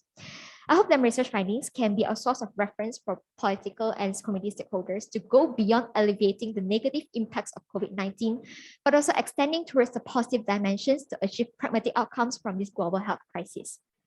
So Here are my overwhelming references as part of my thesis academic requirement. And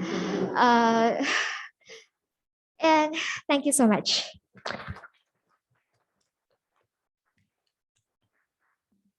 All right, so I believe Dr. Richard has a question for you. A question, I believe, yes? One question. So anyways, Evelyn, thank you so much for your talk. I found it, it was an excellent presentation. And the topic that you chose is really relevant to today's world, especially since we are just coming out of the COVID era. PTSD is very real. PTSD post-ICU care is very real. So your study findings are very relevant to not just COVID-19 survivors, but any survivor of severe illness who come out from the ICU. There's a lot of CPGs that actually are written about issues related to your study, and I'm sure your study would be able to add to the breadth of the knowledge on those issues. So just one question. If you were to make one recommendation to KKM on how post-ICU COVID care should be managed, what is that recommendation based on your study? So I believe when you ask this question is because you saw several recommendations in the presentation. So for me, I think one most important recommendation, if I ever have the opportunity to raise it to the KKM, which I don't think I have, I think it would be adopting an interdisciplinary approach, a biopsychosocial model, because in my learning journey and in my undergraduate journey here, I found that a lot of times when managing a disease, no matter it's a normal disease or it's just a pandemic disease like this, interdisciplinary approach is very important. And that's why we have interprofessional learning day. And what do I observe in hospitals? I have not worked in hospital environment, but based on my knowledge, my understanding, a lot of times the cases might be passed from one department to another department. So I'm not sure if that's the sense of called interdisciplinary approach, because in my mind, what is interdisciplinary is that people from different healthcare professions, they sit down and discuss a case together. So that's why I think this is what I have been trying to do. That's why in my past projects, I tried to bring in different people from different, for example, during the pandemic, I did a Chiropractic project talking about how to manage COVID recovery. And I bring in Western medicine and Chinese medicine personnel to talk about it. So I think it's something very important because we have so many healthcare professions here. So why don't we take the strength of each and every one to manage a case together for the best interest of the patient? So Thank you so much. And I just want to say that the latest KKM CPG on COVID-19 recovery is exactly as you said, getting an interdisciplinary biopsychosocial approach to the recovery of post-ICU patients. Thank you. Thank you so much, Dr. Richard. Thank you. Okay, our very last oral presenter is Ng Wing Yi.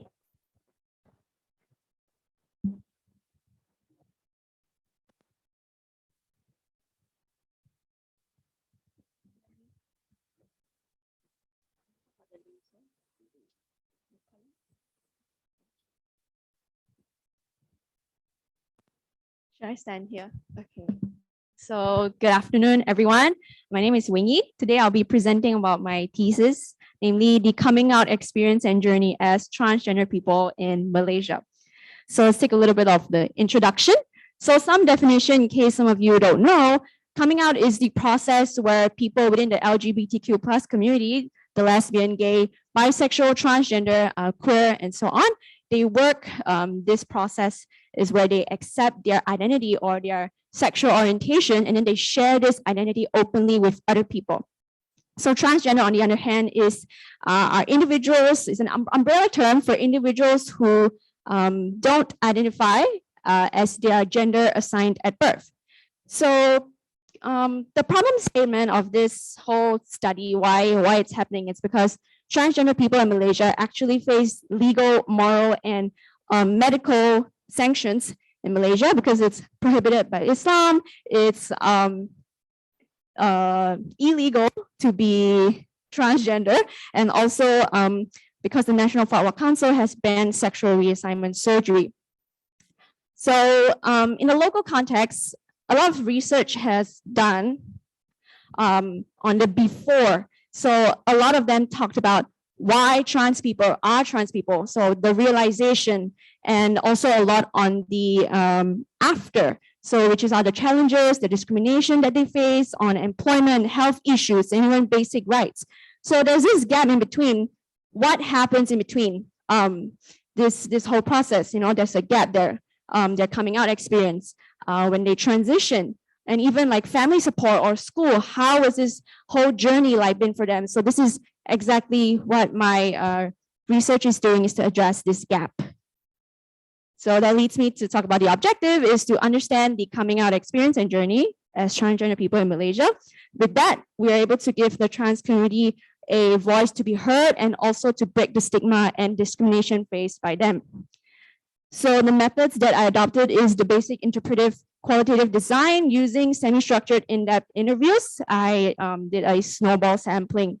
So my participants' inclusion criteria is that they have to be age 18 and above, Malaysian, obviously identify as transgender, be able to communicate in English, and also not working in the sex industry. So I have a total of 10 participants, 6 trans women. Yeah.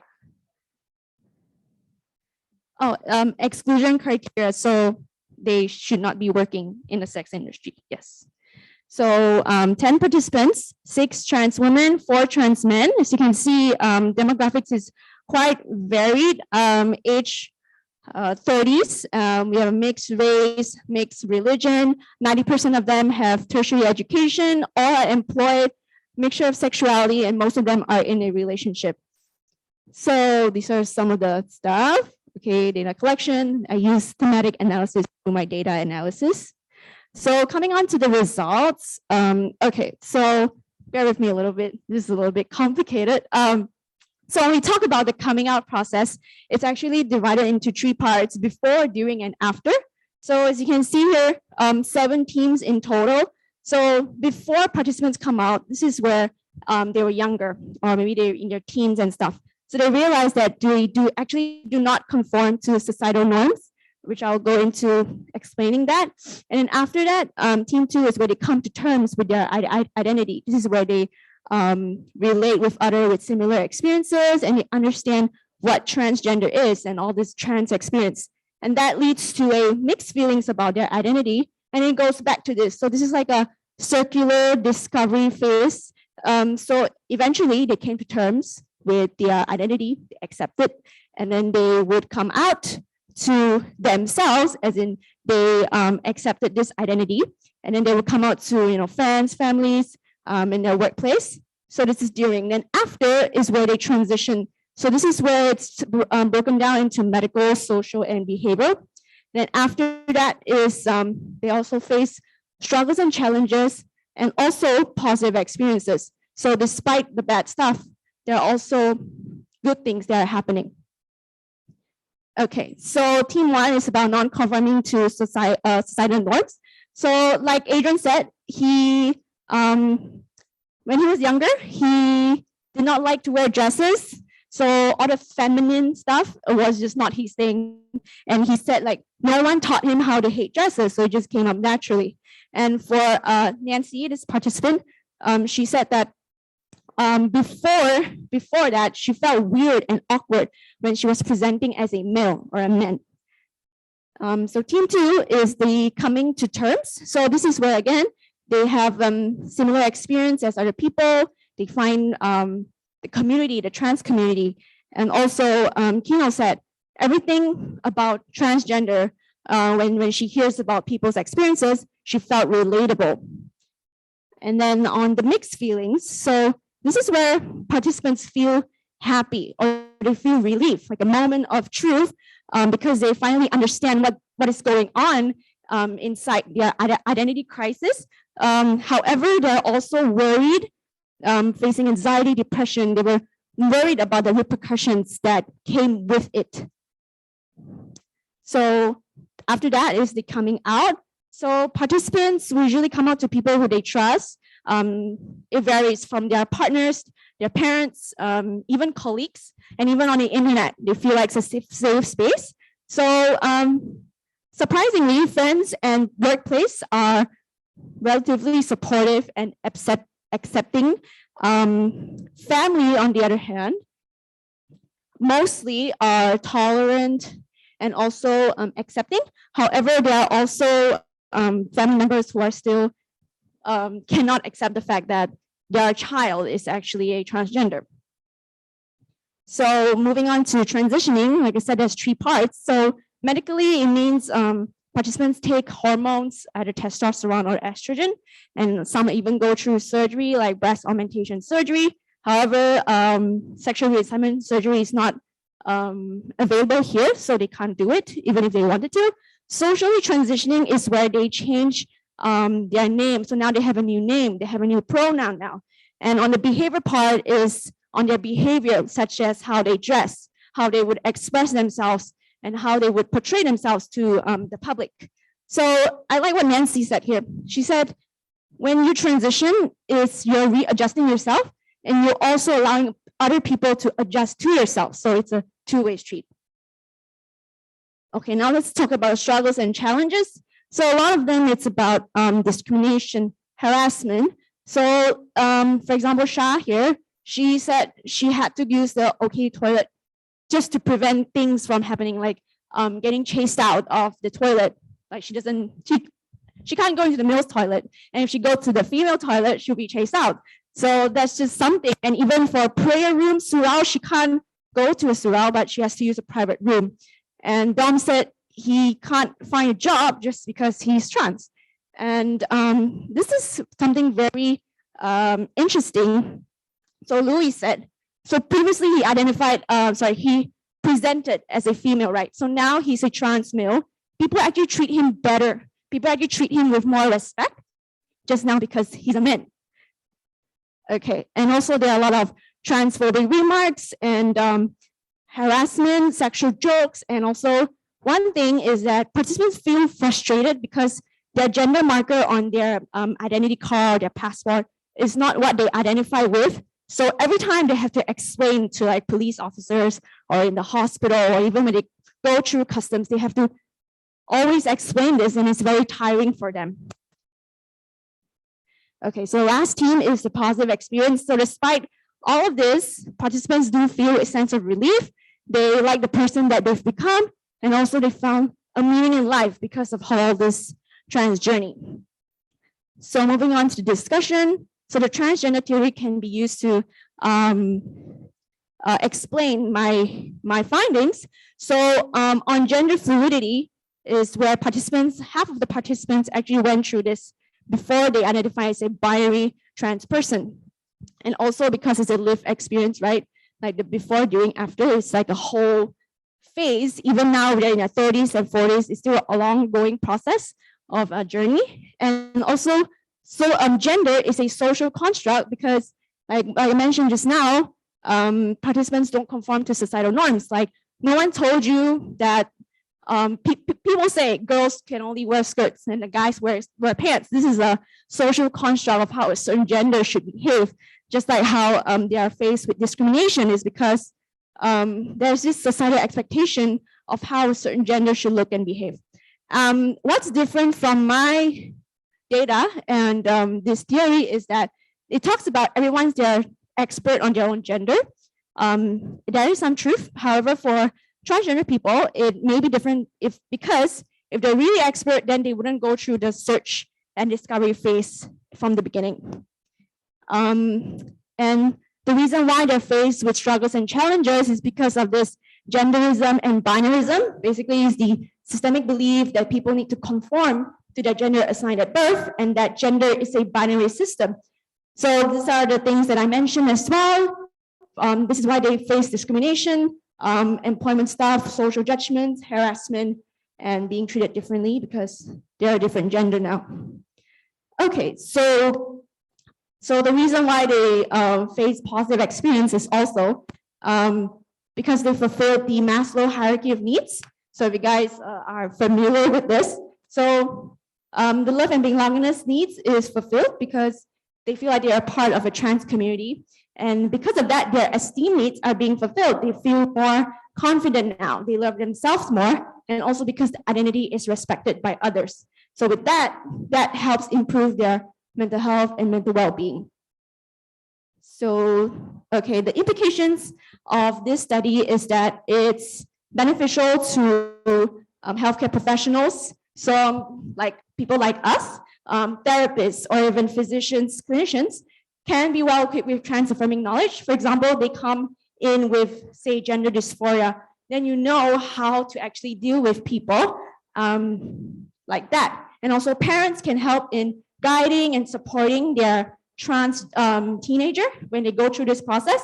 And schools also should actually involve SOGI as in their school syllabus. And lastly, for workplace is to enforce a inclusivity and diversity policy. So the limitation of this study, however, is I wasn't able to cover all the identities. So under the trans umbrella, like non-binary, gender fluid, et cetera, So future studies can look into that. And also the lack of stratified direction regarding the inclusion criteria of the participants. So if you recall, there's just, the demographic is so varied. So looking into a niche demographic would be more helpful for future studies. So to conclude, I would like to say that the trans journey is full of ups and downs. However, it's a very liberating experience for people, for the transgender people, because they're able to be themselves. And a message for people like us who are not within the trans community is to treat each other with respect and equality, like how we would want to be treated. Thank you. Okay, I think we have one question from Dr. Sharmini. No. Yes. Thank you. Things, yeah, these are some of the things that I tend to have an interest in as well. And I've seen that struggle that they've been through, you know, so very nice area that you focused on. I may just have a few comments and maybe, you know, at some point if I ask you a question, you can bounce off that, but sure. It's going to be an ongoing, not to say struggle, but it's a journey, okay? Because just like how women went through their revolution and we were also considered like a very weird species in the planet, and now we are all sitting down together, you know? So this gender thing has always been an issue. And I feel like in Malaysia, maybe even 10 years ago, 15 years ago, where the discrimination was much, much higher, now I think there's more of an acceptance with all this sexuality and binarism and non-binarism and all these things. So I'm glad Malaysia is on its journey, but as we all would know, you know, as healthcare professionals, and even in that society, in our own society, it's not easy, it's not easily spoken about, and family will be the one to sort of test them the most, you know. But most importantly, I feel the transgenders or the trans community, first and foremost, they must have this form of kinship and belonging where they know that they're safe, and whatever medical treatment that they're going for, they know that it's going to be safe and not in a backdoor alley, not getting silicone injections and all these things, if you know what I mean, right? And also, like, as I said, how women used to be always separated, and we feel like we also went through that revolution with absolutely no discrimination to men, whatever. We're really just so equal, which brings me to my point that even the trans don't need to feel that they need to discriminate themselves apart from the rest of us, just so that, you know, I mean, we are all in this together. And as long as they are feeling safe, there will be an inclusivity and sort of like this reintegration mentality, because honestly, the people you would find very, very difficult to deal with are all of us, the non-trans, okay? The ones who are going to say that sexual innuendos coming up. You know, people might be planning to hurt them, say something silly behind their backs, you know, and be also inclusive in the front, but at the back they go and say something. So we have to advocate, not participating in that and bringing it from another direction and bring that conversation in another direction. Okay, so thank you very much. And that's all I have to say. Thank you so much. All right, so that is the last presentation, done and dusted. I believe that marks the end of this symposium. I would like to thank all the presenters and the esteemed panelists for your participation here today. Let's give them a big round of applause once again. I would like to also apologize for any shortcomings, especially with timing, but you guys did awesome. So I will now pass it over to Dr. Noalia. Thank you, Ms. Fazlina, Dr. Shamini Tevi, and Dr. Richard. Next in the program is a plenary by our Pro Vice Chancellor Academic, Professor Zabidi Hussain, on the quest for excellence in leadership. I would now like to invite Professor Zabidi to the floor.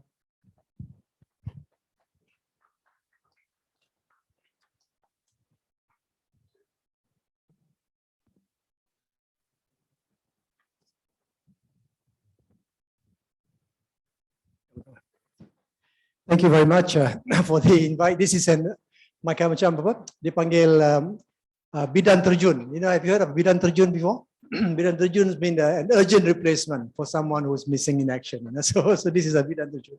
I don't think we have met before, right, guys? I came in just before the pandemic, and I went through the pandemic with a lot of issues and so on and so on. So, but I'm glad that I'm glad to listen to you because your points are very genuine and very productive. I see that you can make good leaders later on in your life, you know.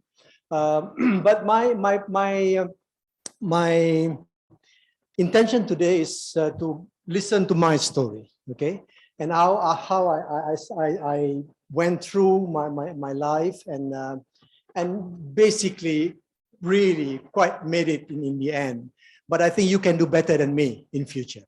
All right. So relax and listen. But some of the elements of these stories can be very painful to you, and very sensitive. You know? So I will just do that. So this is a quest for excellence in leadership, and as we know, the core requirements in leadership is vision. You need to have a vision. Without a vision, everything will just be pointless. You know, you need to have a far-sighted vision to be a good leader. So that's number one requirement. You also need to have perseverance. Just a vision without perseverance means nothing. You see, you need to have a vision and to persevere and make the vision happen. That is a feature of a good leader. But also, you need to exert your influence to people. You know, you need to have networking. Networking involving many people. I can tell you from my own experience, you know,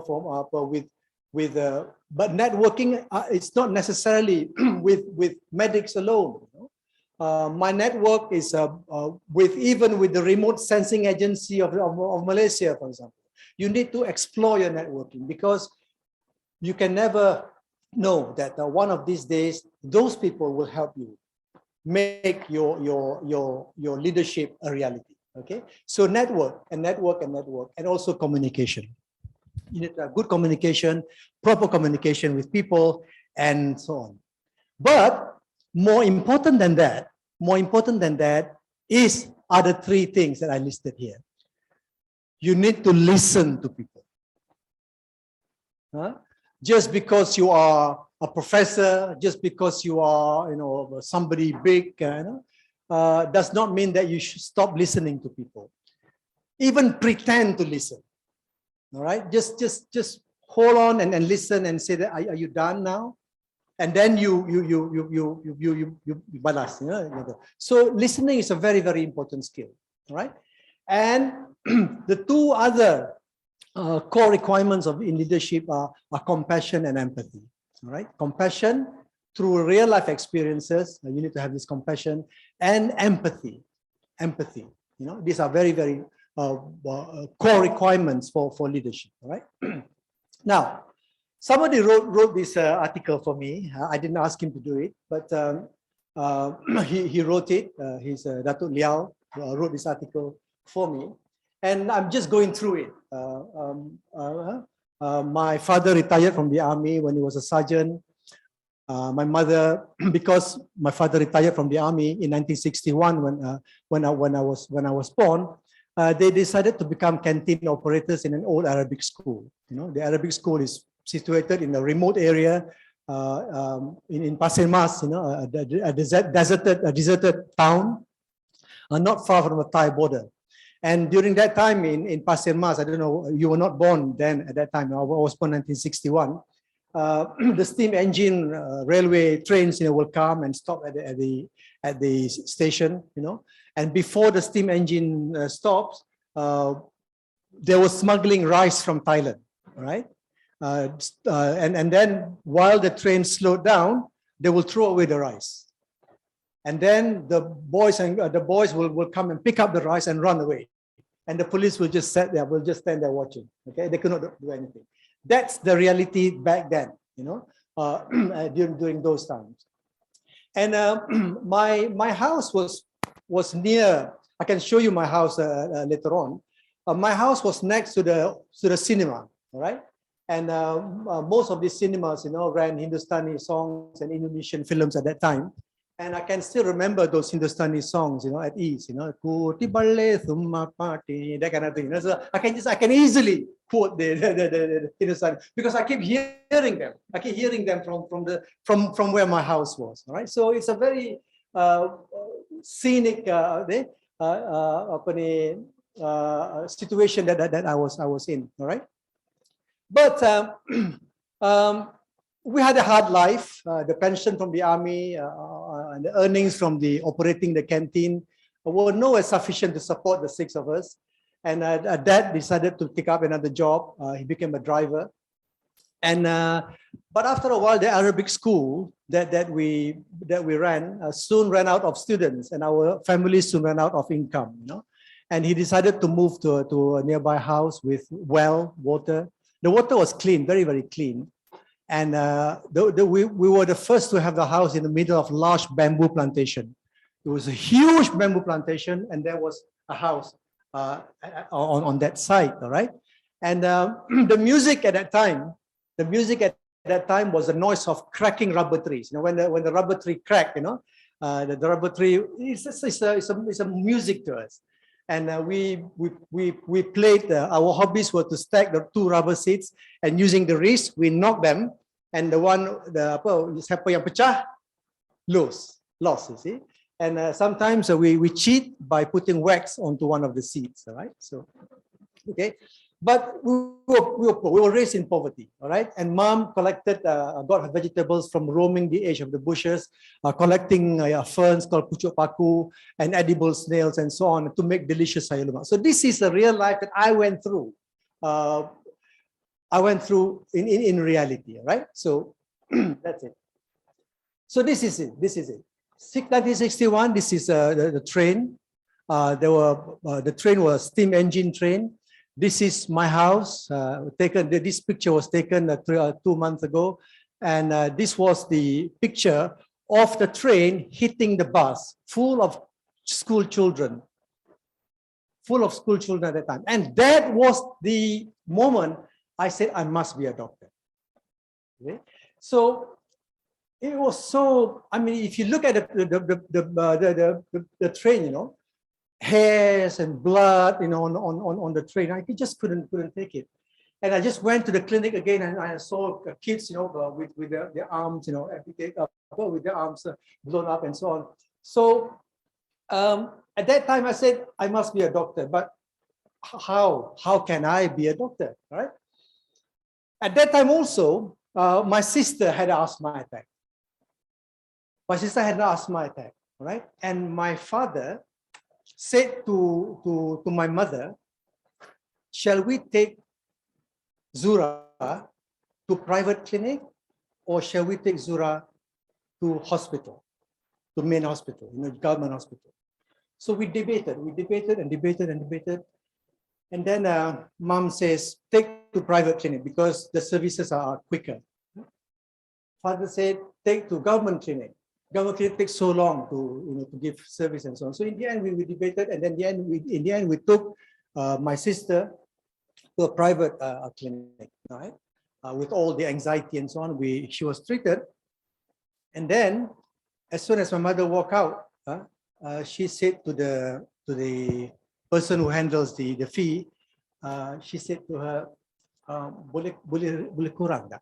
Okay, can I have some discount? She said. And the doctor heard it. The doctor heard, and the doctor came out and said that free, give it free. So that was another moment when I said I must be a doctor. So free, So until today, I know some of you are in the private practice and so on. I can't get myself into private practice. I really can't bear to. I mean, I respect all of you because you're good to be able to do that. But really, I spent once during my sabbatical in the private sector, but the owner of the hospital scolded me because I kept giving people free treatment. So that was it, all right. And then this is a malnourished boy called Zabidi, 1968.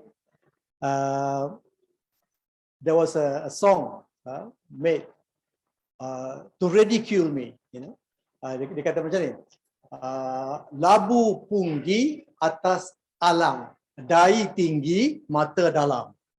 You have a big head and the sunken eyes. So that was me in 1968, Standard 1, receiving awards and so on, and so forth. So basically, then we went to MRSM, Maktab Rendah Sains Mara. We did all that, right? Played football and so on and so forth. But eventually, in 1978, I received an unexpected offer to go to a place called Kelsterton College in North Wales before my results were announced. Okay? Before my SPM results was announced. So we went there, and I was the only Malaysian in the whole group, and that put a lot of pressure on me. Being the only Malaysian, my English is not so good. I keep, I appear on the mirror and I speak English in the mirror, trying to train my English, right? Because I was the only one there. Fortunately, there was someone who had done his PhD and now doing medicine in the same group as me. So he helped me a lot. Yeah? So basically, I graduated in 1981, and then stayed on to be but before I stayed on to be a medical doctor, I decided to leave the medical profession.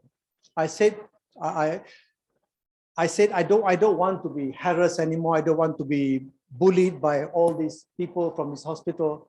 And one of the pediatrician, Professor Michael Parkins, heard that I was trying to leave the profession and to be a lawyer. And he cycled and saw me. And he said to me, Zeb, he calls me Zeb, Zeb, don't do it, right? I will send you to a different hospital across the river. And that hospital is more friendly hospital because the hospital consists of many Jewish community. So it's more friendly there, right? So Professor Michael Parkins was my mentor that guided me to be a pediatrician, right? So I went there. This was when I was working in that hospital, and so on. Okay.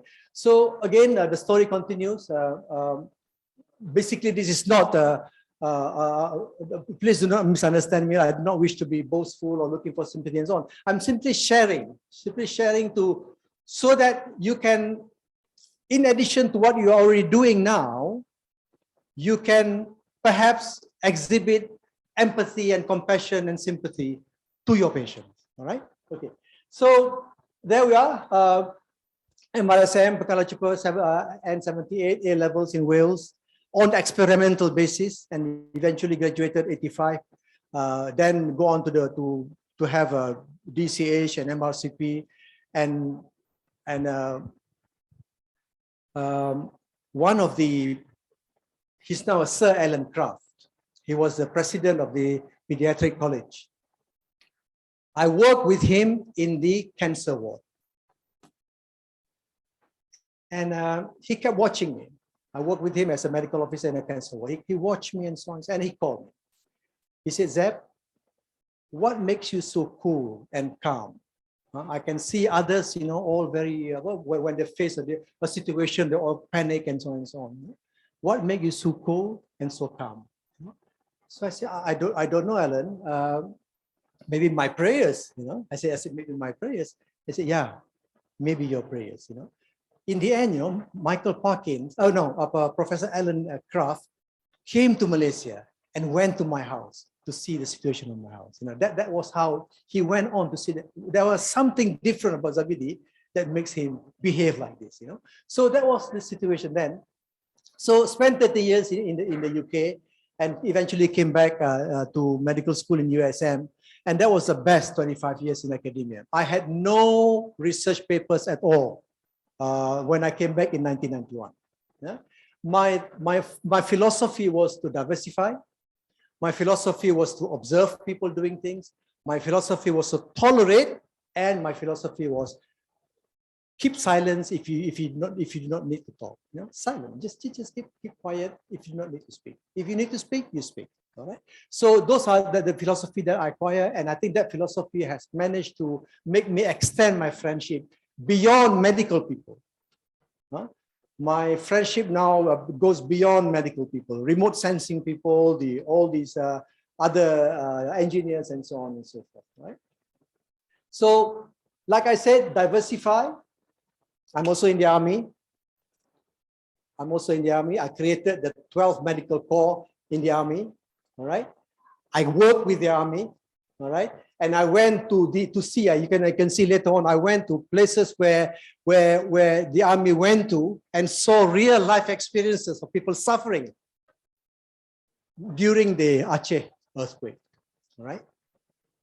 And then somehow somebody thought that I developed PTSD as a result of that. So there we are. So okay. So the stories that I wish to tell you is that when I came back to Malaysia, then I had zero knowledge in research, nothing at all.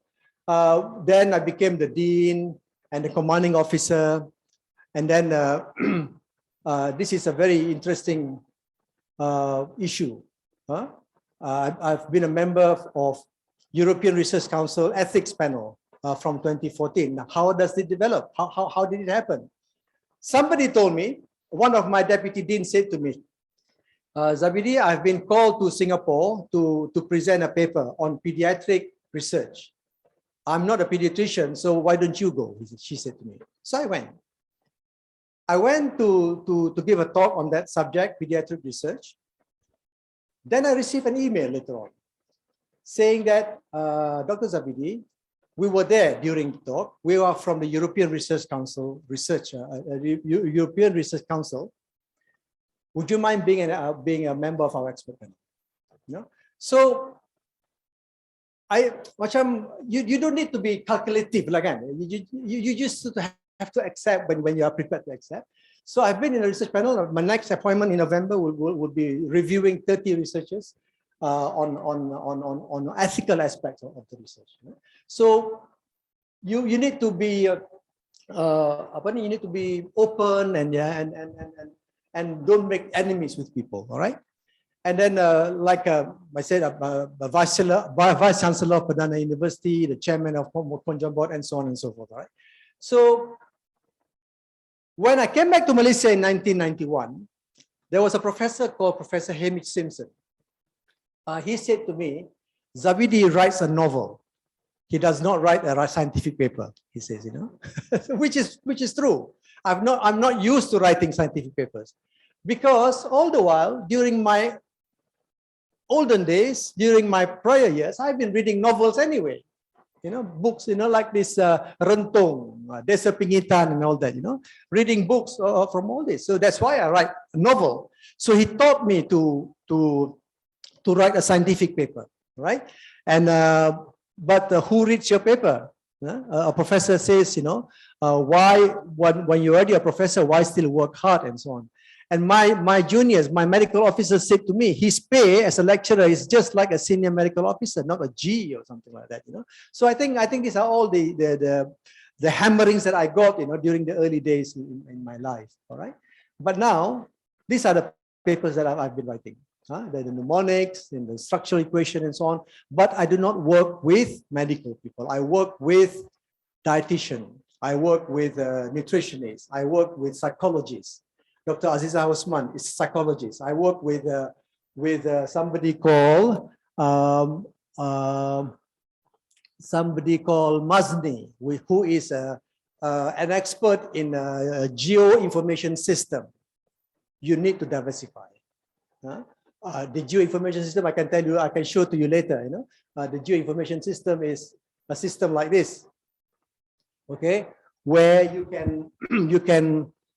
can calculate the malnourished children from all the land use, soil mix, moisture, and all this flood-prone area and so on. And then work it out, and then work out that in Tumpat, this is the area where most of the malnourished children are. Yeah, and the treatment, the nutrition must be specific to this, and not just generalized to everybody else. So we have to be very specific. So we work with all that. The remote sensing is called. Okay, and then I work with the physicists, to create a so-called Billy Baju. Billy Baju is a phototherapy. You put this Billy Baju on the baju, and then you make the baby wear the Billy Baju at home, because if the jaundice kids are in the hospital, mom will miss them. All right. So the idea is to bring to put the Billy Baju at home, so that the kids can be treated at home without with their mom and so on. So these are some of the creations that we did. All right. And then obviously we got involved in many of because me being the commanding officer for the 12th Medical Corps, we got involved in the Banjir, we got involved in Jakarta, we got involved with the American health people and so on. So that is what I mean by diversification. Don't just limit your relationship with doctors and all health related. Diversify them, okay? And then this is what I got involved in Mercy, and then experiences with Aceh and Jakarta and Kosovo. I even went to Kosovo, so to deal with all these people, right? And this is the Aceh earthquake, as you can see, flattened, totally flattened. And then we involved with Mercy Malaysia, okay? And this is Kosovo. We went there, Kosovo, and this is rather very difficult to understand this, I saw a well, and I said, oh, let's use that well. Let's take the water from the well, And then this person stopped me and said, doctor, don't go anywhere near that well. I said, why? It's fresh water, The Serbs threw our parents in there. See, the Serbs threw our parents in there. So we dare not use the water from that well. So that's how, that's why I don't like war, all right? I'm in a medical corps in the army. I want to treat people, not to involve in war, all right? So that is the situation then, all right? And then we saw the buildings being bombarded and so on and so on. And Mustafa said to me, you may think that this is a cardboard film, but to us it hurts a lot. So that gives you the reality of it, the reality of being in the medical profession and the reality of life, right? Okay, so like I said, these are pictures of my early days. People could not be treated because they brought the kids late to the hospital. The kids were really damaged and so on. So this is a ENT surgeon. But at that time, during the earthquake, we do not need an ENT surgeon. What we need was a person who can drill the well and provide water. We won. We were competing with one other company, with one other institution, and we won. Right? So, like seeing these people, seeing the horror, seeing the facial expressions of all these people will change your heart and mind, will make you more sympathetic to people. All right. At one time I saw a kid using a stick to pick up the sand. You know, he was doing that, and I said to him, buat apa deh? Dia cakap apa? In case my mom is there.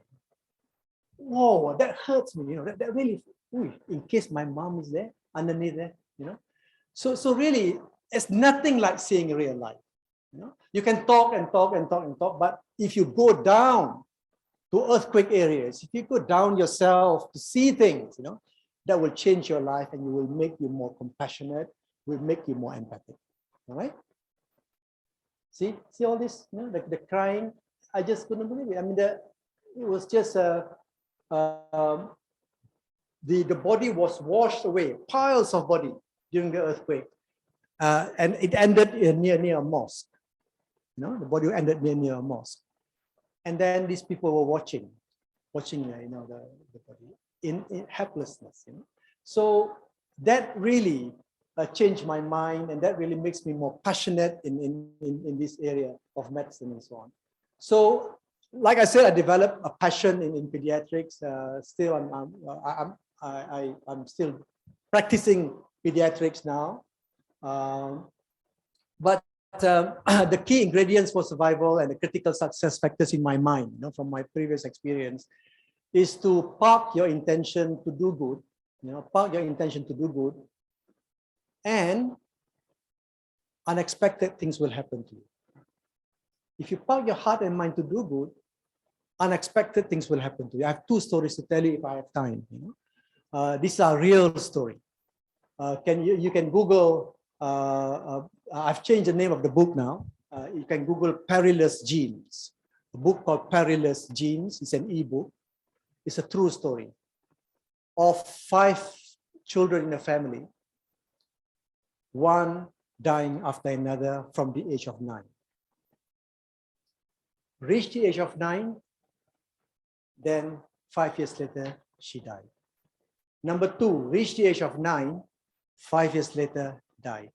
Number 3 also was going to be doing the same thing. You know? Perilous genes. So our task was to find out what the hell is this disease, right? And we discovered that this disease is a disease called MLD, metachromatic leukodystrophy, a white matter disease, which is a killer disease. It's supposed to be 1 in 4, but it's a killer disease. The sister developed the disease. The teachers thought that it was a failed promise from the mother. The mother said, if Kak Long gets number 1 in number 1 or number 2 in the class, I will take Kak Long. This was in 1996. Yeah? I will take Kak Long from Kelantan to KL by plane. Oh, Kak Long was very excited. Aisyah tak ada masa tu. Kak Long was very excited. She got number 2. Then mother says, sorry lah Kak Long, ini musim tengkujuh. It's monsoon season in Kelantan. I cannot take you. A week later, Kak Long becomes psychiatric, running around, sembunyi dalam kelas, hiding under the table and so on. Naturally, the teacher felt that, oh, Kak Long behaved like that because of a failed promise. So Kak Long was under treatment for 1 year. The second child, a boy was sent to me.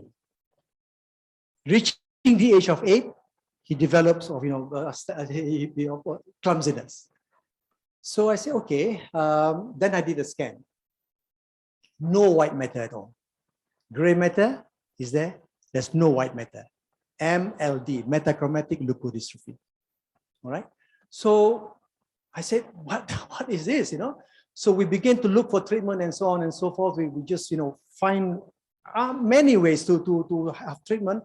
Eventually, we realized that there is an experimental treatment being done in Minnesota called bone marrow transplant.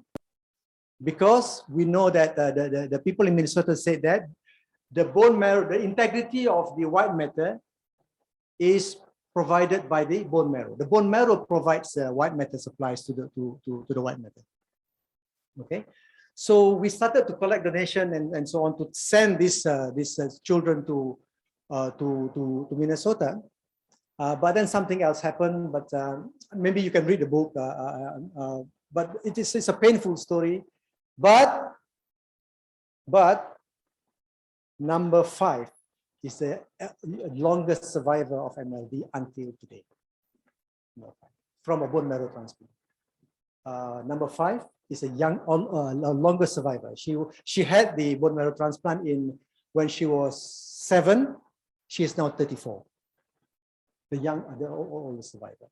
And we went through all sorts of things, But the moral of the story is, when you park your heart and mind to do good, unexpected things will happen to you. I believe in this. Unexpected. Even whatever religion, whatever, if you park your heart and mind to do good, unexpected things will happen to you. How did I expect that Professor William Krivit from Minnesota emailed me and said that we must test the specimens again of all these children, but the specimens must reach Minnesota within 18 hours. How can I do that? 18 hours is impossible to reach Minnesota. I got a phone call from somebody in a Washington embassy, a Malaysian working in Washington embassy. He called me. He said, Doctor, I saw that you're doing a collection, money donation for this family. What can I do for you? And I said, I don't know what you can do for me, but Professor Krivit wanted the specimens to reach Minnesota within 18 hours. I cannot do it. And what did he say? Consider it done, doctor. Consider it done. Okay? And he instructed me to collect the specimen and so on and so on. And then next day he called up and said that specimens have reached Washington Embassy. The specimen will reach Minnesota well within 18 hours. So unexpected things will happen to you. So ada lagi benda unexpected. The final unexpected was, I was asked to go to America to see the American healthcare system. The magic things did not happen when I was in America. The magic things happened when I was coming back to America. I was seated next to the chief secretary. And the chief secretary asked me, say, Doctor, what do you do? I said, I told him the story. I said, and he listened to the story. He said, what do the parents do? I said, my mother is a nurse. Father is an army. Hey, they kata your chief neurologist is wrong to say that if the parents work in the government sector, you must make sure that treatment is available wherever treatment is. He said. I said, even though it's Minnesota? Yeah, even though it's Minnesota. So unexpected, right? So eventually, number 4 and number 5 went for bone marrow transplant. Number 4 passed away because of aspergillosis, not because of fungal infection, not because of failed bone marrow transplant. Okay? So basically, do good. Sedekah, buat apa-apa, and suddenly unexpected things will happen to you. I can believe this.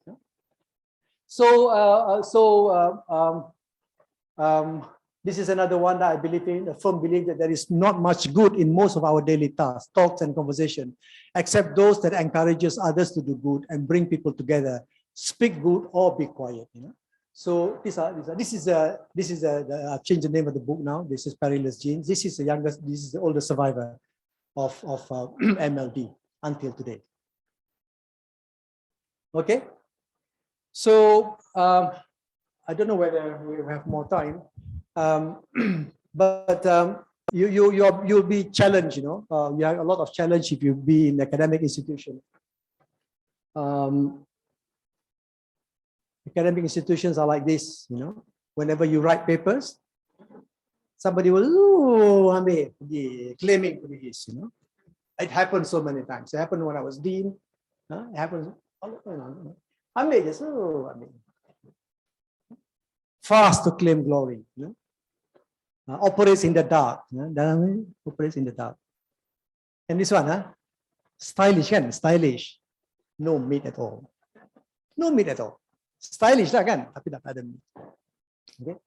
So some of the many challenges I've been throughout my 40 years in academia are that there are people obstructing you, big elephants obstructing you. I have been doing this.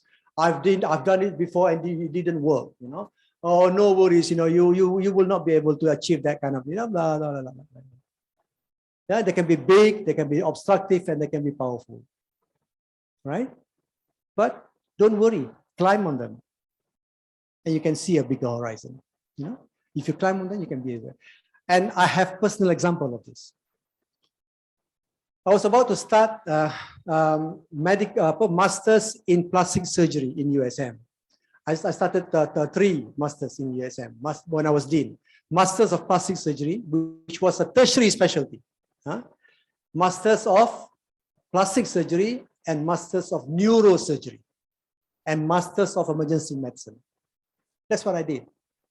I don't claim to have created that, but I gave it to people. I empower people. I talk to the most senior people in the ministry, and that kind of thing. And the 2 people who was involved in masters of neurosurgery and masters of plastic surgery, they're all, and masters of emergency medicine, they're all datuk now. Okay, fine, good for you. All right. So you don't have to claim to quickly to glory, but as long as your mission is achieved and you feel good about it, right? So these are the types of leadership I have observed over the years. The fatherhood, motherhood types. The mom knows all. The headmistress type. Check semua sekali kan. The elderly type, slow and steady leadership. The vocally dominant and kalor. That kind of thing. The quiet and vindictive. This one I've got personal example. Personal example of this. I was a deputy dean to a dean at that time. Right? I was doing all this work, right? With all this work. Suddenly I applied for associate professor. Failed. I wasn't successful in the application of associate professor. When I became dean, I checked what was the reason for my failure. And I know the reason. He said that he's too young to be an associate professor. What the heck? Yeah. I check again. I check. Hey, too young to be an associate professor? What have I done? What have I not done? I said, so that was one example. Quiet, but vindictive. Okay. Yeah. And then there's submarine type. Just diam. The timur, diam. Submarine type. Ada lah macam tu. Ramai orang macam tu kan.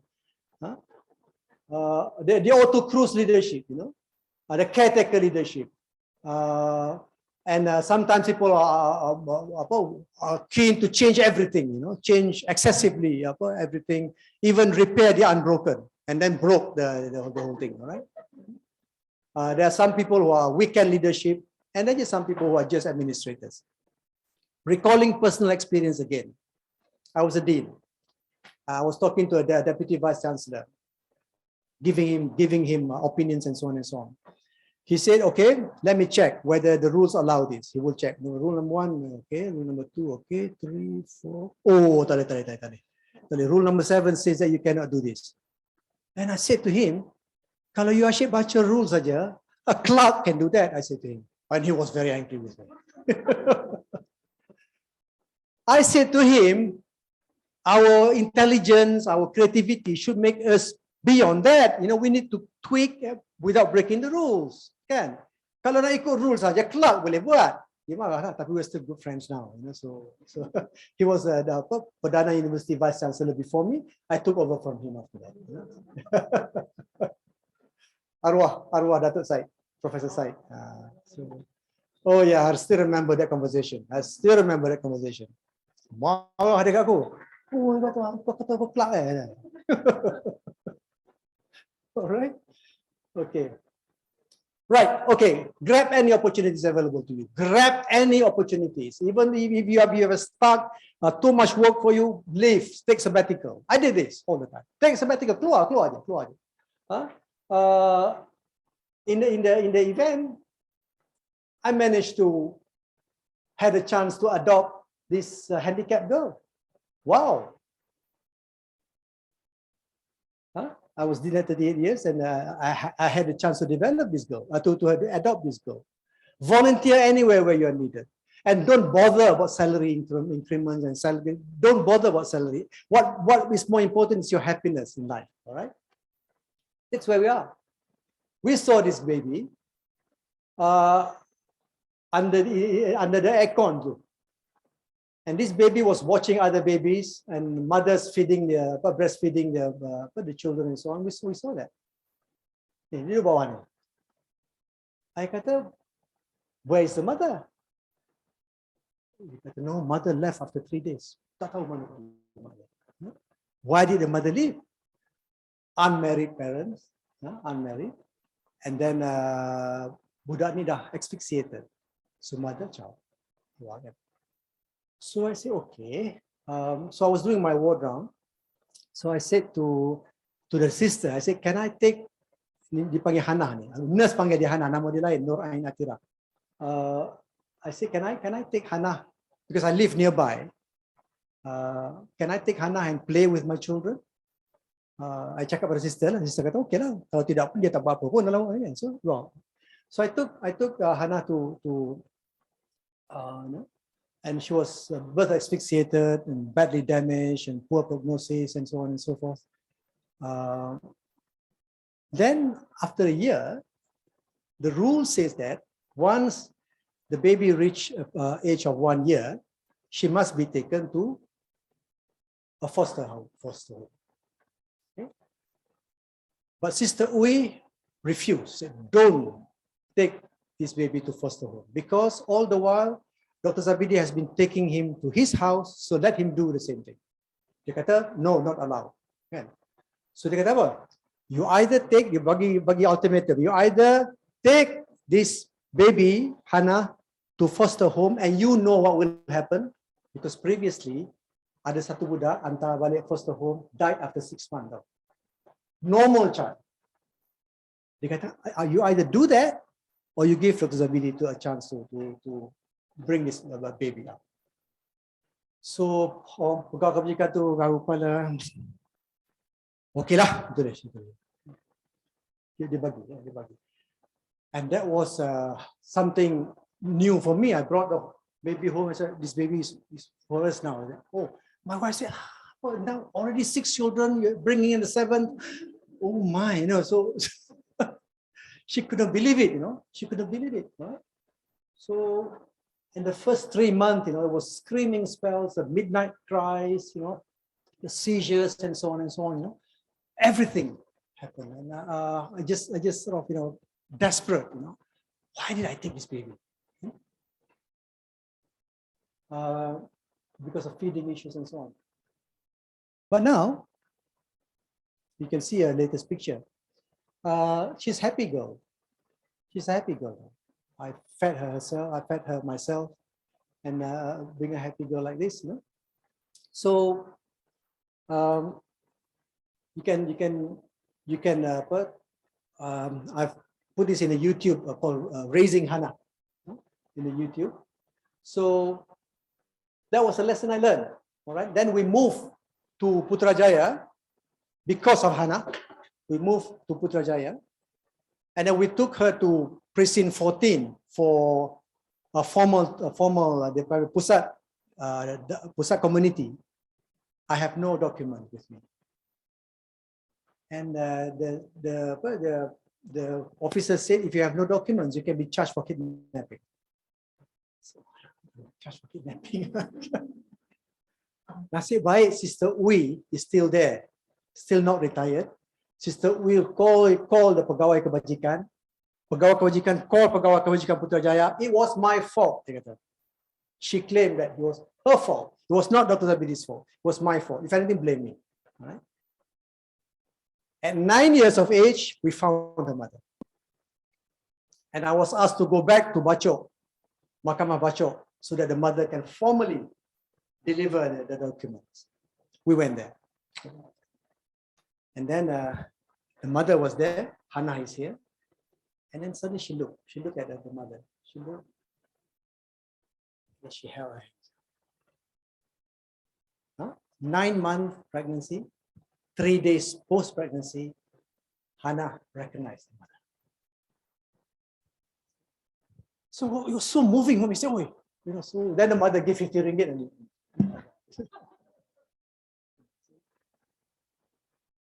so that was the blessings I find.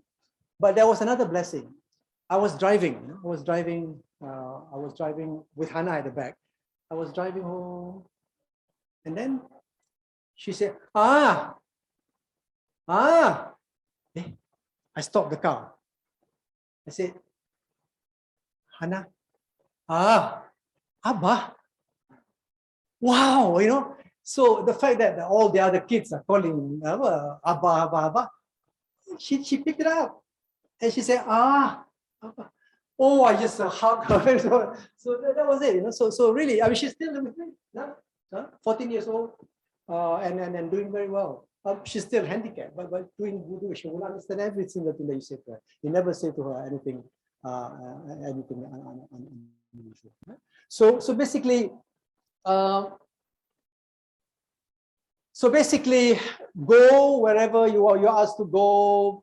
Involved in Mercy Malaysia to make you happy, and then do all that. All right.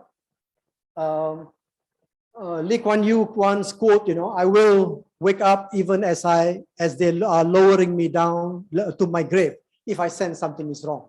that is impossible. Even if you lower me in my grave, I will wake up and say, hey, don't do that. So try to train these qualities: resourceful, sociable, enlarge your networking, innovative, insight, ideas. Nobody likes my innovation. But I still persevere with my innovation. What we always do is we hope that the wall will open for us. We hope that the wall will just give way and you go straight past the wall. You never realize that there's a door behind that. Yeah, you never realize there's a door behind it. Just go around that and there is a door. Okay. So we need to be creative, we need to be innovative, and we need to be the academic leaders, which I'm sure all of you will be, leaders in your own world. We need to be the Lion King, all right? Watch, watch, watch, okay? And sometimes just appear to be a little bit angry. Sometimes just appear to yawn a bit while you're showing your teeth, all right? Show your teeth. Walk away if necessary. But still, the end is you have to be compassionate. You have to be compassionate. All right. So that's all from me, ladies and gentlemen. I'm sure you will be doing well. You're still young in your life. I'm 61 now. Please do your best to create innovations. Despite the obstacles, from people. Innovate, innovate, innovate. Your innovation will be very great. Thank you very much for your.